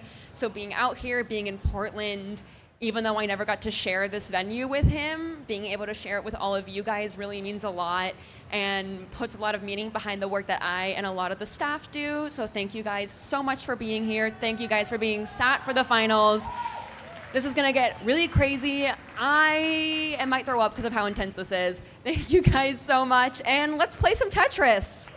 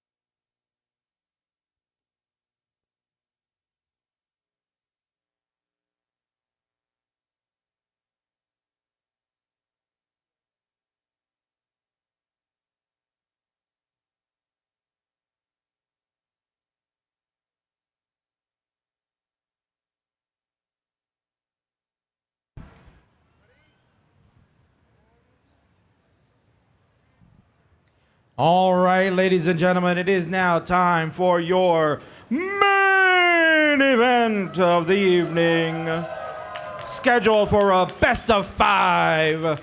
Introductions, please. First, coming down the aisle, looking to heat it up and take this live dance event to supplant themselves, going back to Germany. This is the number 1 seed, Pixel Andy.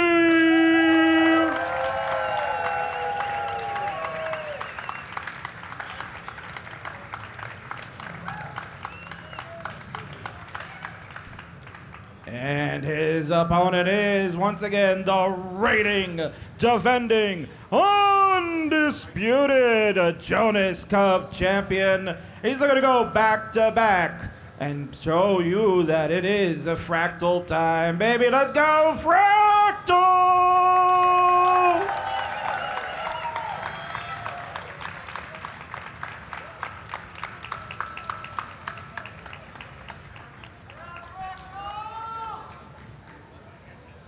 And Fractal, I understand that you have a few words for your opponent this evening. I have a few words for everybody.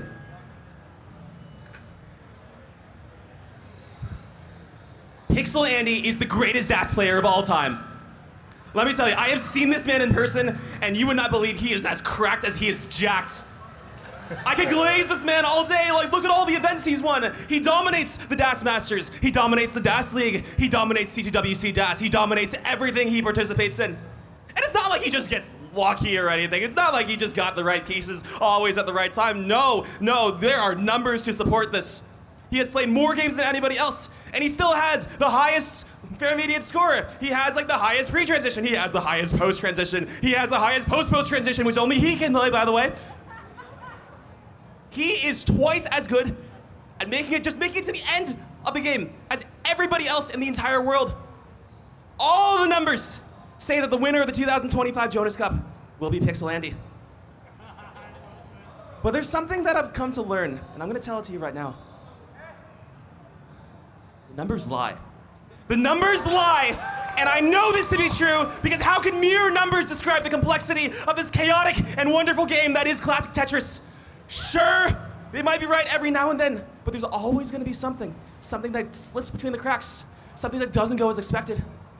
And wouldn't you know it, more often than not, that something is mean.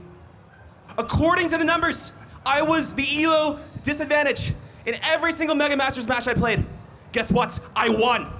According to the numbers, I was nowhere near a title contender for the 2023 Classic Tetris World Championships. Guess what? I won. According to the numbers, I was too inconsistent. I was just one of many pretty good players that will be playing in the 2024 Jonas Cup. Guess what? I won.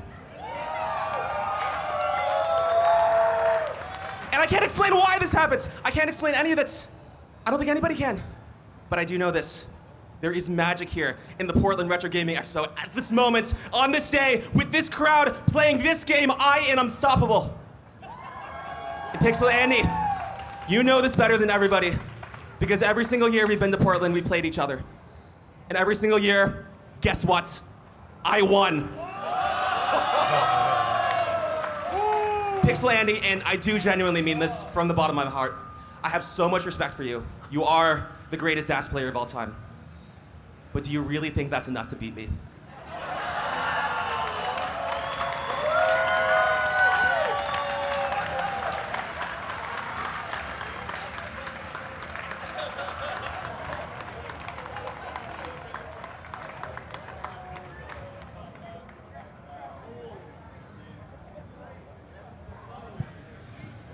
Sharky.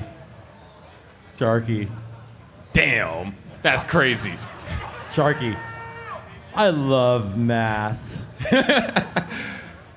Oh, that was so good. I love that so much. I thought I was going to get deprived. But See, Fractal delivered. Here's the thing. Whenever Fractal started going in, I was like, okay, he's glazing Andy. I'm like, oh, maybe this is going to be wholesome. And then that's when it came, and I was like, yes, there it is, yes. I'm so satisfied right now. Oh. But real quick, we have a couple contributions to the prize pool that we have to go over. Hun14 with a $25 contribution, Yog with a $11.37 contribution, Trickster with a Trickster202 with a $25 contribution, and T-Beck again with a $19.44 contribution. Thank you so much. We are getting closer to that $8,000 goal. Now, it's very interesting. I didn't even think about that each time that they have played each other here, that Fractal has won. In fact, the only thing I remembered, like right before we got in the finals, I was like, wait, these two matched each other in the semis, and then Fractal cut that promo, and then now there's this. You're right.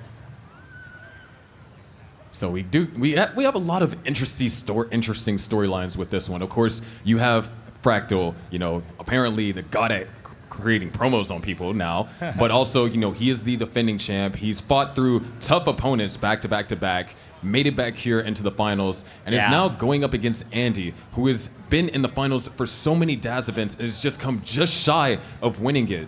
I mean, especially in, Space City up against Blue Scooty. I think that's the most recent one that a lot of people are like, what the heck? Because Scooty, in order to defeat Andy in one of those games, had not one, but 2 kill screen Tetrises with DAS in order to surpass around a 70,000 point deficit.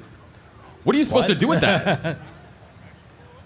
But now, of course, in this match, this is Andy's chance once again to take an in-person DAS championship. We know that he's goated at DAS Masters, but it's the in-person one that he's looking for. He wants that Jonas Cup. Yeah, especially now with all this momentum, that amazing qualifier with 8 max outs and that 999, I think 930 kicker.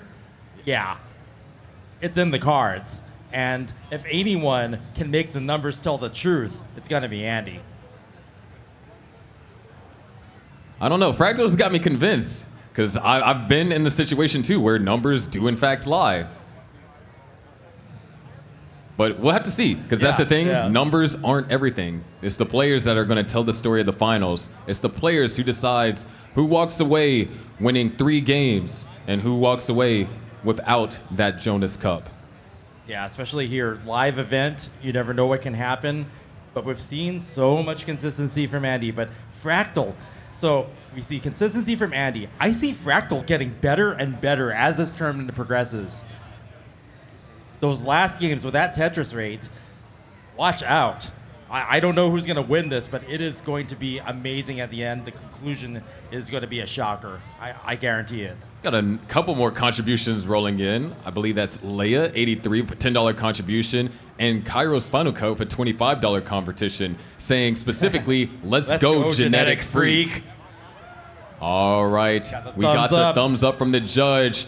PRGE, let me hear you make some noise for the finals.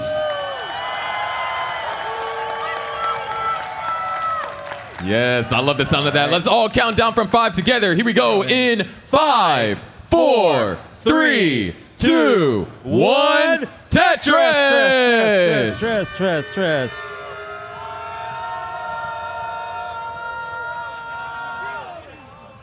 Oh, okay, so interesting. We have to restart this, and I'll tell you why. Sometimes whenever you clear a line, and if you soft reset it, it will store that line clear. So Fractal already has 22,800 points, but there's no blocks on the board. Exactly, the numbers lied. He was telling the truth, the numbers lie. Uh-oh.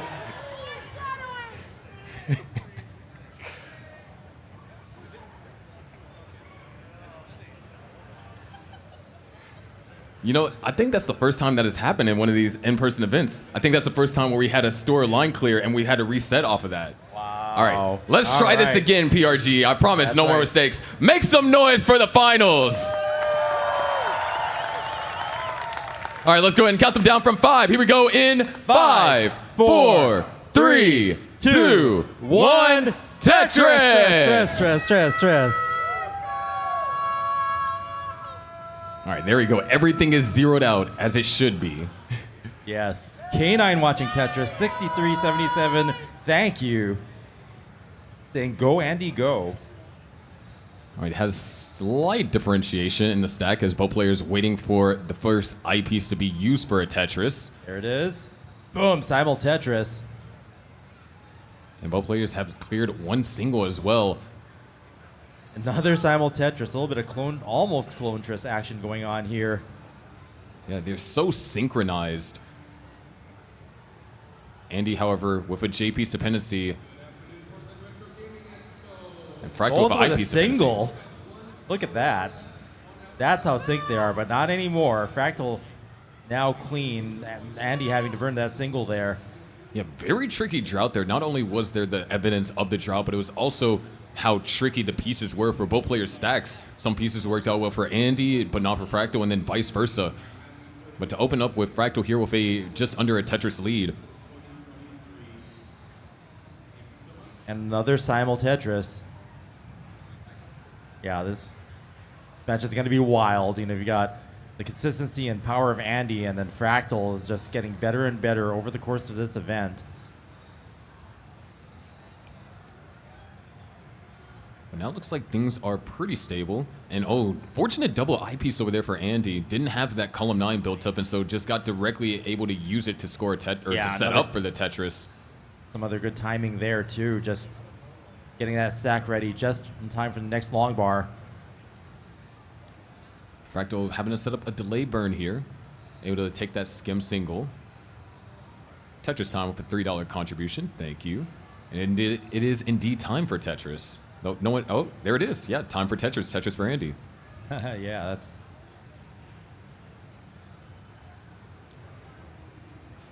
So far, things are looking pretty calm. While players starting to stack a little bit more flat, you'll generally see more flatter stacking when players are trying to be super efficient, especially in the case of making sure that column 9 is built up to where you're not having to skim to get Tetris ready.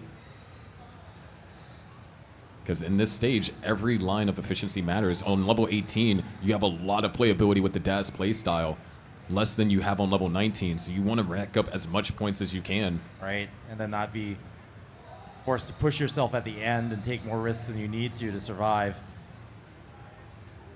322 for Fractal, 380 or 283 for Andy. Still separated by just about under 2 Tetrises. Yeah, just.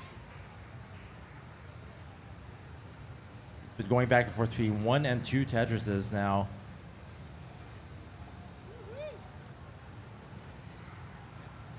And so far, the boards are just clean. An adjustment over there from Fractal, however, did not have any spot for that S piece. This could be Andy's chance to catch up there. Those skims having to take the double and not able to use that long bar for a Tetris. But also Andy. Ooh, miss drop. Even you end with 579. Thank you. And also Pumpy Heart with a $21 contribution. So yeah, both players having to burn some lines, but Andy coming out with a bit of a mess now. Had some type B looking burns there. Manages to get the right pieces. Ooh, good. Oh, Chris Bidwell with a $50 contribution, bringing us up to 6,600. Fractal opening up a larger lead now. 3 Tetrises. Andy finally out of that dig. Gets a triple into the Tetris. That will help. 2.5 Tetrises behind Fractal now. Oh, Fractal not getting that box over to the left, but should be able to shift a J into there. And that's crazy when you think about it. Despite that very complicated dig that Andy went through, only down by anywhere from 2 to 3 Tetrises, depending on where Fractal is at, because Fractal's slightly ahead in lines. Thank you, Ian Backer. $5 contribution. Boom Tetris for Andy. 3.5 Tetrises behind. Now 4.5. Okay. Andy coming out of that with another Tetris. 3.5 behind. Closing in on the first transition of level or of this match. And we're looking at 650 territory for Fractal. The efficiency of Fractal continues, 88%. I think that was a big kind of focus point in the matchup against AV was Fractal just had these ridiculous level 18 paces. And it's not like AV played bad 18. It's just Fractal played that good in comparison. There it is, 600,000, still 3 Tetrises available. Yeah, really just pouring on that efficiency. Oh, wow. Actually gets the L piece for the tuck there, too. Neubauer with a $100 contribution, bringing us up to 6,700. And all right, that burn double means that only 2 Tetrises can be scored over here for Fractal, but we are running into a drought. Oh, it's going to take another double. You want to get your board back into shape before transitions and 5 lines. Okay, boom Tetris for Fractal. That'll put him at 129. Will he burn into... Okay, yeah, he burns the double and then into the Tetris. Staying safe. 563 6-3 transition for Andy. It was a 650 for Fractal. So yeah, even it was a great transition for score for Andy, but just not as efficient as Fractal's 600 plus here. Now over 130,000 points ahead, 5 Tetris lead. Yeah, and it was also scary because there was a 30-piece drought as they led into transition. And so it was very easy for both players to kind of get lured into that false sense of security. But right now, 735 to Andy's 599. Another Tetris for Fractal. Andy's going to try and bite back, though, with that Tetris. Fractal's maintaining. He's 84.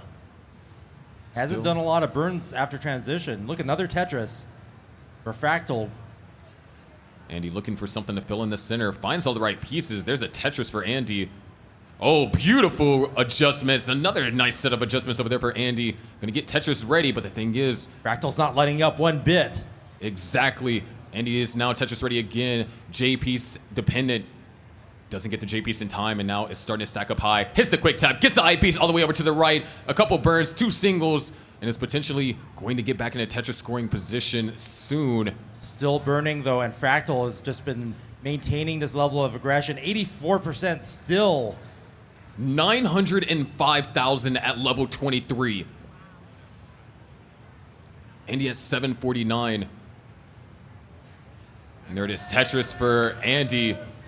Survival is important, so Andy surviving still gives him a fighting chance. Fractal now having to do a couple of burns. Another Tetris for Andy. Now only down by 100,000 points, and line counts are identical. That's 3 Tetrises separating them, but Fractal answers with a Tetris of his own. 943 to now 810. Tetris for Fractal, Tetris for Andy. Fractal letting up just a bit. Tetris for Andy. And Tetris for Fractal. But yeah, they're both now. There's the max out, level 25 for Fractal. Very early max out there for Fractal. Ooh, this is getting scary though. Andy needs the eyepiece, not able to use it for the Tetris. Running up high, has to go for the double, but no more burns can be afforded. Now needs to get a piece over the left, hits the quick tap. Still Tetris ready, knocks down a Tetris, but down by 4 Tetrises, and Fractal's going to make that 5. Yeah, Fractal hasn't let up. So far ahead now, 5 Tetrises. There it is, 1.1 into level 27 for Fractal. This could be some kind of record here if Fractal keeps this up. I mean, there's another Tetris for Fractal and a Tetris for yet. Andy. 1-1-4-9. Even going aggressive here with the long bar placement in column 9 is Fractal. He wants every Tetris, Wow. and there's another one. Fractal, 1.184. But hold on, the pieces were a little Andy bit maxed complicated. out too. 1.5 or 1.05. There it is, another Tetris for Fractal, 1.2, and one more is still possible. Oh wait, no way. He's gonna try and set up. Wow. Boom, There's a Tetris for Fractal. 1-2-5-8. There's nothing Andy can do. Hold on, Andy is still going. Needs to try and get something over. Can't hit the quick tap. Game 1 goes to Fractal with 1,258,000. That is Fractal's new PB. And a comp record. Comp record.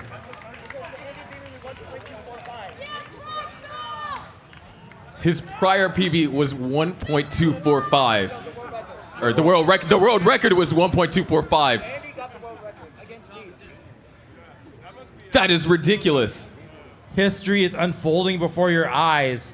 Just the sheer will, the bending of the numbers, resulting in world record performance here by Fractal. You've just seen it, ladies and gentlemen. Wow. That's the first game of the finals, and if you're in Andy's position, what do? A world record just got set on you in game 1. You just gotta hope the numbers will start working for you instead of him. That's what you gotta do. So, Fractal just so efficient that round, and I was just seeing a couple of singles here and there, but otherwise it was raining Tetris here in Portland, Oregon. Oh my gosh. Here we got. I'm kind of speechless because I'm just still trying to process the insanity of that. Because that was a 650 transition, so that was 600K post basically. Yeah.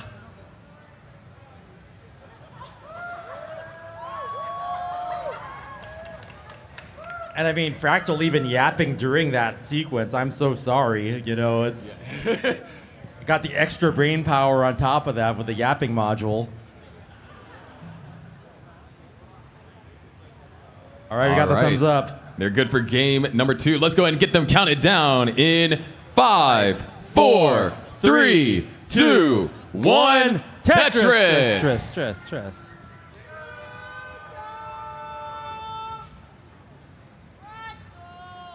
But yeah, we'll see if that kind of effort, that kind of efficiency in any way, drains Fractal of his powers, or if they're just going to keep getting stronger and stronger over the course of the day here like we've seen so far.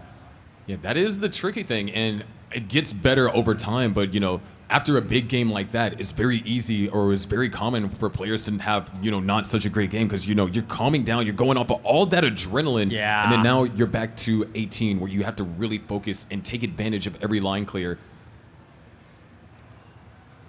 But so far, Andy with a slight advantage has taken a couple more burn lines than Fractal, and now we're tied. Yeah, both of them taking some singles, but getting the Tetrises where they need to be.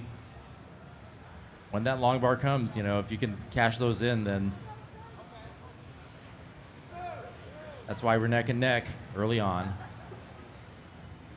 Ooh, a couple of tricky pieces over here for Fractal.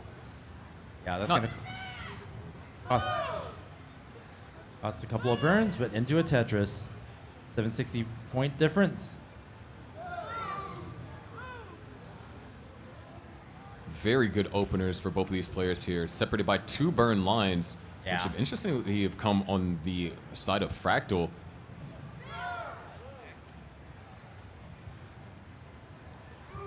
Andy looking for an O piece here, might just go for the L spin, hits the L spin.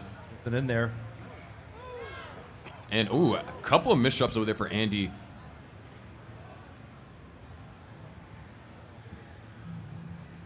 Now long bar dependent on the left-hand side. Fixes it up and yeah, gets dependency filled by the long bar. And now Fractal is going to take a lead as a result of that. Yeah. And another efficient looking game here. Fractal just disposing of that S piece on the left. But because of the dig that Fractal just had endured, we are now back to being separated by less than a double at this point. There's some pushdown action happening on from Andy as well, too. Yeah, that's a recent development. See if it works out or makes a difference in Andy's play here. That left side does get fixed up. Good T piece. Well is open. There it is. Tetris for Andy. 266 for Andy. 286 for Fractal.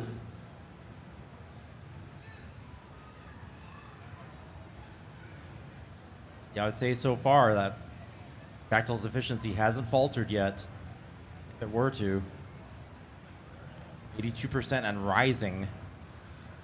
I like the way that Andy tried to approach that, hoping for preemptively setting up the adjustment if proper pieces came for that. But now there's a long bar dependency and a J piece dependency. Actually could decide, no, not going to go for it. Yeah, that's a less aggressive move, but somebody's just got to get back into textbook position here, and Andy is.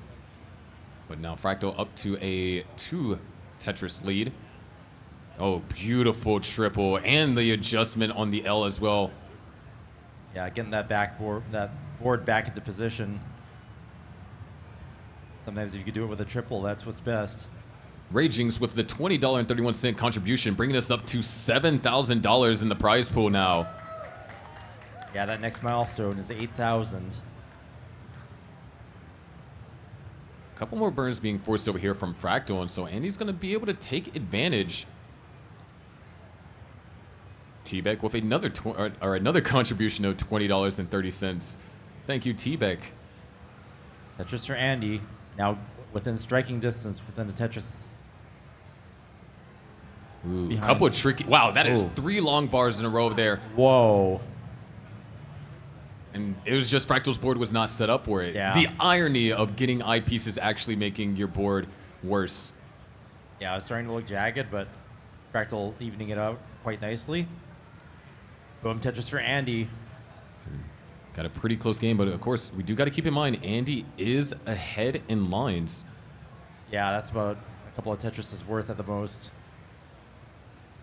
So true deficit is about 42,000. It looks like Andy has found a rhythm. Yeah, Andy looking a lot more comfortable this game.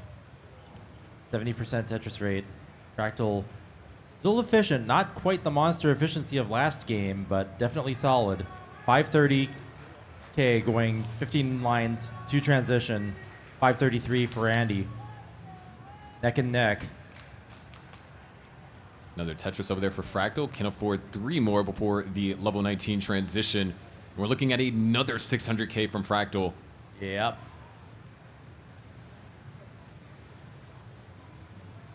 Okay, Andy. A little bit of a drought. Is going to go into transition. Gets a long bar. Boom, Tetris for Andy. 567 after transition.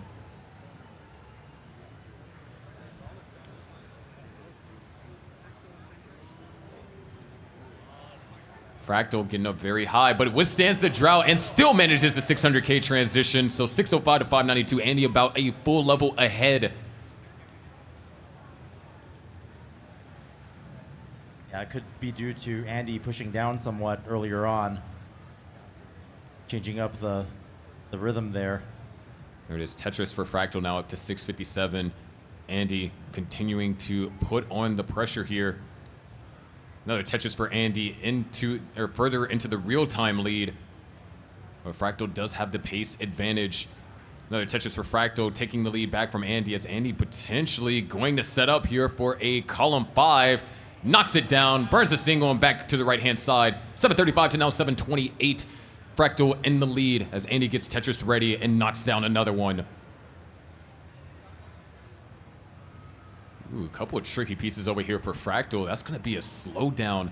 Maybe not something massive, but hold on. Those pieces are a little bit complicated. Hits the T-spin, sets up a delay burn, and brings the stack all the way down to the bottom.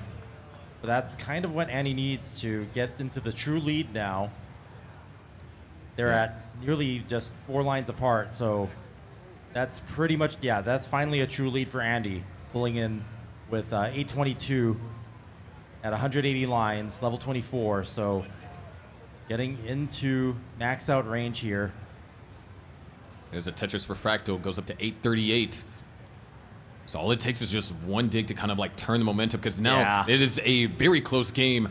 Both players super efficient. 868 to now 889. Andy continuing to play clean, getting Tetris ready, making sure that that left is under control.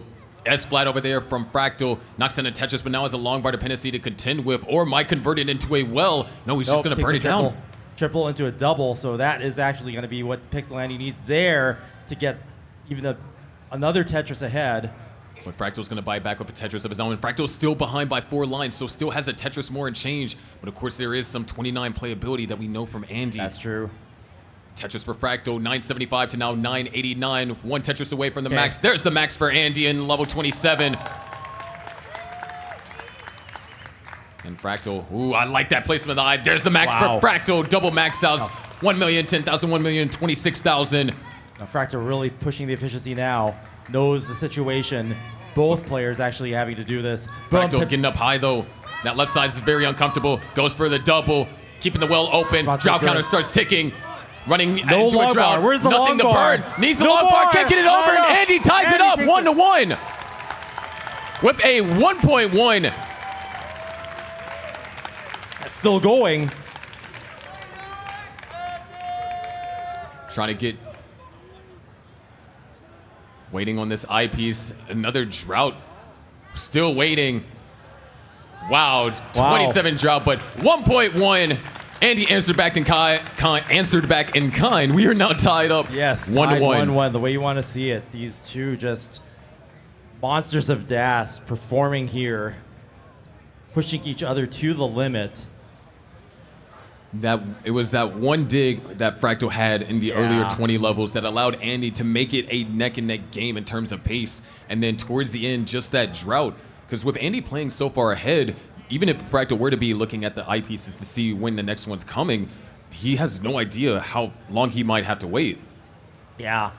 Yeah, at the end there, Andy pulling ahead. I mean, he was really far ahead in the sequence. He was like 12 lines ahead at some point, and then it reduced to 8, and then we saw it go down to 4, and then it evened out. And by that time, Andy had a true lead.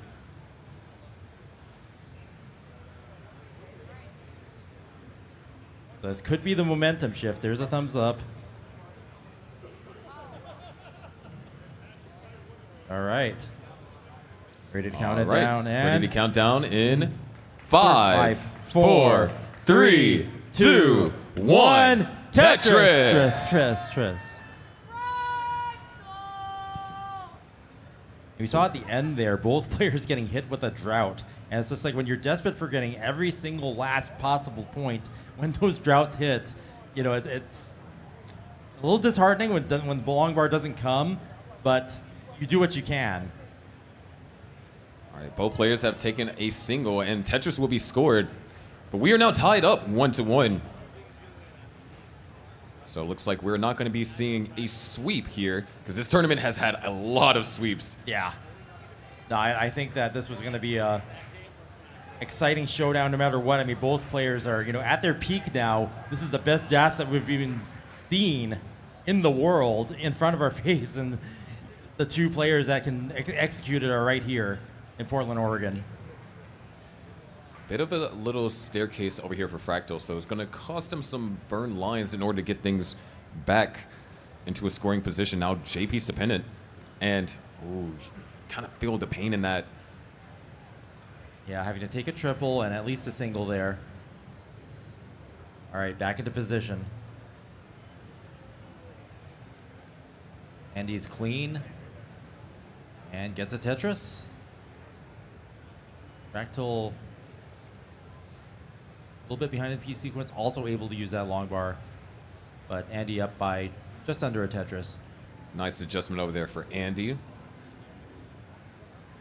Now kind of has that same staircase that we saw Fractal had that kind of set Fractal back, but I love that S-flat. Just the pieces weren't terribly accommodating. Fractal getting a little bit uncomfortable here, but great solve. That's going to be a double. Nice. Like the delay burn setup over there on that J as well. Yeah, definite big brain delay burn setup there. You love to see it. And it all started from what looked like a miss shift, so it compounded, turned into a mess, but one of the most efficient solves of that I've seen possible. 192 for Andy, 181 for Fractal, as Andy knocks down another Tetris.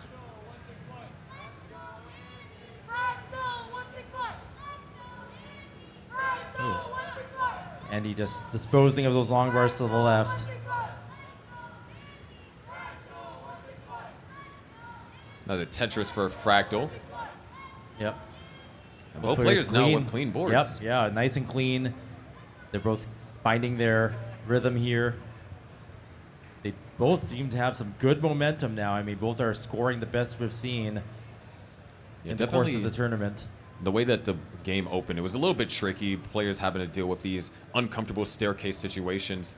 But it seems like now, for the most part, pieces are falling relatively kind, but Fractal's board has no current S accommodation. So that's going to force at least 2 more burn lines.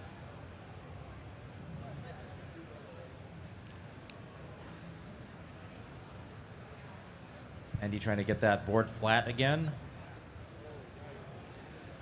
Fractal going beautiful. Nice. The pieces worked out. He's going to go aggressive, or no, he's going to take the double. Thank you, Fractal. See, it is viable sometimes. And Tetris for Fractal, 304,000 to 340,000.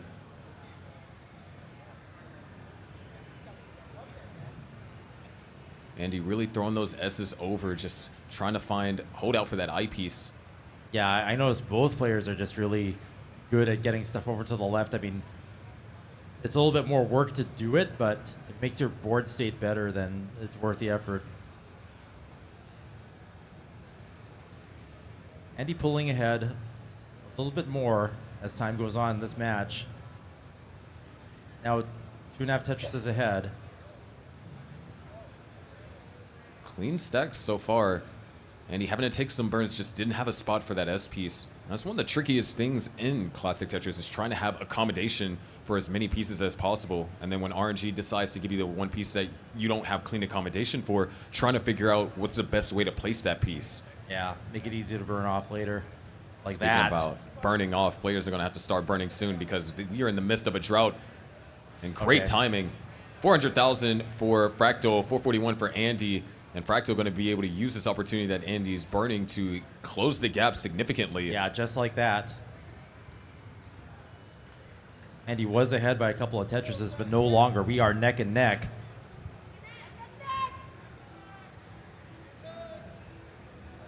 Couple more burns being forced over here. We are separated by a single there for a second. Yeah.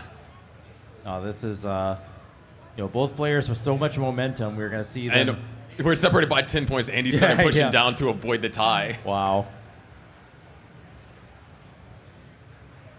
The 470, I mean, it's not going to be a most stellar transition score here, but the fact that they're so competitive with each other, their scores are probably just a result of the piece set at this point. Fractal covered up the well right when the eyepiece came. So Andy is going to be able to take a one Tetris advantage as he transitions with 541. Fractal, on the other hand, will transition also at 543. 300 or 200 points is what separates us right now. But Andy with that left side only has 2 more burns. But there it is. Great lead time long bar. You'll be with $50 contribution. Thank you. 544 to now 570. Another Tetris for Fractal. Yeah, neck and neck we go through level 19 speed. Here we go. Game number 3. Winner of this will be one step away from winning the entire tournament. Fractal, 2 Minos shy of being able to score the Tetris, is now Tetris ready and knocks one down. 619 to now 605. Andy having to take the double there. Now Fractal with the Tetris and a half lead. That's just, a couple of line burns, and that's what the result is. But now Andy's now in a consistent scoring position. Fractal actually had to take a flat eyepiece burn, was 1 Minos shy being Tetris ready, so Andy knocks down a Tetris and follows it up with another going into the lead. 662. Fractal lost Daz on long bar, but another eyepiece comes and able to score a Tetris. Yeah, the lead shift is just going back and forth here. Very tricky, jagged formation over here for both players. Fractal was able to clean it up, but Andy now in trouble. Going to have to take the triple and now bring the stack down. And that just means it's a perfect opportunity for Fractal. Good delay burn set up for Andy. Nice. Fractal looking for this eyepiece. Goes for the triple, much needed. And there it is, Tetris for Fractal. 720 to now 679. Andy had to do a lot of frame perfect maneuvers to get that to work out there. Small misdrop over here for Andy. He's going to knock down the Tetris. A T-spin is set up. Should that T-piece come? It does. T-spin is hit. Nails it. Not easy to do. Fractal also having to do some burning. Hits a crucial quick tap. Missing that would have been game over. Wow. And now we're separated by less than a half a Tetris. Andy is Tetris ready. Fractal still trying to get into his scoring position, but massive O-burst. Both players in trouble now. Fractal still with the lead. Andy needs this eyepiece. Trying to hold out for it. Fractal brings the stack all the way down to the bottom. Andy gets the eyepiece, does a flat delay burn. Very smart. Keeping everything alive still. Nice tug. LRJ is wanted. Misdrop over there for Andy. Needs a L-piece. Eyepiece comes. Would love another eyepiece. And there it is. Tetris for Andy. Staying alive. Going into the lead, but Fractal takes it right back. And now Andy is in no position to score, and we're down to our final 3 levels. That board back into shape for the end here. And he's getting good pieces to burn down, but now is behind by a Tetris and a half. But hold on, Fractal also having to take some burns into 27. All right, Andy has brought the board all the way down to the bottom. Where is he going to build the well? Okay, he's going to do it in column 3. But we're in another drought here. Gets the low bar. Boom, Tetris for Andy, 814. And he might decide, no, he's going to take the double. There's the Tetris for Fractal, now at 862. Tuck for Andy, knocks down another Tetris, 852. Neck and neck. He has to go for it to stand a chance. Nice adjustment. Looks like we're going to opt for the column 5 setup for the kill screen Tetris. And oh no, that hang. But hold on, there still might be a chance if he could get pieces over. And not going to be enough. 889 is Andy's final score. Fractal with 939 takes game number 3. And is 1 game away from winning Jonas Cup again. What a finish. And Andy looked like he had that triple set up at the end too, but just couldn't get it set up to clear. it was very tough because he needed to get that eyepiece over all the way to the left to continue building up for the extra Tetris, and even then would still have to get a tremendous amount of level 29 played in order to encompass Fractal's current score. Because Right. Fractal also played in 29 just to boost it up that much further. Yeah, both players here scoring after kill screen. But man, both players deserve massive props for that digs that they both That's- endured. yeah. That O burst it could have been fatal for 99% of players, but not only did Fractal survive, but Andy survived as well and still managed to take it all the way to 29 for an opportunity.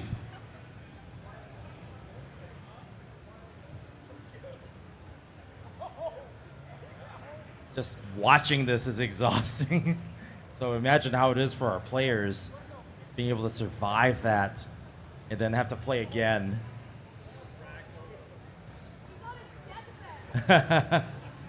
There is definitely an endurance factor here, a mental toughness that you need, and that's what the best competitors can do. They both give the thumbs up.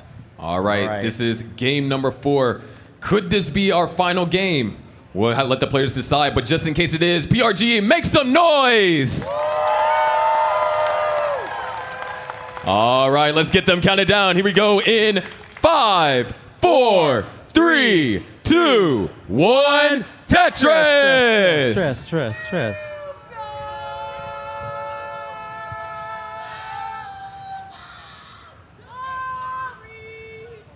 Clone Tris going on here. Okay, they broke the Clone Tris. Simul Tetris. That was an interesting differentiation too. And the way that the pieces are running, it looks like it doesn't necessarily hurt. Oh, nice adjustment over there from Andy. Simul Tetris again. Andy having to go for the S-flat delay burn. I like that T-flat. But Andy was one Mino shy of being able to score Tetris, but another eyepiece comes, so separated by a single now.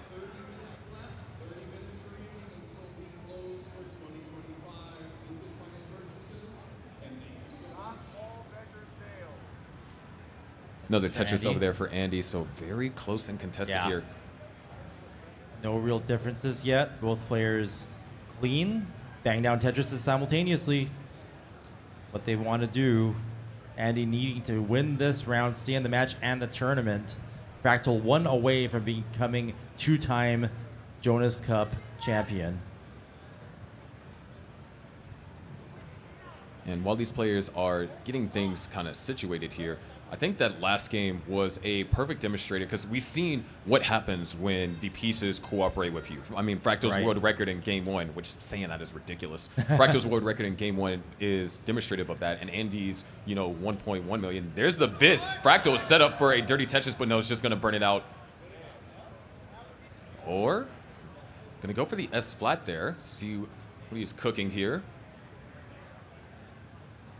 No, it looks like Andy's going to be able to take advantage, and that will be a lead. But Fractal should be in a position to score should a J piece come. And it's not getting J piece. Yeah, I think Fractal got indecisive there, and that's going to cost the lead.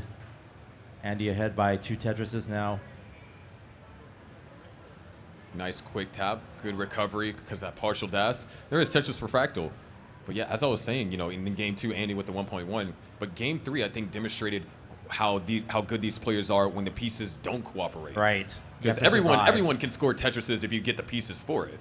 But can everyone survive droughts or survive, a 3-0 burst when you're already 10 rows high on level 19? Yeah. Not everyone can do that. And I think these players demonstrated that level of flexibility with their skill set fantastically. Speaking about flexibility, Fractal is going to have some flexible solutions following that Tetris to get back into a scoring position, and same with Andy.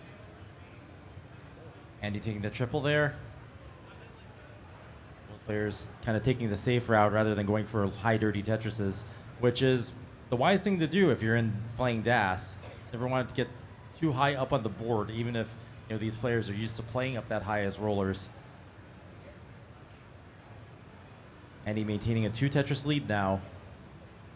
About halfway to transition here. 304 for Andy, 254 for Fractal. Fractal, yeah, dirty Tetris set up, but another drought. and couldn't find the adjustment, but maybe yeah. decided not to go for it, just wanted to stay safe. And as a result, Andy's going to go up to a 3 Tetris lead just about. Yeah, both players are kind of taking doubles and triples here where they come. It's just that Fractal, in that case, came out of a dig of sorts.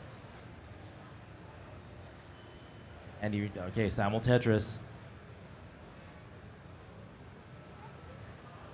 And Andy with another Tetris. Fractal is set up, so is able to cash that in too.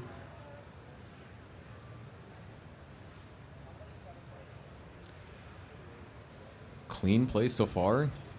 Fractal now J-piece dependent. Andy having to do some burning, and I like the delay burn set up for over there from Fractal, but still can't use the eyepiece. Eyepieces are just coming at annoying times in Fractal's case. Yeah, and Andy with that up there is going to be able to capitalize and increase that lead to almost 3 Tetrises. Oh, Andy now might be able to take a triple off the top there. Takes a Tetris and takes a triple as prescribed. And another triple for Andy, but makes things nice and clean. Fractal getting the Tetris, and with a nice tuck there is clean again. Closing in on the level 19 transition. Andy in the lead by 1 Tetris real time and a Tetris in pace. Yeah, actually, Andy, for the first time, not being ahead in the piece set as much as Fractal is. No push down. And that was just simply because Fractal was playing a lot higher and having to burn lines at a more rapid pace. Yeah. Ooh, nice overhang over there from Andy. And you can see the head nod of approval. Tetris for Andy, 2 Tetris lead. 2 Tetrises remain here on level 18. There's 1 for Fractal. And there's the other into transition at 5:02 for Fractal. Andy's still with 1 more Tetris for level 19. Possible. Good delay burn set up over there for Andy. And Tetris ready as well. The question is that eyepiece going to come? Does have an overhang. Commits to the tuck. Yep. And there it is. Tetris for Andy transitioning at 5:55. And then getting another long bar right afterwards, scoring, maintaining this 2 Tetris lead, which has kind of been there since the beginning. The spire over here for Fractal is scary. Hits the quick tap, but now that right side is a huge concern. And Fractal is actually going to top out. And ladies and gentlemen, we are going to a decider.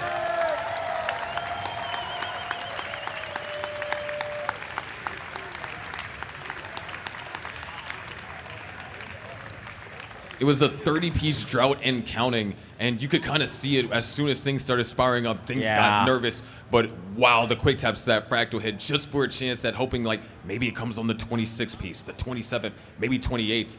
But by then it was too late. Yeah, building up that high, you're really gambling on it, and Fractal was trying to maintain that aggression, and being 2 Tetrises behind Andy for that long of a period, I can understand why.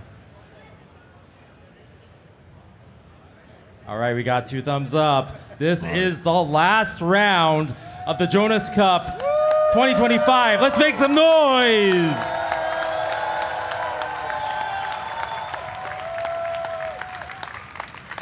You ready, Chris Tang? I'm ready, Sharky. Are y'all ready, Portland? Let's count them down in 5, 4, 3, 2, 1. Tetris! Stress.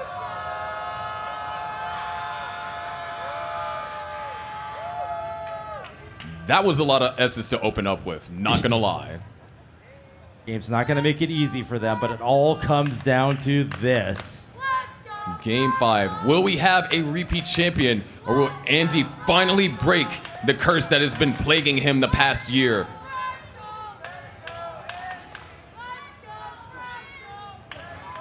Yeah, it's gonna be an amazing story and an amazing ending here, either way.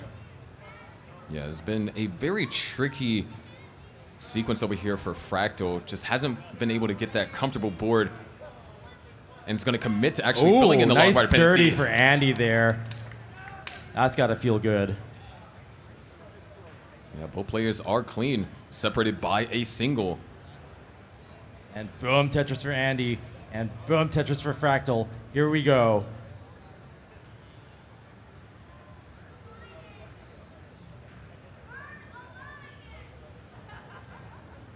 Andy with another Tetris. Fractal having to burn a couple of lines. Let's see what Fractal does with this.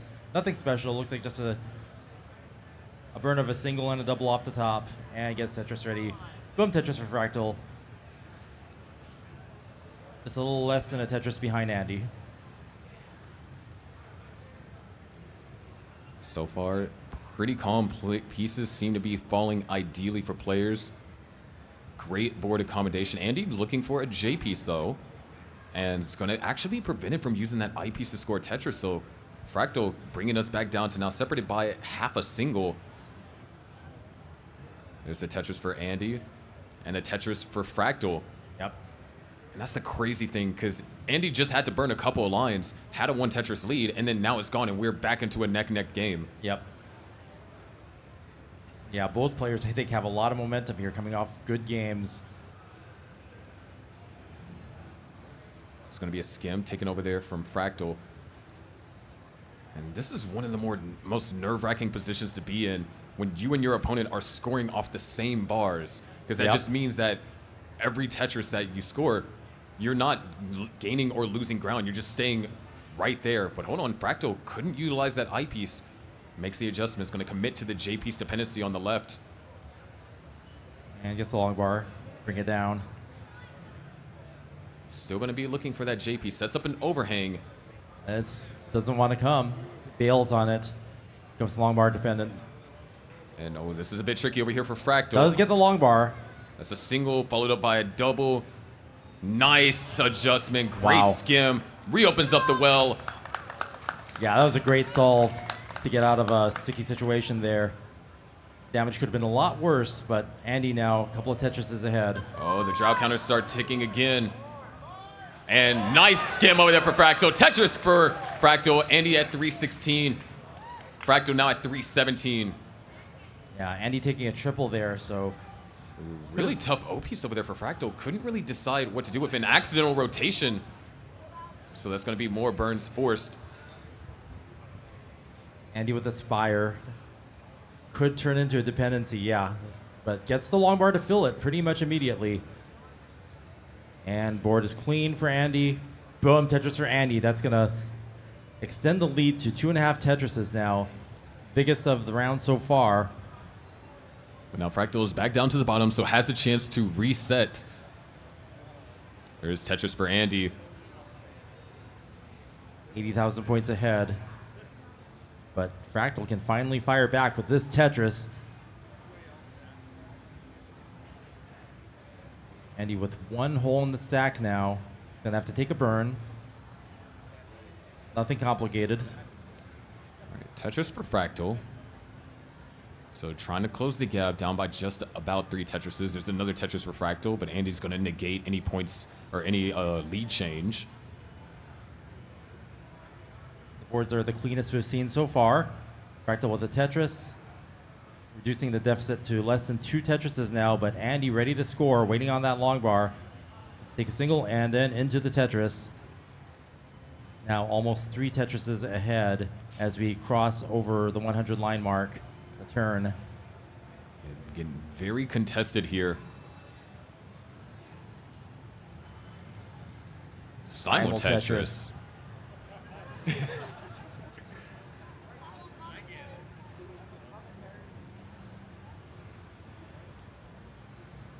Very tricky center over here for Fractal. He was looking for ways to potentially resolve it in an ideal fashion, but the pieces were just not friendly. But I like the way that he did fix up that. Yeah, gets the skims off the top. Doesn't lose too many lines there, thankfully, just 2. This is it, the final transition of the tournament. 516 now for Fractal, 576. Andy with one last Tetris can get a 600K transition. But obstacle for the single instead. And there it is, 577 and now 540. Andy has the lead at the first half of the game. Does get the Tetris right after transition though. So in 600K. Fractal now following suit, looking for the L or the J. Gets an eyepiece, beautiful flat burn, reopens up the well. Andy's been having to deal with some issues, so Fractal knocks down a Tetris and closes the gap to now just under a Tetris. Nice adjustment for Fractal, but a misdrop. Gonna go for some flat placements. Yeah, Andy needs to hit this T-spin. Very crucial. Beautiful double flip and a Tetris, bringing Fractal into the lead. Now both players are cleaning up, so now it's a big question: who gets who's clean gonna faster? get out of this? It's crucial. Okay, Oh, Andy gets the piece he needs. Oh, he commits to the triple. So now we are still in this neck and neck territory. Both players with the boards clean. There it is, Okay. Tetris for Andy. Barely in the lead. We are neck and neck now into the 19 speeds. Beautiful flat burns over here from Andy. Still needs that eyepiece to fill in that dependency in column 2. Gets it filled, but Fractal has taken the lead. Andy reopens up the well, 2 minos shy from being Tetris ready. Needs something to fill in that column 4, column 5. Fractal is Tetris ready, knocks down a Tetris. One Tetris further in the lead, but no, Andy brings it right back. One Tetris is what separates us. Andy is Tetris ready. Fractal also Tetris ready. Yeah. So Andy. this is gonna go down to the wire. Ooh, Andy's gonna try and accept the delay burn. Gets the eyepiece, but now there's various holes that Andy's gonna have to deal with. But he might be cooking up a great solution. Would love an S-piece here. Finds that S-piece that opens up that well. Very good. Nice quick tap and the Tetris for Andy into the lead as Fractal is now in a bit of trouble. Not gonna try and go for the tuck. He's in trouble. Able to burn down a triple. Goes for the tuck. Nice double. Still trying to keep things alive as Andy has now solidified a 1 Tetris lead. Nice quick tap over there for Fractal. Andy's clean. Andy waiting for the long bar. And Fractal cleans up to get back in the scoring position, but he's on row 2. There's a Boom, Tetris for Andy. Fractal Tetris ready. Needs this eyepiece. Doesn't get that piece all the way over to the left. There's the Tetris. But now the board is in disarray. Needs to clean up. Boom, Tetris for Andy. Tetris and a half ahead. And these staggered holes for Fractal are proving problematic. A badly timed S and Z. And he knocks out another Tetris. Now up by 2.5. Andy getting really efficient here.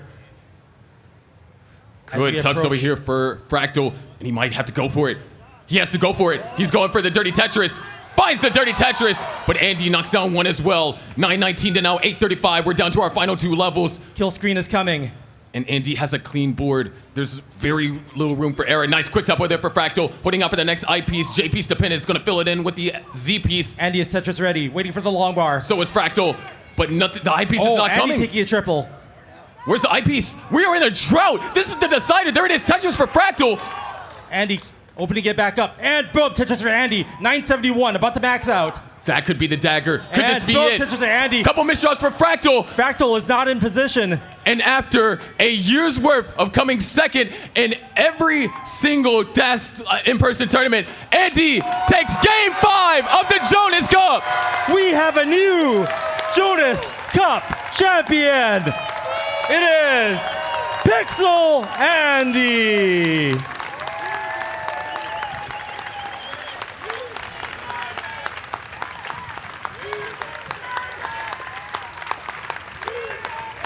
The amount of pressure that players had to endure, especially when pieces weren't going their way, especially when they were so close. And then you could feel the moment when Andy realized that he'd done it. After the joy in Andy's eyes. I just love this feeling I'm seeing. All that hard work, all that consistency. The numbers tell the truth. And Andy is your champion. From last year's Jonas Cup, after coming second in Stillwater to his brother, after coming second to Blue Scooty in Space City, after coming second to Geo in CTWC DAS, after a bracket reset, and now he finally has done it and came first place at an in-person DAS tournament. Once again, give a huge round of applause, not just to Andy, but to Fractal as well. It could not have happened without Fractal pushing Andy to that limit, smashing all of these records here at the Jonas Cup here in 2025. Wow. What a match. And you could just, last game, as soon as both players had to endure some tricky pieces, you could just feel the tension getting tighter and tighter. Yeah, that was unlike anything else. I mean, that was DAS. That kind of nail biter, that kind of precision coming down to the wire like that at the end. This is one for the ages. This is one for the highlight reels. What a Jonas Cup. Living up to the tradition of the great Jonas Neubauer. What a tournament. Like, I can't wait to actually go back and edit this because I know, even though like there was so many sweeps over the course of, these past 2 days, where yesterday we were almost an hour ahead of schedule because sweeps, which a Tetris tournament ending early? Hello? What is this? Well, it certainly helps for when you have your top tier come down to a decider like that. That's how you want it to end. If you're going to have our sweeps, I'd want them to happen early because this matchup was definitely the one worth seeing, worth waiting for, and worth being the one to go the distance. What incredible players. I can't wait to see what the future holds for them. We are going to be seeing a lot more Fractal and Pixel Andy. This rivalry, Let's go. Yeah, as Zero said, let's go. What a tournament.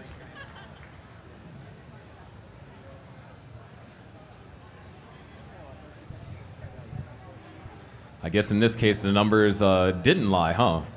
I said they're gonna tell the truth. I'm a big believer in the truth, and Pixel Andy bringing truth to the numbers here at the Jonas Cup 2025. But I really got to hand it to Fractal, and I really love that promo that led us into that. That was definitely a highlight moment. The entertainment value. So thank you, Fractal, for your promos. And we're going to get more of Fractal now with the interview. Kingsman, take it away. All right, thank you guys. So here we are. I'm with the Jonas Cup runner-up, the previous winner at last year's inaugural event. It is Fractal. Fractal, man, what a great performance. You can hear from the crowd right now. You went to the decider against really your rival here in Portland. In the promo you cut, you mentioned he's not beaten you here, but now he's taken it in the 5th game. Your thoughts after that incredible match? The numbers didn't lie. You say he's been my rival for this tournament, but I really think that rivalry extends far beyond this. I remember him coming up as a DAS player because he started as DAS, and he was so good. He could get 1 max out every single stream he did, and that was incredible for me. Like, it would only take him like 2 hours to get a max out. And I wanted to be like him. So I practiced. And then we played each other when we started like all rolling, and we all became like hyper zoomers or whatever. And then that turn, and then we both became game crashers, and then we were both like competing for rank 1 in the all important Premier poll, and then we both fell off at the same time too, and that was also. But then he came back, and then I didn't, and I felt like I needed to catch up to him. So there are layers. There are layers. No, there definitely are. So listen. You got to hoist the trophy last year. You came in as the reigning defending champion. You've had some really strong battles throughout the whole week. Can you talk about your full run here at Jonas Cup and how much difficult the competition has really gotten? Can I talk about everybody? I kind of want to talk about everyone. Okay, so first off, my round of 32 opponents was Remy, and I'm going to throw you under the bus here. You told me that we were going to put us on CT2 because it was going to be, quote, an easy match that everybody knew what the answer was. But no, he is incredible. He made me nervous. He was surviving insane droughts. We had terrible seats. And I came out of it. I thought I played it perfectly. And then he was attached ahead of me somehow. He managed to like come out points out of nowhere. And I was super impressed. And I hope that you will all look out for his name in the future. All right. Next we have Rose, who I have taken to calling the most unhinged Tetris player. And I was really nervous about that because I thought I was going to get clipped on. And I almost did, and we had some really awesome games. Like the first game, going all the distance, I had to keep my composure. Like Scout in his video said that like I was like more of a streaky type of person, so I've really been trying to focus on the consistency for this one, and that came through. Then there was the match with Sharky, and that match, honestly, not much needs to be said other than it was just incredible, but it did, I think, help prepare me for the later matches because I had to deal with his consistency all the way throughout. And each one was so close. Like, I don't think there were more than a Tetris difference for each one, and that scared me like nothing else. And then semis. Semis, I had to play AV Geek.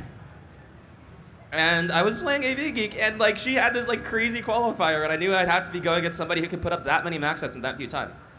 So I felt like I had to match, and I pushed, and I got some good scores, but at the very end, when at the very end, I let that third game slip away, and it seemed like she had been taking some time to like really get adjusted, but that game she really pulled through. It was incredible. The lead was overwhelming, and she didn't let her phase her. She kept incredible pace and went all the way throughout. And then I managed to get a lucky break on the end for that, and then that was the finals. And then there was Andy, and then I was so scared the first game that I would immediately top out and like look really silly. It ended up being the best game of Das Tetris I've ever played. And I think at this point last year, I would have felt so confident. I would have felt that the win was guaranteed to be mine. And like I told myself that here, but I don't have that confidence anymore because I know how good this Jonzo, when you get to him, ask him what a Jonzo is. I need to know. And then the second game was like also like insane. We both got back-to-back knockouts, and I still thought I could win, and I tried so hard. I wanted it to last. I wanted to keep the streak going, but nothing lasts. I think that might be one of the last things. That might be one of the last things that Jonas taught us. No, without question. I mean, we've talked about last year when you were the first Jonas Cup winner, how much you embody what he symbolizes in this community. You've been someone that has gone forward and put the community first, and you honestly a valued member of this one. So we thank you for everything you've done. You've been a tremendous champion. And I'm sure that we will continue to see your exploits throughout Classic Tetris, because even though there's a loss here, the numbers may not lie. I have a feeling you'll be back. I'd like to think so, but it's been no secret that I haven't been playing like at like the absolute top of tournament play these years. Every time I'm up here, I think maybe this is the day that it might be the last one. Maybe it will end forever. Maybe this is the last time I talk to you up here. Who knows? But even if that doesn't come, I think I can still come to these events. I think I still have a great time. I think even before this finals match, Jonas Cup was a great success for me. And I don't think that changes.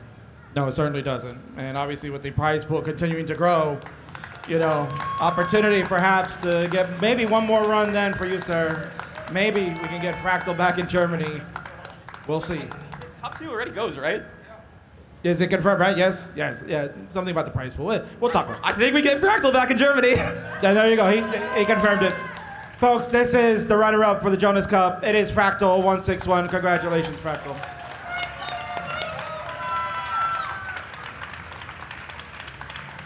And now we'll bring up the winner.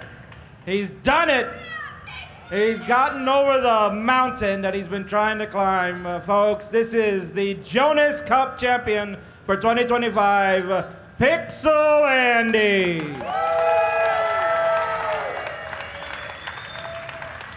You know, Andy, it has been a long journey. You know, Sharky ran down the list of everything that you've participated in, coming so close each time. You can taste the victory. What is it about this year's Jonas Cup that has made things so much more different to get over the hump? I mean, it's just crazy. Like I swear I put up winning scores every single live tournament, and then just like something goes wrong. You know, like it's exactly what Fractal said. Something happens, but I think this tournament I was a lot more focused. I had a lot more resolve. You know, like I saw Fractal's promo and I knew that the numbers didn't lie. You know what I'm saying? I went into this tournament thinking I was gonna win, thinking I was gonna qualify for a seed, and I did. So it's good that I can finally have this one. Yeah, and this one's certainly, you know, very sweet because you finally beat Fractal, right? He's given the history that every time you guys have been here, every step of the way you guys meet in the tournament, he's taken you down. So how really good do you feel about beating him to be the champion?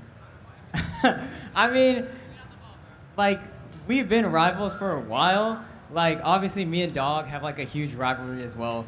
But, I mean, me and Fractal, I mean, he's just, like, he's a really good Tetris player. I mean, he's, like, one of the best to ever do it.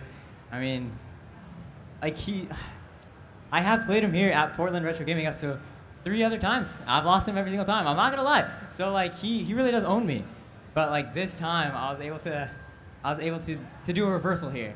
And I do want to talk about the finals game, but we'll get there eventually. Oh, we're going to get there in a moment. So, I mean, obviously, yeah.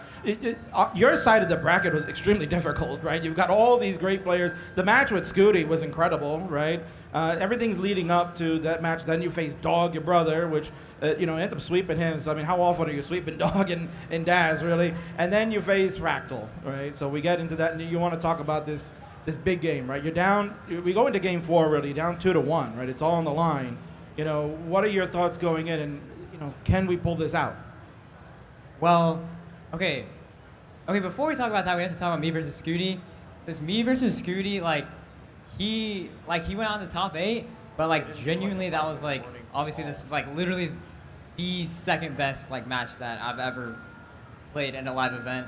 I mean, he got 1.1, 1.08. I mean, that was absolutely insane to play against. Especially that 1.1 the first game. I'm like, frick, bro. Scooty got 1.1 the first game, and then Fractal gets 1.25 the first game, and it's PB. Bro, shut up, bro. Oh my gosh, man. But I mean,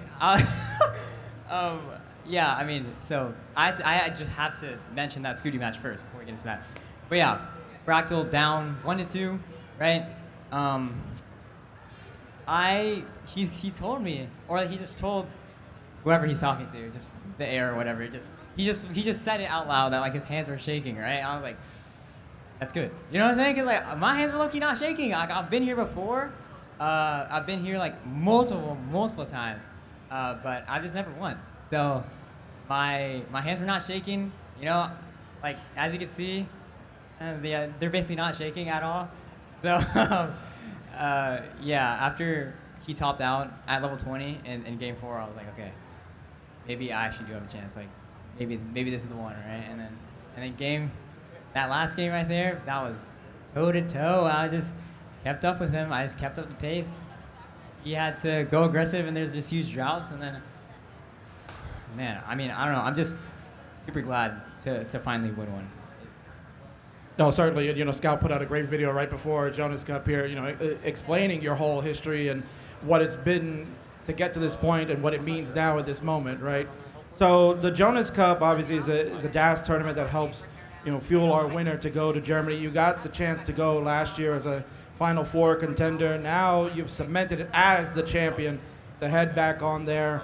Your thoughts on, getting maybe the potential rematch with Gio? We had Robin here. The whole host of those Europeans that are looking to really take you on one more time. What are your thoughts there? I mean, I'm just going over there. I'm going to win. I'm going to win. Robin's not going to beat me this time, and Gio, I don't know about Gio. I'm going to keep it a buck. I mean, if he was here, I don't know, maybe, but he's not here, so yeah, I'm going to win for 100%. 100%. All right, so final thoughts here, Andy. Obviously, Fractal wants me to ask you what a Jonzo is, but we won't go there, right? I never get an answer anyway. But, you're standing right behind the 7-time greatest of all time, right, Jonas? This is a celebration of his life and what he meant to the community as a whole. We had Danny speak some wonderful words. Vince, of course, mentioned about the community. What does it mean to, represent Jonas as a champion here in Portland? I mean, it really is an honor. I never was able to meet him in person. I wish that I could have at some point, but I mean, it is honestly an honor. Okay, sorry, they're about to shut down, but it is honestly an honor to, especially I heard some of the commentators like Chris Tang, whatever, they're saying I remind them of Jonas, the way that I was playing, and even Chris Tang called me the template, which is low-key, it's low-key a lame name, but I get where he's coming from, right? And it's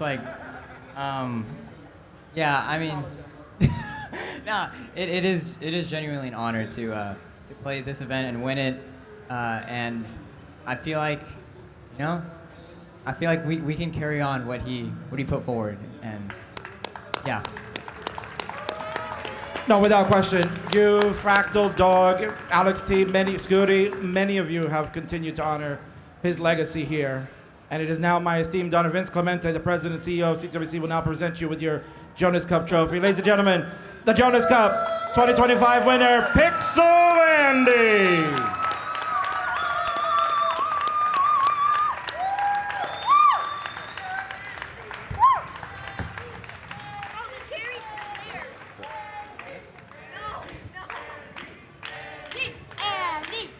Zero. Calm down.